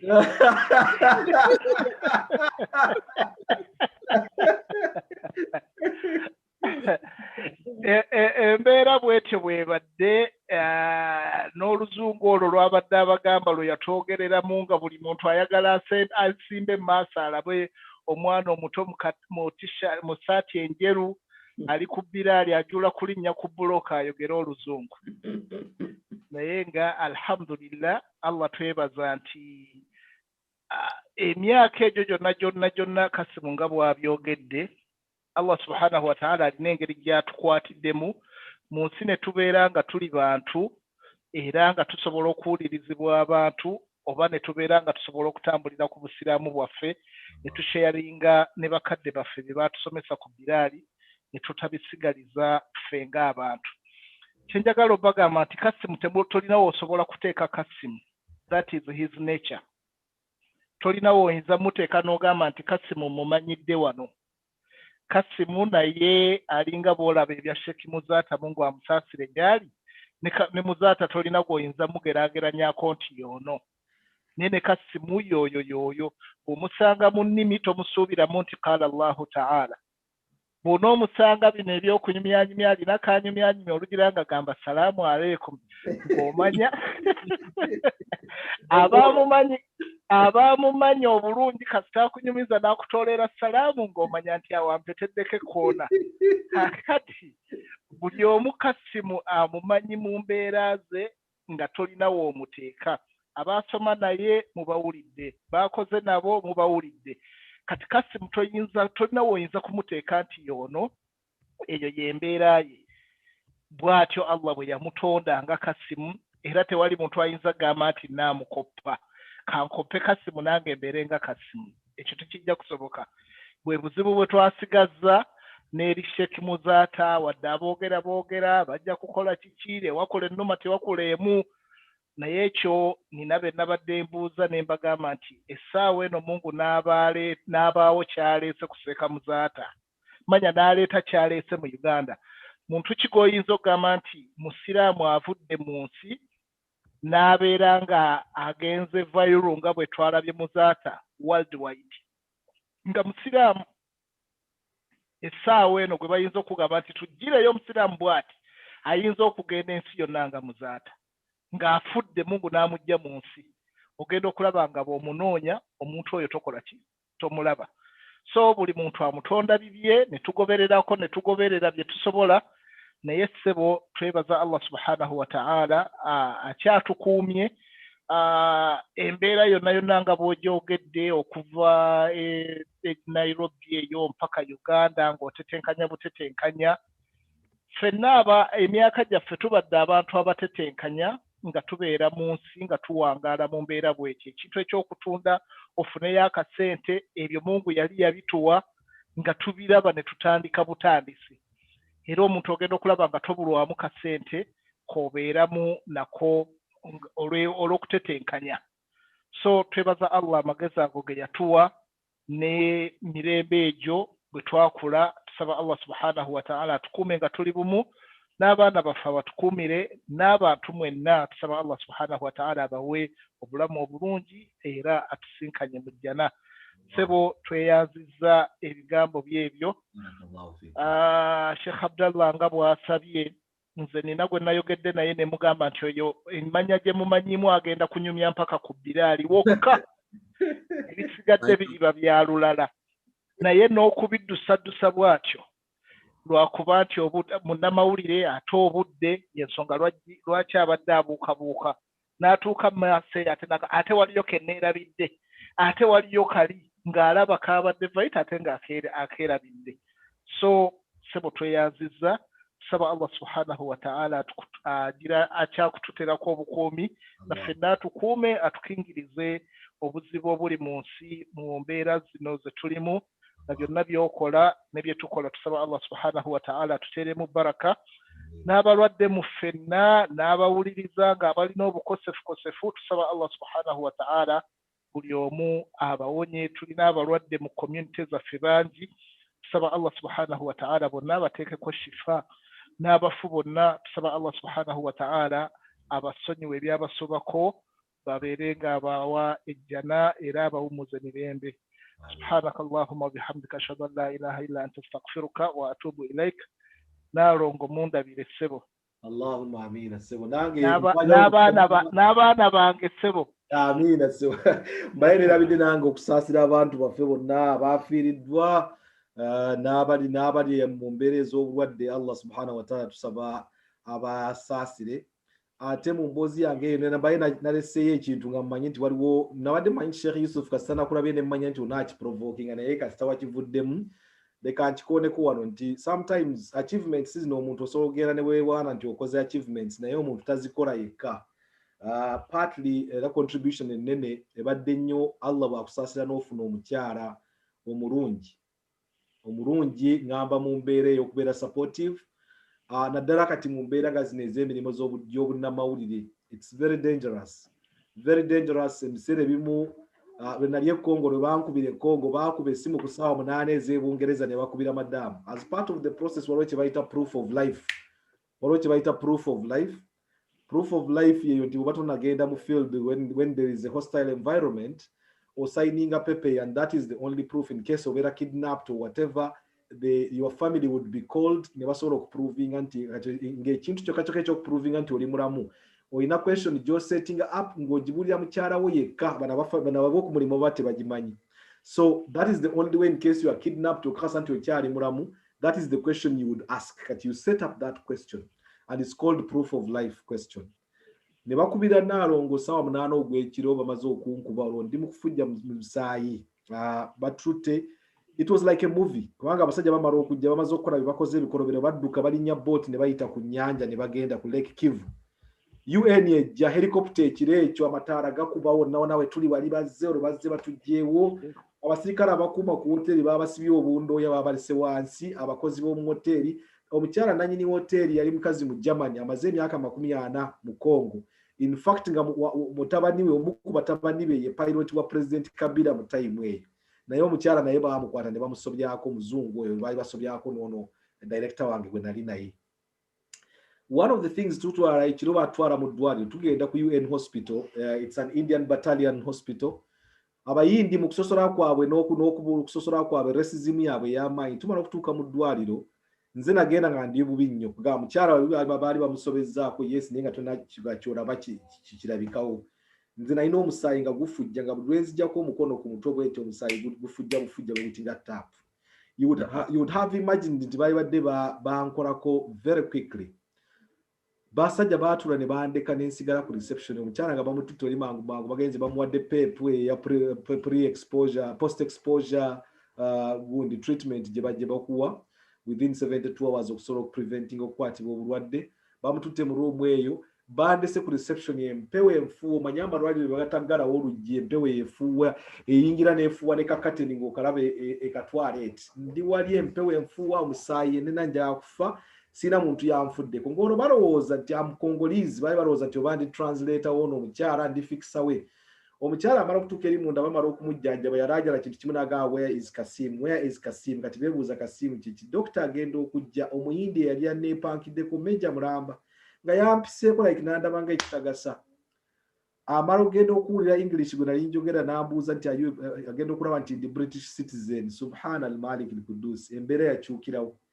Bantadde bakutezi barafu batadde ku mutwe bantute mu executive room bantu wali batandise okunnyonnyola munnaye tujja kusaba okkirize tugenda ku sharinga room ne Meja wano waliwo Meja okuva Misiri omusota gwamulumidde ku ttale he was bitten by a cobra kati ali mu recoveringa ng'olaba banneefiisafiisaako nga nali ngenda kufiira awo singa nali gwakutuluka musaayi but because nali muddugavu ekyo ne kiba nti kyali kisobola okunzisa. I got a lesson out of that. Kati bakubira Nalongo yabuuza ekibuuzo kimu n'agamba nti mulamu oba mufu. But now we wanted to expect ebera BBC security high risk team bakubi. Mubulire ekimu mulamu oba mufu. Ngabaga kati anyenja kati wabaddewo embeera nedda njagala just mumbulire mulamu oba mufu. Muteke ku simu I just want to hear him gasina bakubaako yetwogedde. So ne ba connecting a phone ne twogere njogera naye ne mbulire ekibaddewo awo n'atuula. Bwe nava mu trauma ye Congo nagera n'entambuza ebigere mayiro 4. When you tell someone takitegeera 400 miles ku bigere. Natuuka n'entambula nga tulina abasirikale ebigere ne bizimba nga mu ngatto tebikyatuukamu ne bampa silipa manye ekigere okutuuka ne kizimba silipa akaguwa ka silipa ne keekolera ekinnya nga kakoze olusozi lwako nga silipa tezikyatuukamu. Era as respect jenna ku bajasi bayina ensobi zaabwe na kina ye ekiyitibwa omujasi gundi gye bakola ebeera nnene nnyo. Kamanda ya ordering abasirikale batandika okumpeeka ku size we nayisina bakugejja nnyo naye abasirikale ne batandika okumpeeka empalo ng'ona mpeeka n'akolayo nga half a kilometer n'ankwasa munne n'ampeeka ng'ate ayina AK-47 ye mu kifuba wano bwagikiise wano ku side ate olwo ampeese ne bampeeka tons. We walked all the way until we got to Zambia, ku border ya Zambia area ya Kitwe Kafu. Gye twatuuka ne amajje Zambia ne gayuka gatukwata ne batutwala Zambia Lusaka where now ffe ba journalist batwawula ko abasirikale ne batwala mu barracks gye babatereka nga balinda government ya Rwanda ekole communication ffe bannamawulire ne batwala mu Intercontinental Hotel. 400 miles of walking nagenda okutuuka nga mpuya njaku ffe bigere nga girina ninga ayina elephantiasis. But coming back home, n'otuuka to a woman, to a wife who would just start nanyiga ebibuuzo nga talina kibuuzo kyabuuziza if you didn't have support kumuntu, it would be very easy of giving up very, very quickly, you know. And now passport uses God to begin you know, that would what we're not supporting game. But it's easy to see success, but then you forget around there are people who are supportive in that perspective.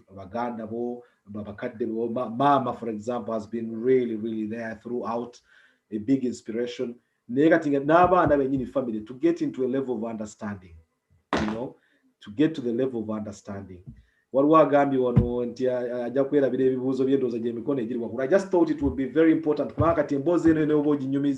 and then you forget a very, very important person who has been a part of that entire story.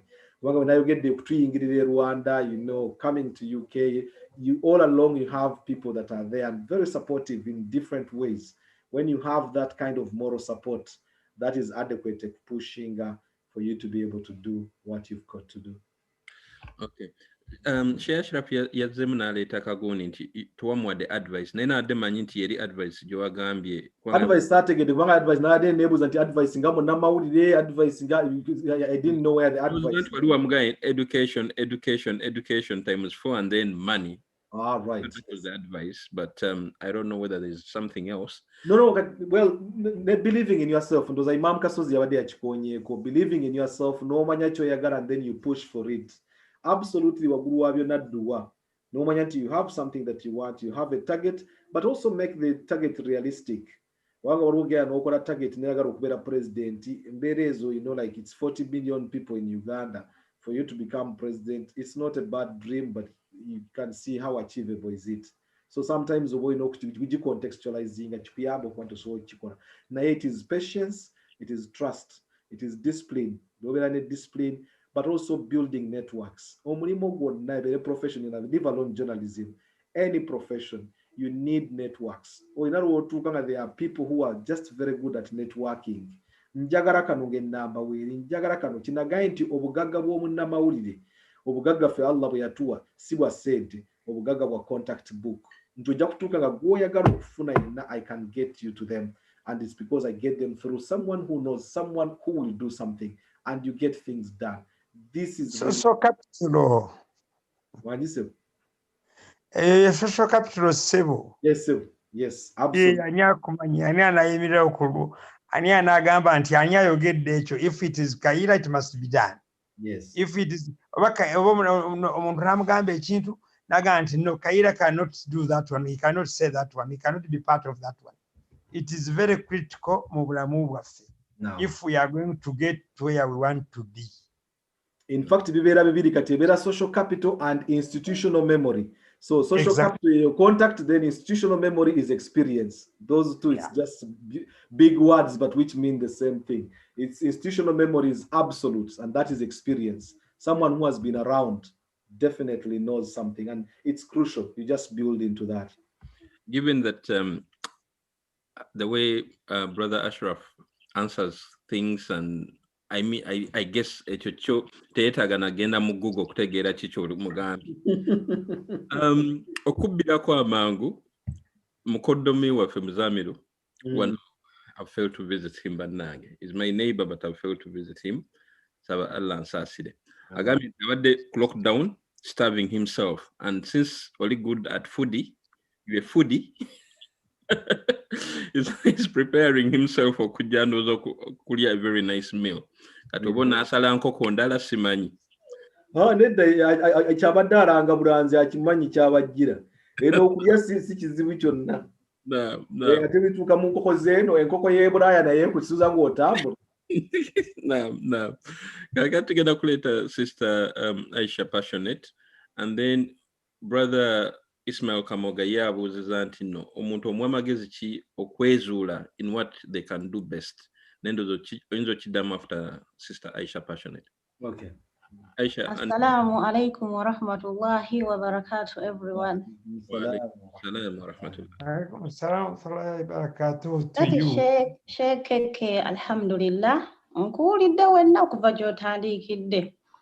Waliwo Zoom halaka emu gye baakuleetako ya USA nga title yali grief and agony, right?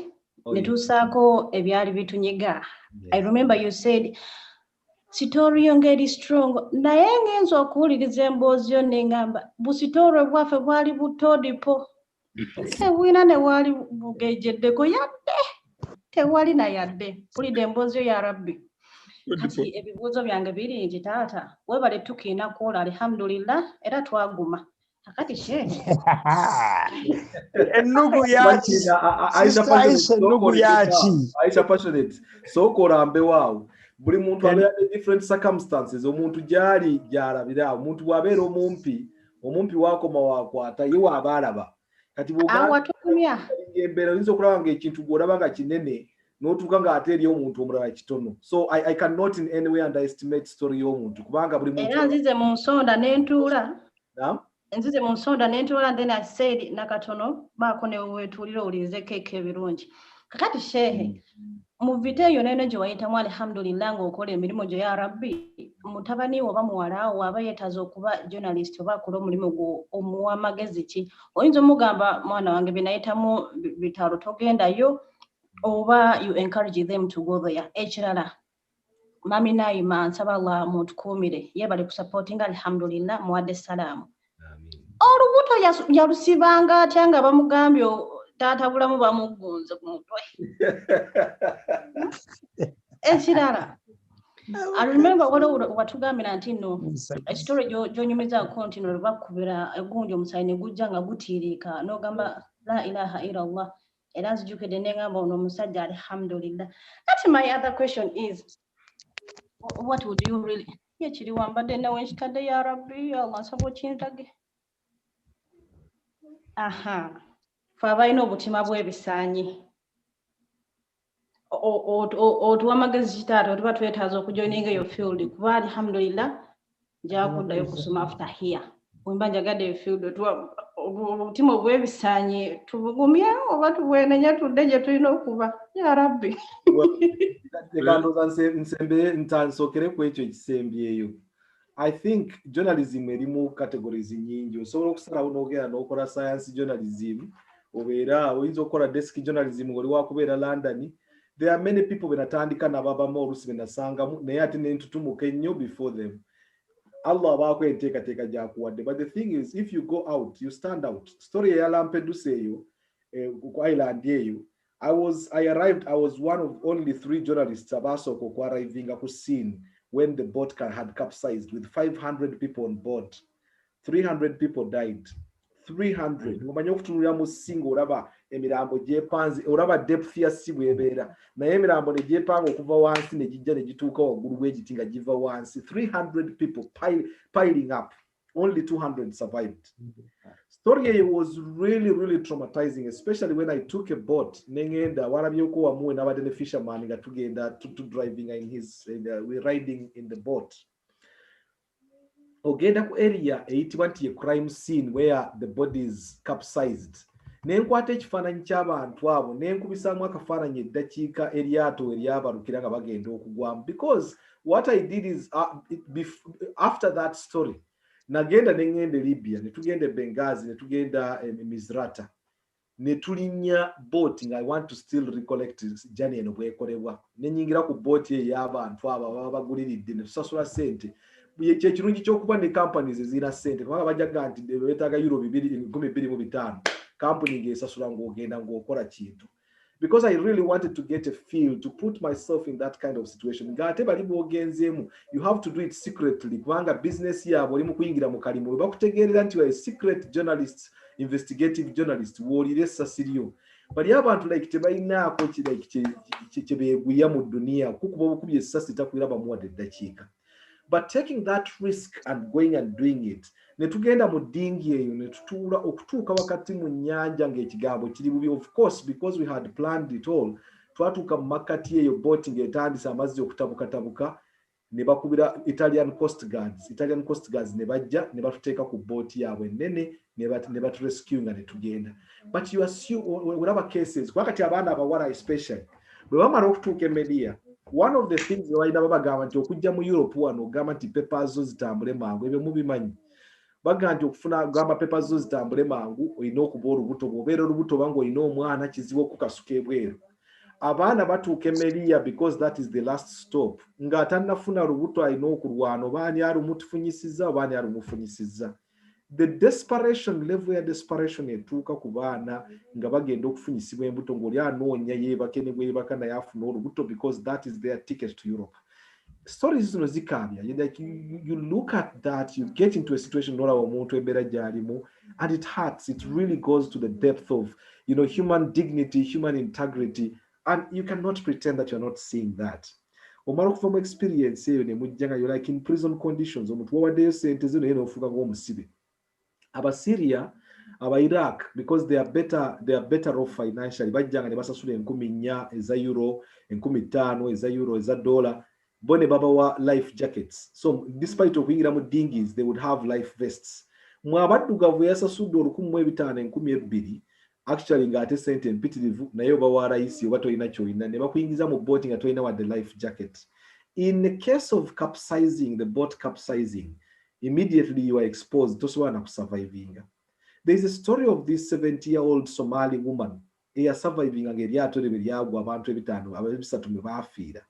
Omukazi nga yeekwata ku kipapajjo kya boat yali emaze okubaluka n'asigalawo for almost 3.5 hours. Ne muzzukulu we yakwata ku hijabu ye n'aginyweza bw'ati mpaka rescue arrived.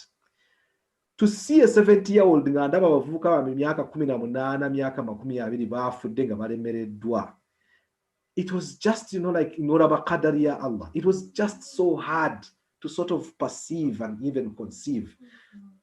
Story nja kubasaba when you get time. There's just too many stories out there. Google that and look for that in Lampedusa, boat capsizing, Kassim, Kayira. Try and find that. And what you notice immediately, orabe the kind of emotions, whatever abana abavubuka, abana abadde balina life. Omuntu abadde nga yenna lively ayina obulamu, all of a sudden n'afuuka omulambo. Emirambo gye bajjayo, even identifying them is difficult. Kubanga somala okumala essaawa nga 3 mu mazzi, ebyennyanja bijja ne birya amaaso. Omuntu mwattu bw'amala okuvaako emmunye eno, Allah yamanyi kye yateekamu. To identify the body beyond that becomes very difficult. Kubanga omubiri gutandika oluusi ne guzimbazimba ne gukyuka. Ogenda okulaba omuntu nga unless olina mark gy'omanyi nti birthmark oba scar gy'alina, that's the only way of identifying. Ekyennyanja nga kyayidde dda amaaso. But was a person that you knew, handsome, beautiful, all of a sudden eyeless. It's some of these things, it's just very traumatizing, and there's no way around that. There's nothing that would prepare you for that. Anyway, simply put, it's not for the faint-hearted. Ready, you should be ready to go in wholesomely. You should be ready to go and do it. And therefore, that's the only way you can decide. If you want to get a soft landing, then you vehicle. If you want to come and be someone, make a difference, then you go hard. That's the only way around it. Tewali your choice. Naam, simanyi yadde n'ebibuuzo bingi obimazeeyo byonna. Ekibuuzo kye yabadde yeetooloddeko yabadde abuuza ku baagala okukola ab'emitima eminafunafu, and I think I've touched that in general. Well, n'okulaba kubanga ekirala kibadde kya Naalongo, sirowooza nti kibadde kyange. Exactly.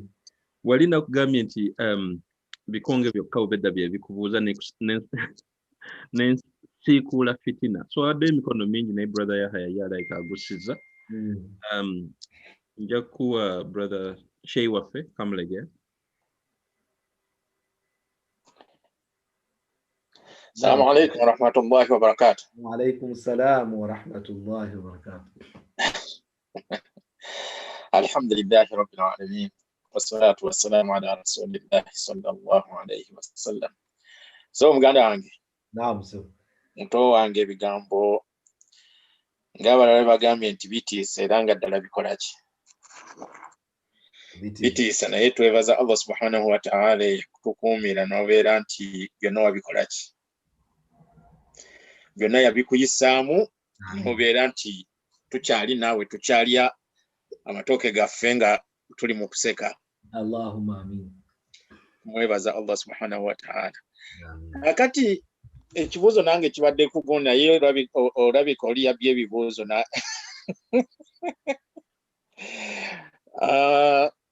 passionate alabika yabye ebibuuzo byange ekibuuzo n'akikola ki kuba okitemye n'okola ki n'okamala bukamazi wambadde mbuuliza abavubuka baagala kugenda mu journalism abawulira nti bafa nnyo okugenda mu journalism makezi kigigoobabwa era ngeri ki naye okimenya emenye kyonna omuntu yenna ayagala okugenda mu journalism amanyiwawo wa standings kati nze kankolegwa kwebaza ebigambo ebyo byotuwadde bibadde birungi nnyo alhamdulillahi rabbil alamin abafunyemu ekyokuyiga tukifunye abatafunyemu Allah nabo abasaasire mu ngeri eyo kasita bawuliriza naye nga nja kusaba okomewo ojja olya ku nnyama enjokye ekyo kakakati kyensigaza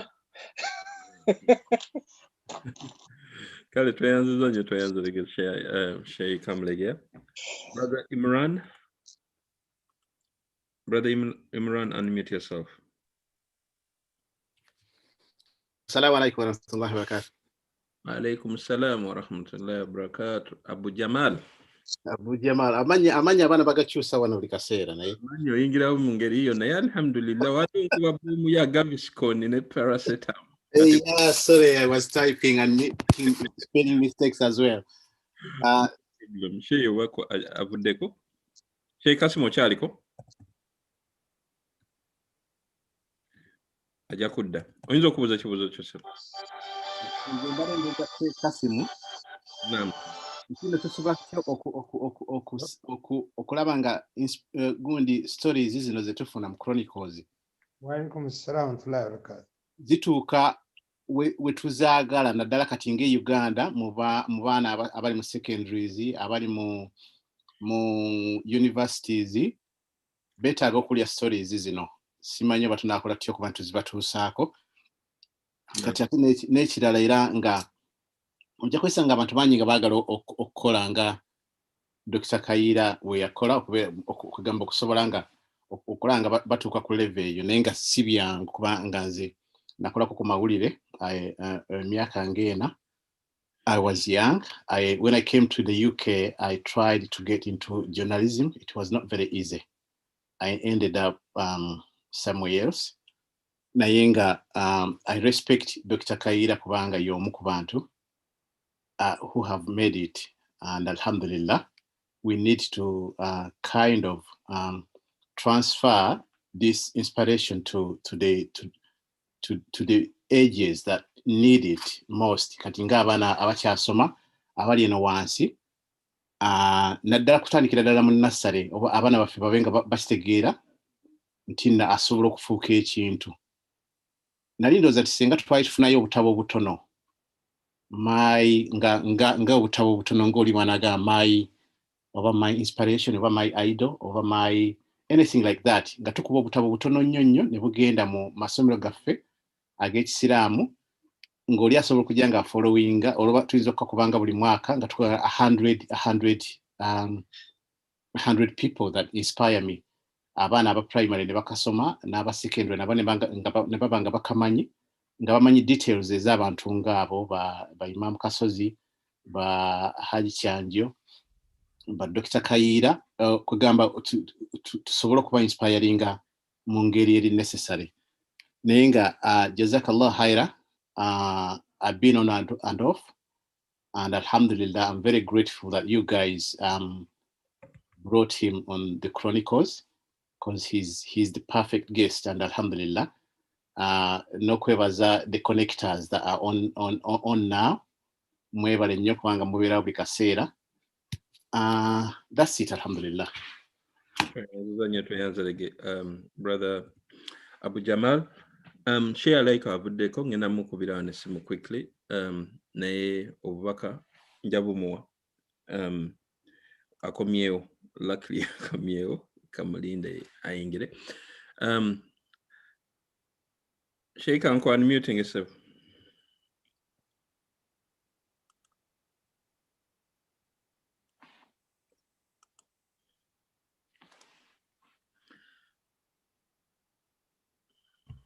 Okay, simanyi kibaddewo awo Allah abadde atugeredde line ne disconnecting, but it's back now. Sorry about that. Sheikh Kamlegya gwe naleseeko simanyi bwe yakomye. Yabadde basically adda kwebaza na kuinviting for ennyama enjoche. Ennyama enjoche badde sinaba kulyako ku nnyama njoche ng'ennyama gye nalye Coventry wa Sheikh Amulegeya. Ennyama ye wa Sheikh Amulegeya yefaanana. Allahu Akbar, nja kudda sebo. Then brother Abu Jamal naye abadde kwebaza nga yebaza then nga ayina ideas about books. Engeri gyali ku Connect board ne Chronicles. I think we can discuss it further. The platform. So Kayira mugambe nti ennyama ya Kamulegeya ya mwana wa mukijjaji bagoba ekino ewaabwe mu mwaka gwa 1952. Ya hadisi najija kuma omugenzi Marwana Zito yagisome ewa Nakasero. Allah wallahi Sheikh Amulegeya ategeera ennyama enjoche jamaa Usam. Bw'oba togendanga yo weetaaga otuukeyo. Nagendayo mu East naye teyampa nnyama kamulope ate nga eva mu oven nga bagitandise ku 8 gwakiro ogenda ogiryawo nga yenna eyita buyisi linnya lyo ng'omanya okulaba ennyama ng'eyita linnya neega nti Usama ndya. Subhanallah. Kamulegeya ndooza nja kujja ne oba engeri gye siri Sheikh ndooza kyava teya na kyalayo emirundi egiwerako naye nga tejjuba. Mitiyana yali mu kusaba recipe anyaga ba recipe ng'ate kyamaki olwoba okyakyadde recipe tebagigaba. Waliwo brother owe Dubai yabuuziza omuntu omuwa amagezi ki okwezuula on what one can do best, and then tugenda kuleeta Abu Mariam. I think there is something about passion kubanga despite okubanti I ended up, for example, doing education as a teacher, although I said that's the best course kubanga ekuwa flexibility yokusobola okudiverging into other areas. I wanted to be a journalist. Okuviira ddala ebiraali ng'olredde tumaze okutandika okuwandiika. I used to write and I would put things on the board nga tulina facilities akusobola producing like a magazine. By the time we went to Mbale University, like I said, I produced the first newspaper there, the Comet. You decide your passion is very critical, because while I was a teacher, but my passion was in journalism and I followed that. But opportunity also matters. Kubanga olaba nti bwe nagenda okujja omulimu nanyumiza kiri nga nkinywa mu bugenderevu ndaga omulimu gwange gye gwava. Qualifications, and again, I interviews where I could have qualified for a job. I didn't get the job. I end up getting a job through somebody. So, chiri absolutely critical. The passion, there is momentum, there is opportunity. Opportunity okubanti wejjidde ogibuukira n'osobola okubanti ogitukiriza. That is really, really critical. Opportunity n'ogimanya nti wejjidde ate n'osobola okugimaximizing, because sometimes tuluzinga nnyo opportunities. Opportunity nejja n'ekuyitako nga tosobodde kubanti ogikozesa. So it's about that ability. Ndaba Farouk Abuza covered stories of people who have switched careers. Yes, very many. I've seen people who have switched careers and they perfect them. Wherever they've gone, passion jaina. Just see, for example, how I transitioned into farming. It is not something, while I had it as a passion, it's not something I'd done. So you go in there, you make your mistakes along the way, huge mistakes, but you learn from the mistakes and you keep improving. And it's work in progress. You cannot say you have perfected. You just go in as work in progress and then you improve towards it. So a combination of passion, knowledge is very critical. Passion temara. You invest in something to be able to get the quality out of it. And that is very, very critical. Now, Brother Abu Mariam, unmute yourself, sir. Assalamu alaikum wa rahmatullahi wa barakatuh. Bali manye eddoboozi teriwulirika. Barakallahu fikum sewo. Beyanza nnyo sewo Sheikh Kayira. Barakallahu fikum. Wallahi nze story yo enyumidde nnyo. You're my second person in interest. Asooka Haji Adam Swaleh ow'Embala ndowooza omumanyi w'Enyamitanga. Is my hero. Kati ate gozzeeko ate ompadde amaanyi mayitirivu. Era nze olina ebintu bingi bye nkwizeeko. Barakallahu fikum. Ne nzijukiramu ka story kaake Nairobi ng'oli ku border. Nange same thing kantuukako kennyini ako nawe waina biscuit ani akopa munne nawe waina biscuit house of mangi nedda nze fe twali tugenze coveringa Ngong Hills Race Course ogimanyi Ngong Hills Race nga tugeze gicoveringa tukomawo tumaze ogicoveringa nsuula ekitambuliso kyange kiri temporary visa eyo ngisuula bwe malo gisuula abavubuka be nayina nga balalu ne baŋŋamba gwowedde tugenda kuleka ku boda naye natuka ku boda era nga bogaye nensoma zikaali nempanika emikono abasirikale tebandaba tumanyi gye nayita naye nempitawo nempitawo naye nfunyemu nnyo nti wali olina tawakkulu y'amaanyi nnyo Sheikh olina tawakkulu ate ng'olina husnu dhanni nti Allah mu mbeera yonna singa ffenna tuba ne husnu dhanni wallahi husnu dhanni billah ne tuba ne tawakkulu eyo nti bwe mpanika emikono Allah gyali ate engeri gye wali nti wali okyali muvubuka kubanga abavubuka emabegako eyo ddiini teyali nywevu nnyo naye engeri gye walina that kind of gundi tawakkulu nti nedda Allah ndaba muzeeyi najja n'omuguwa naye nowanika emikono nga nti Allah. That was a very close call. That was a very close call.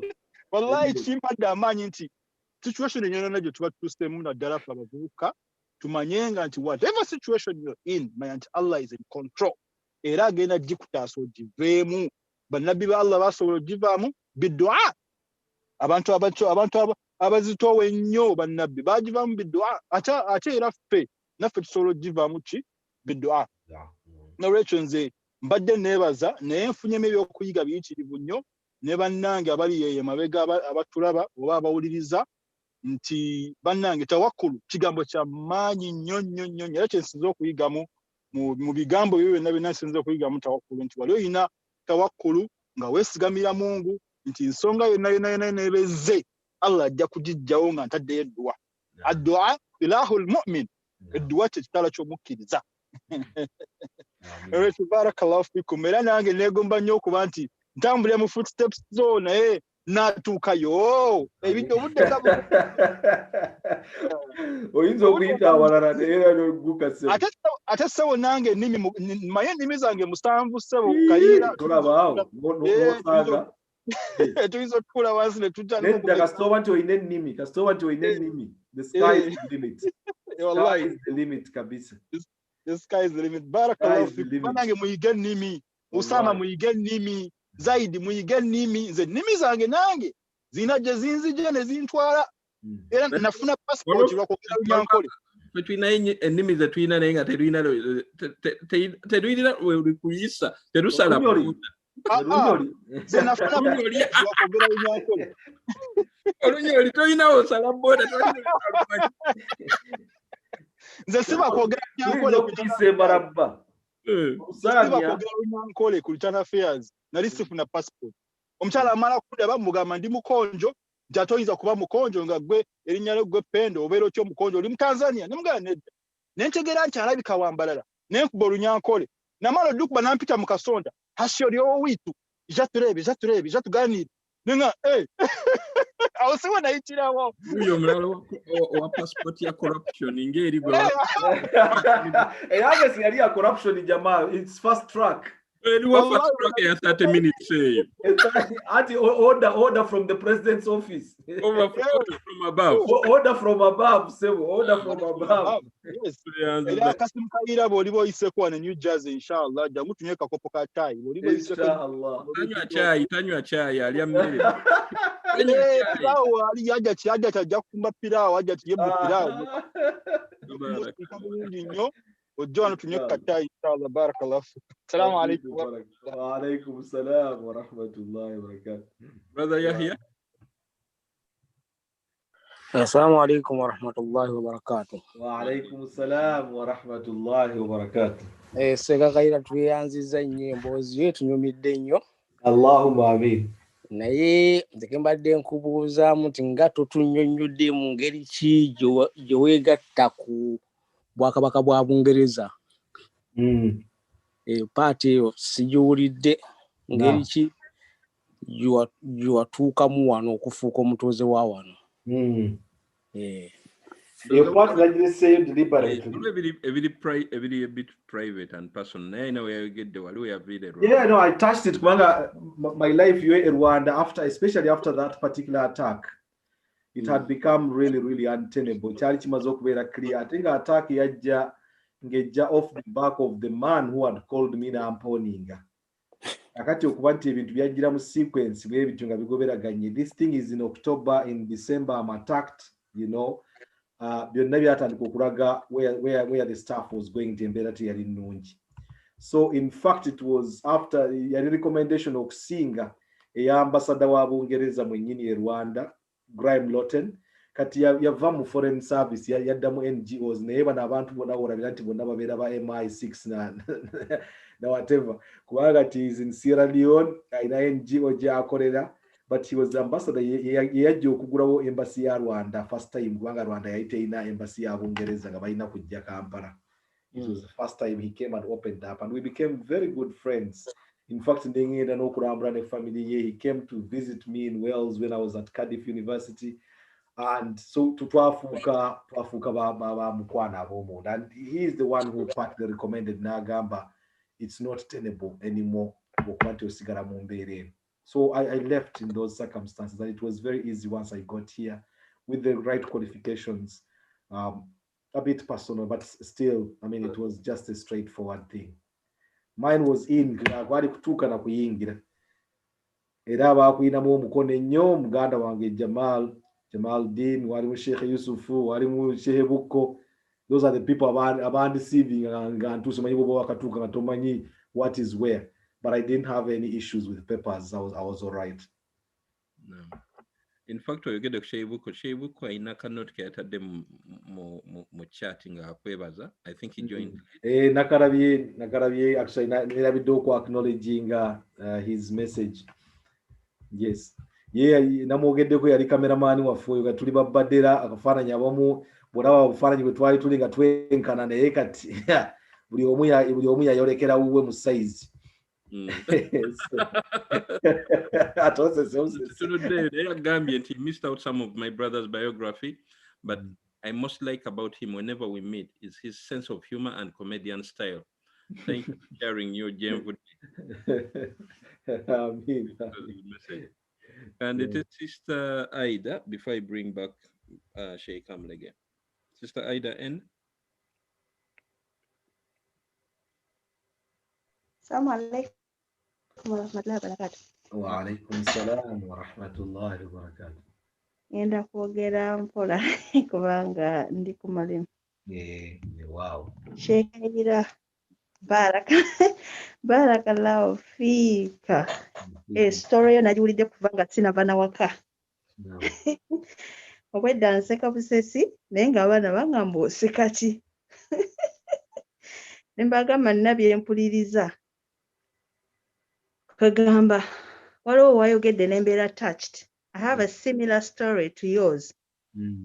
But my goodness me.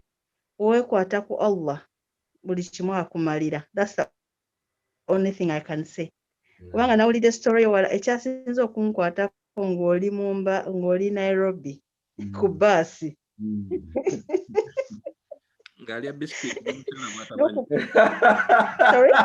Biscuit wange mwagaza ki Usama ayogera kumukozesa ganguzi kati.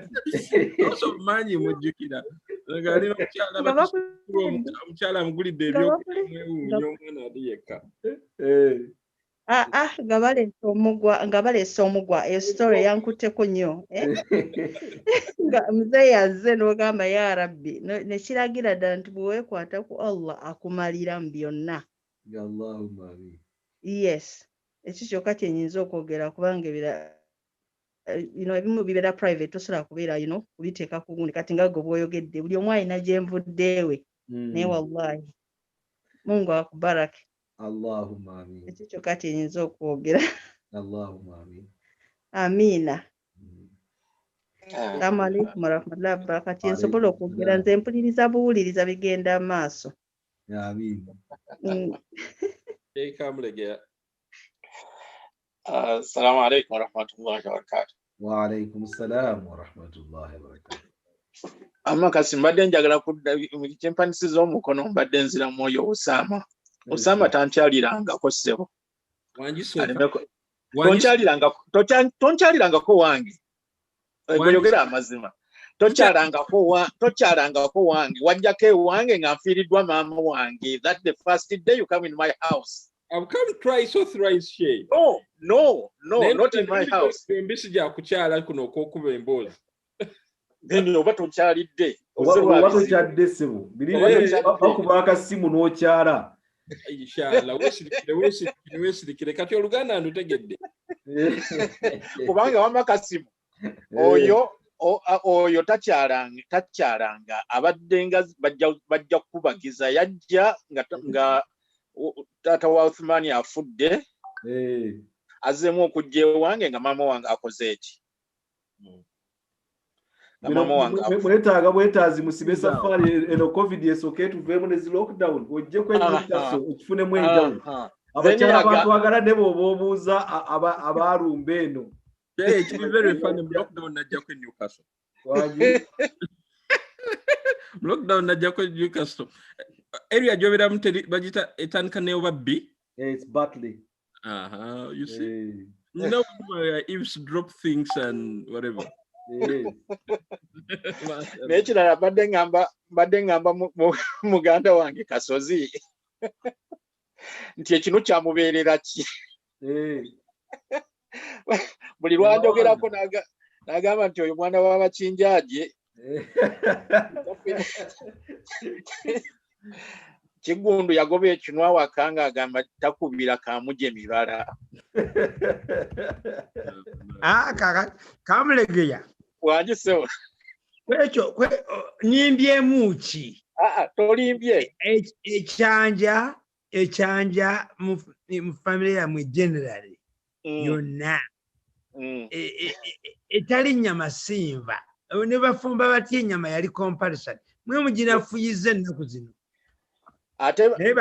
naye bazeeyi bammwe bali bonna anti bo beemoola bano abaliwo beemoola mbuno simanye ennyama erwaza nga yayataba kitaabwe tafe yabuuzanga nti ennyama yali enzikidde ani oba Hamisi Kigundu oba Muhammad Kigundu oba mugenzi omulala gundi Mayanja Muvuunza oba Usmani Bisegerwa mwe mutunafuyiza tujja ebijanjalo sikyaza abagenyi waka ne mbaliisa bijanjalo kubanga zaati ezo sinva kubanga fe waffe awaka eyo hadisi nkugambye Maulana Ziwa Kizito yagisomanga mu lwatu nga mu 1952 Muhammad Kigundu ekyanja yagamba nti ekino tekisembera waka wange era n'akigobawo okusaba afudde Usama ugawulidde saba tulete Hamida yaba asembayo Sheikh Mukabe kuba kusawa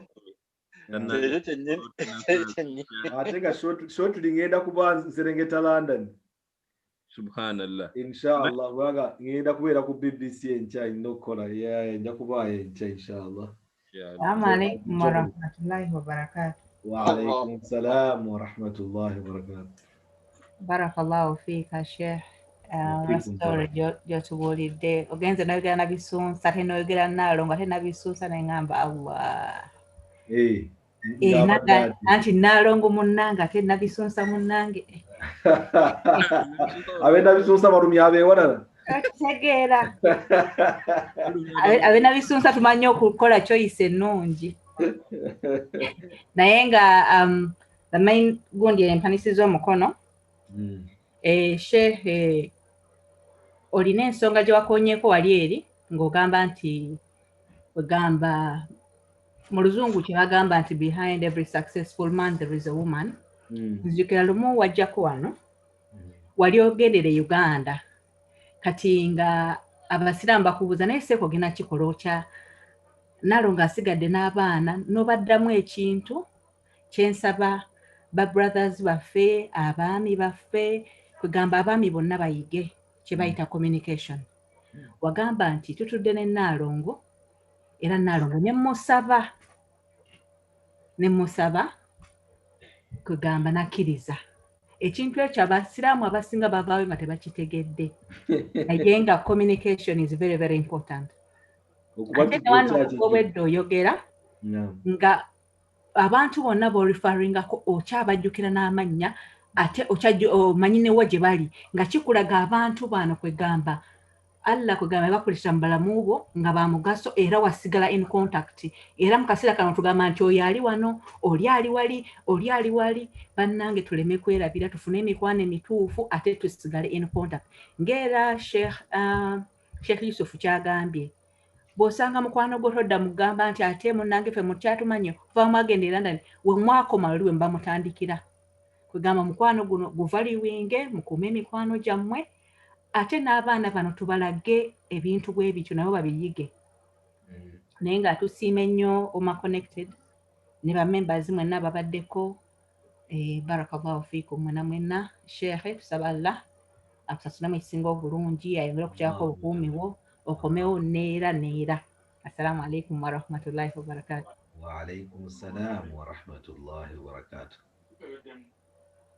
Ajusa ndabyeyo omukono gwa Zahara oguzze ku last minute simanyi Zahara ki naye ndabyeyo omukono mutuza mukono gumaze ne guvaayo Zahara ka muting waba akyalina kyabuuza Zahara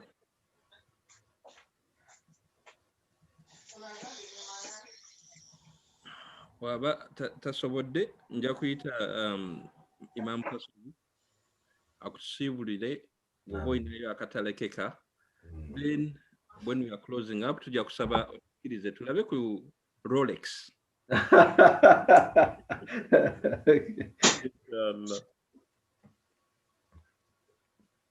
waliwo ne Shamsuddin agaye nti no Sheikh keke needs ka juice bambi then collecting a Hajjat Shamsuddin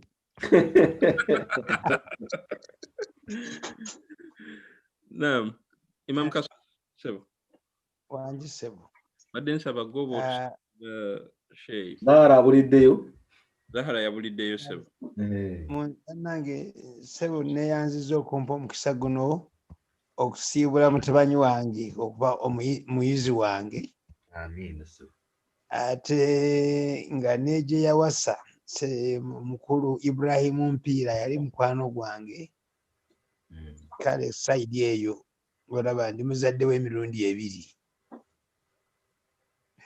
njagala okumwebaza olwa narrative gy'atuwadde ng'ebadde educative ng'ewa abantu courage nga ewa omuntu okufuna confidence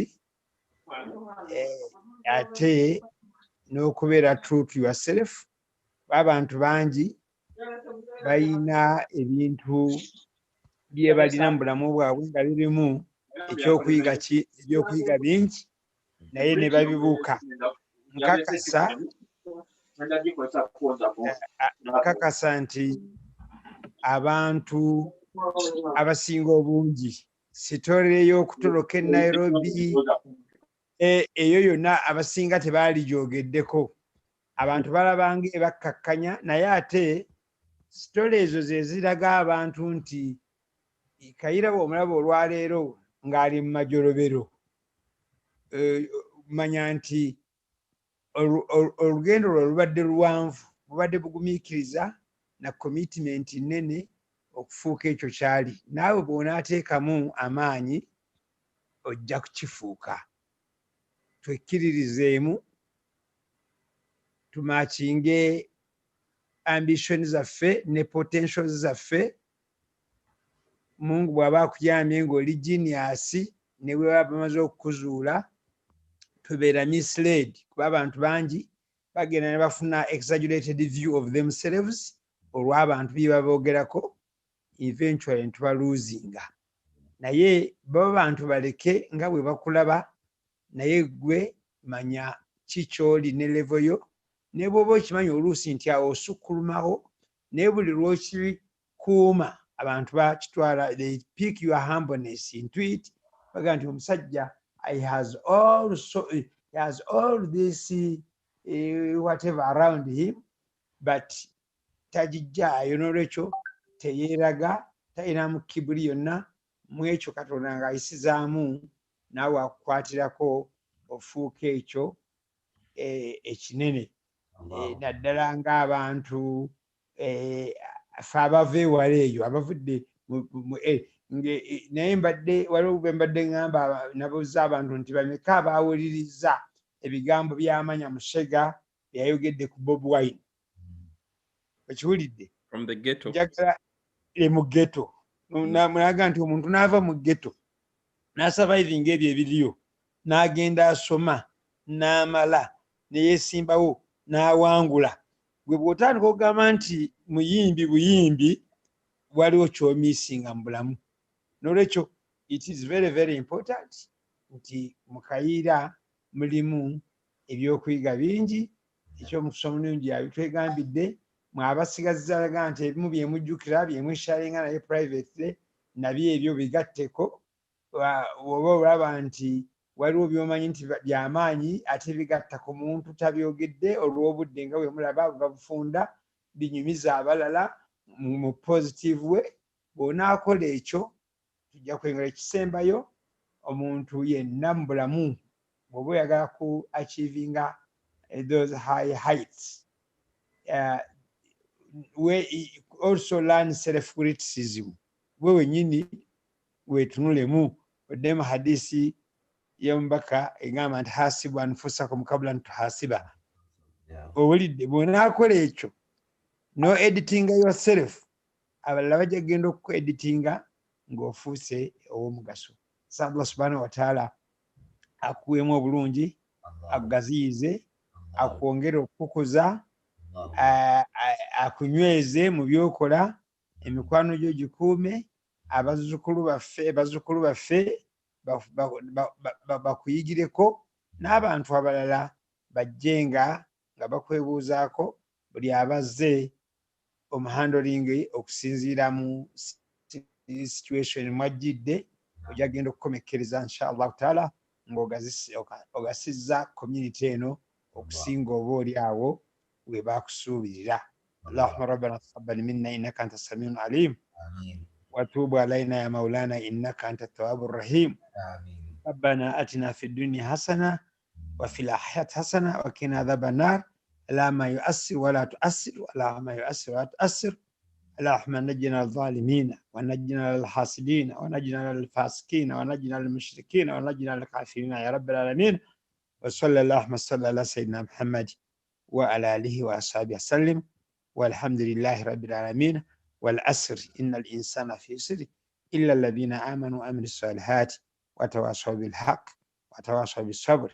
سبحانك اللهم وبحمدك نشهد أن لا إله إلا أنت نستغفرك ونتوب إليك. والسلام عليكم ورحمة الله وبركاته.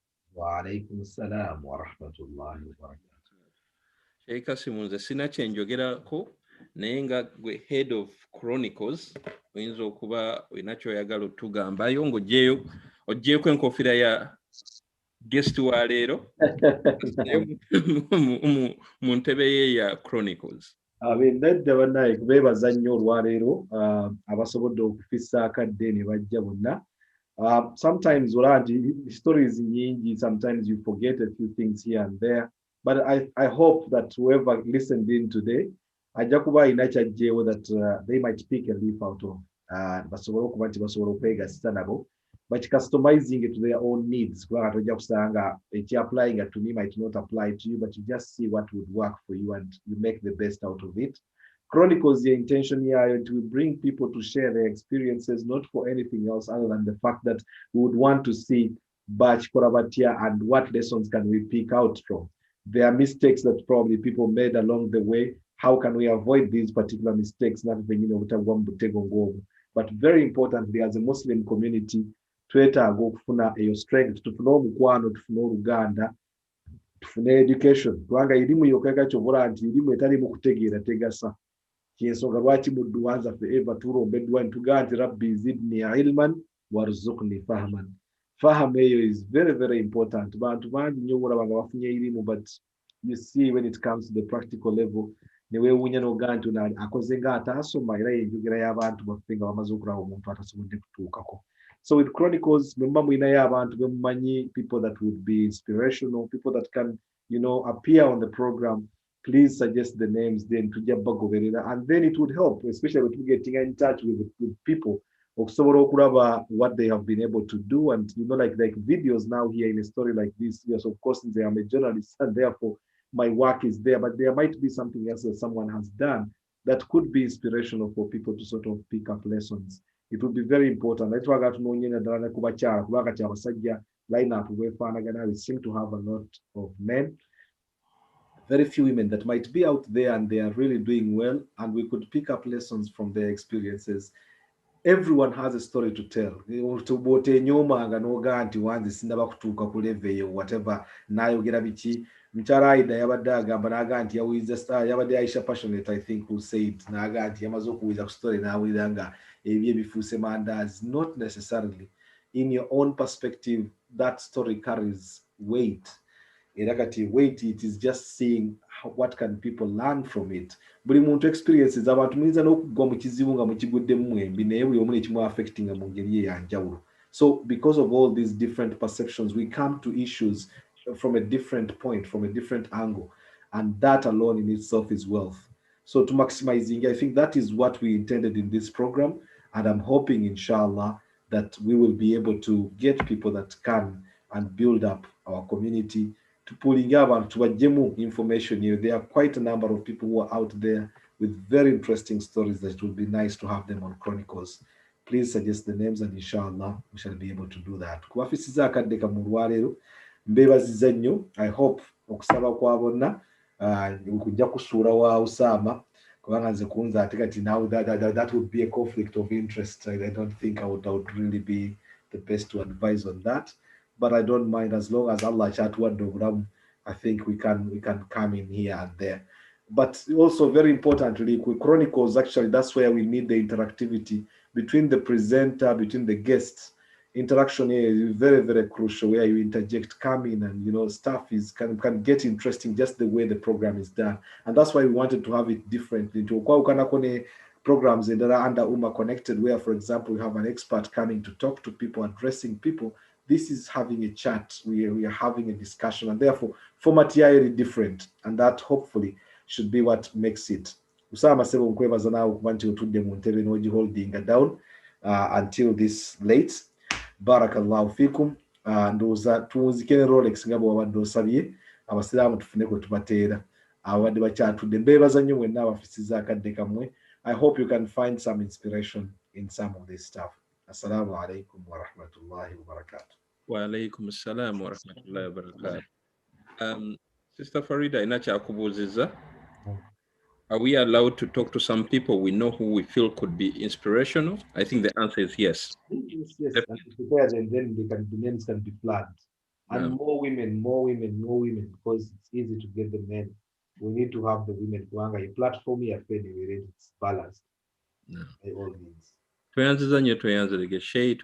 Everybody who has joined us today, please join us tomorrow. For those who missed the sessions, it is live on Facebook, or typing just Ummah Connected, or Jakula all the videos, Neno Query. Immediately after this, it will be live. It is live right now. And immediately after this, Jakula available. If you missed anything, you can just, forward and, whatever. What the wawuliriza naye ng'oyagala repeat yoga nti waliwo kyeyogedde kyesijjukira, you can always do that. So you can check this on Ummah Connected, Facebook, YouTube, Soul Cocktail, Facebook, and YouTube channels. Akataleke kake kano aka Rolex eyo anake explaining and alhamdulillah musule bulungi tuna akamala kano nga tunyiga left. Saa 11 wakati wa harakati za kurudi nyumbani, wakati pia wa biashara ya barabarani kuvuma, na ni chakula labda maarufu kwako, ila hapa kina umuhimu mpya. Na hakikisha kwamba unaposikia Rolex niko kinachokujia kichwani papo hapo ni aina ya saa hizi zenye thamani ya juu. Lakini Rolex nchini Uganda ina maana hii: chapati iliyokunjwa na mayai na viungo tofauti kuongezwa. Rolex asili yake ilikuwa ni kutoka mashariki mwa Uganda kuelekea mpaka na Kenya. Jina hilo lilitokana na kile kitendo cha kukunja chapati, yani kuroll kwa Kiingereza. Unachokunjia ndani, yani kuroll, ndicho kinachoifanya kuwa Rolex, na mayai ni nguzo muhimu ya Rolex. Zilianzishwa hasa na kabila la Wasoga na kuingia mjini Kampala wakati mmoja na bodaboda. Hivyo hakuna hata miongo miwili tamaduni hiyo imeingia mjini mkuu.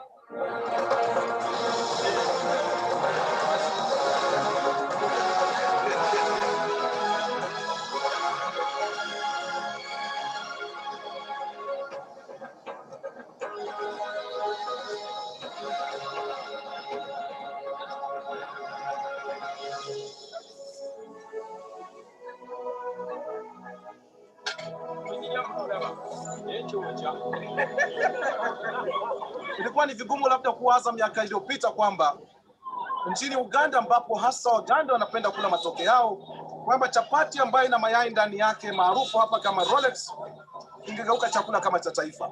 Lakini miaka michache tu baada ya hasa watu kutoka mashariki mwa nchi hii, chapati hii ya Rolex imeanza kupata umaarufu.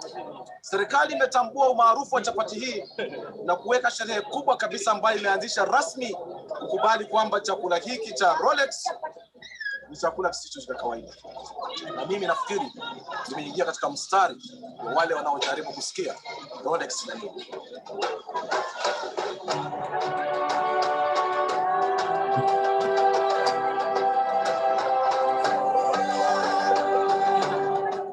Rolex ni tamu na ndani yake mayai, nyanya, vitunguu na kadhalika. Ni chanzo cha protini na virutubisho vingine nisivyojua.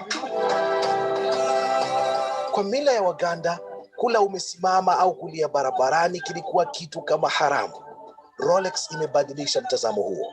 Hali ya maisha ya kimbia mjini imetoa ustaarabu wa kukaa na kula, na hivyo kufanana na chips vumbi kwingine, Rolex ni rahisi kunyanyua na kuendeleza kazi. Rolex ni nzito ukizingatia viungo vilivyomo. Mbali na mayai, watu wameanza kujiongezea viungo vingine ambavyo vinaifanya kuwa mlo kamili. Mboga, pilipili manga, vitunguu, hata sausage au nyama na kuku, vyote vikitumbukizwa ndani ya chapati yenye mayai. Wizara ya Utalii inataka Rolex ikubalike kama ubunifu wa Uganda na hivyo kuendelezwa. Televisheni ya CNN hivi majuzi ilitangaza Rolex kuwa mojawapo ya vyakula vya njiani vinavyokuwa kwa kasi hasa eneo hili. Na kwa walo na uvivu wa kupika na wananamna, ni ngumu kujiepusha. Chapati hii imenufaisha biashara nyingine zinazoiegemea. Wauza ngano, mayai, uto, makaa, nyanya na vitunguu, pilipili manga na maharagwe. Kabeji.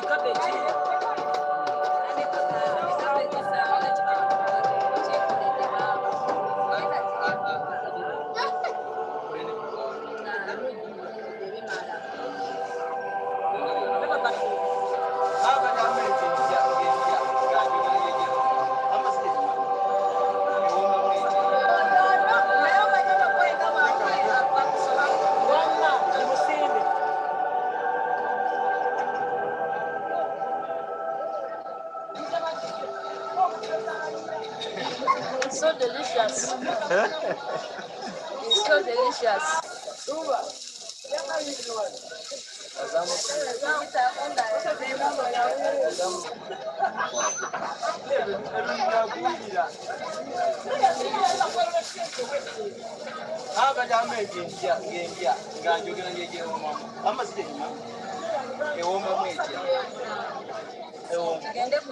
Chapati hii sijui amatia nini, nimeona iko mzuri sana, iko tamu. Mimi nimekulanga zaidi nyingine chapati na hii ule chana anapika chapati mzuri bana. Kwa sasa wengi wanajipa Rolex. Athari zake kiafya labda zitajitokeza baadaye kutokana na kiwango kikubwa cha mafuta yanayotumiwa kuiandaa. Wapishi wenyewe wanakaa kando ya moto huu kwa masaa kadhaa. Hiyo nayo baadaye inaweza kuwa chanzo cha maradhi mengine. Lakini nisiharibu morali iliyopo kwa sasa. Hadi wakati huo, Rolex time. Kassim Kayira, Azam News, Kampala.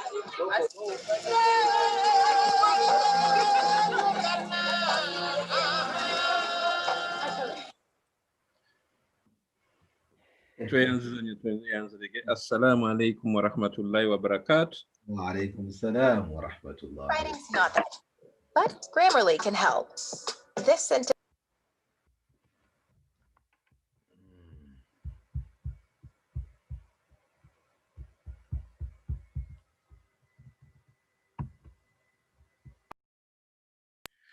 Tusaba Allah bakumi atakumi na mpera tusinkane ncha ku sawa msanvu ku History of Islam inshallah. Good night everybody.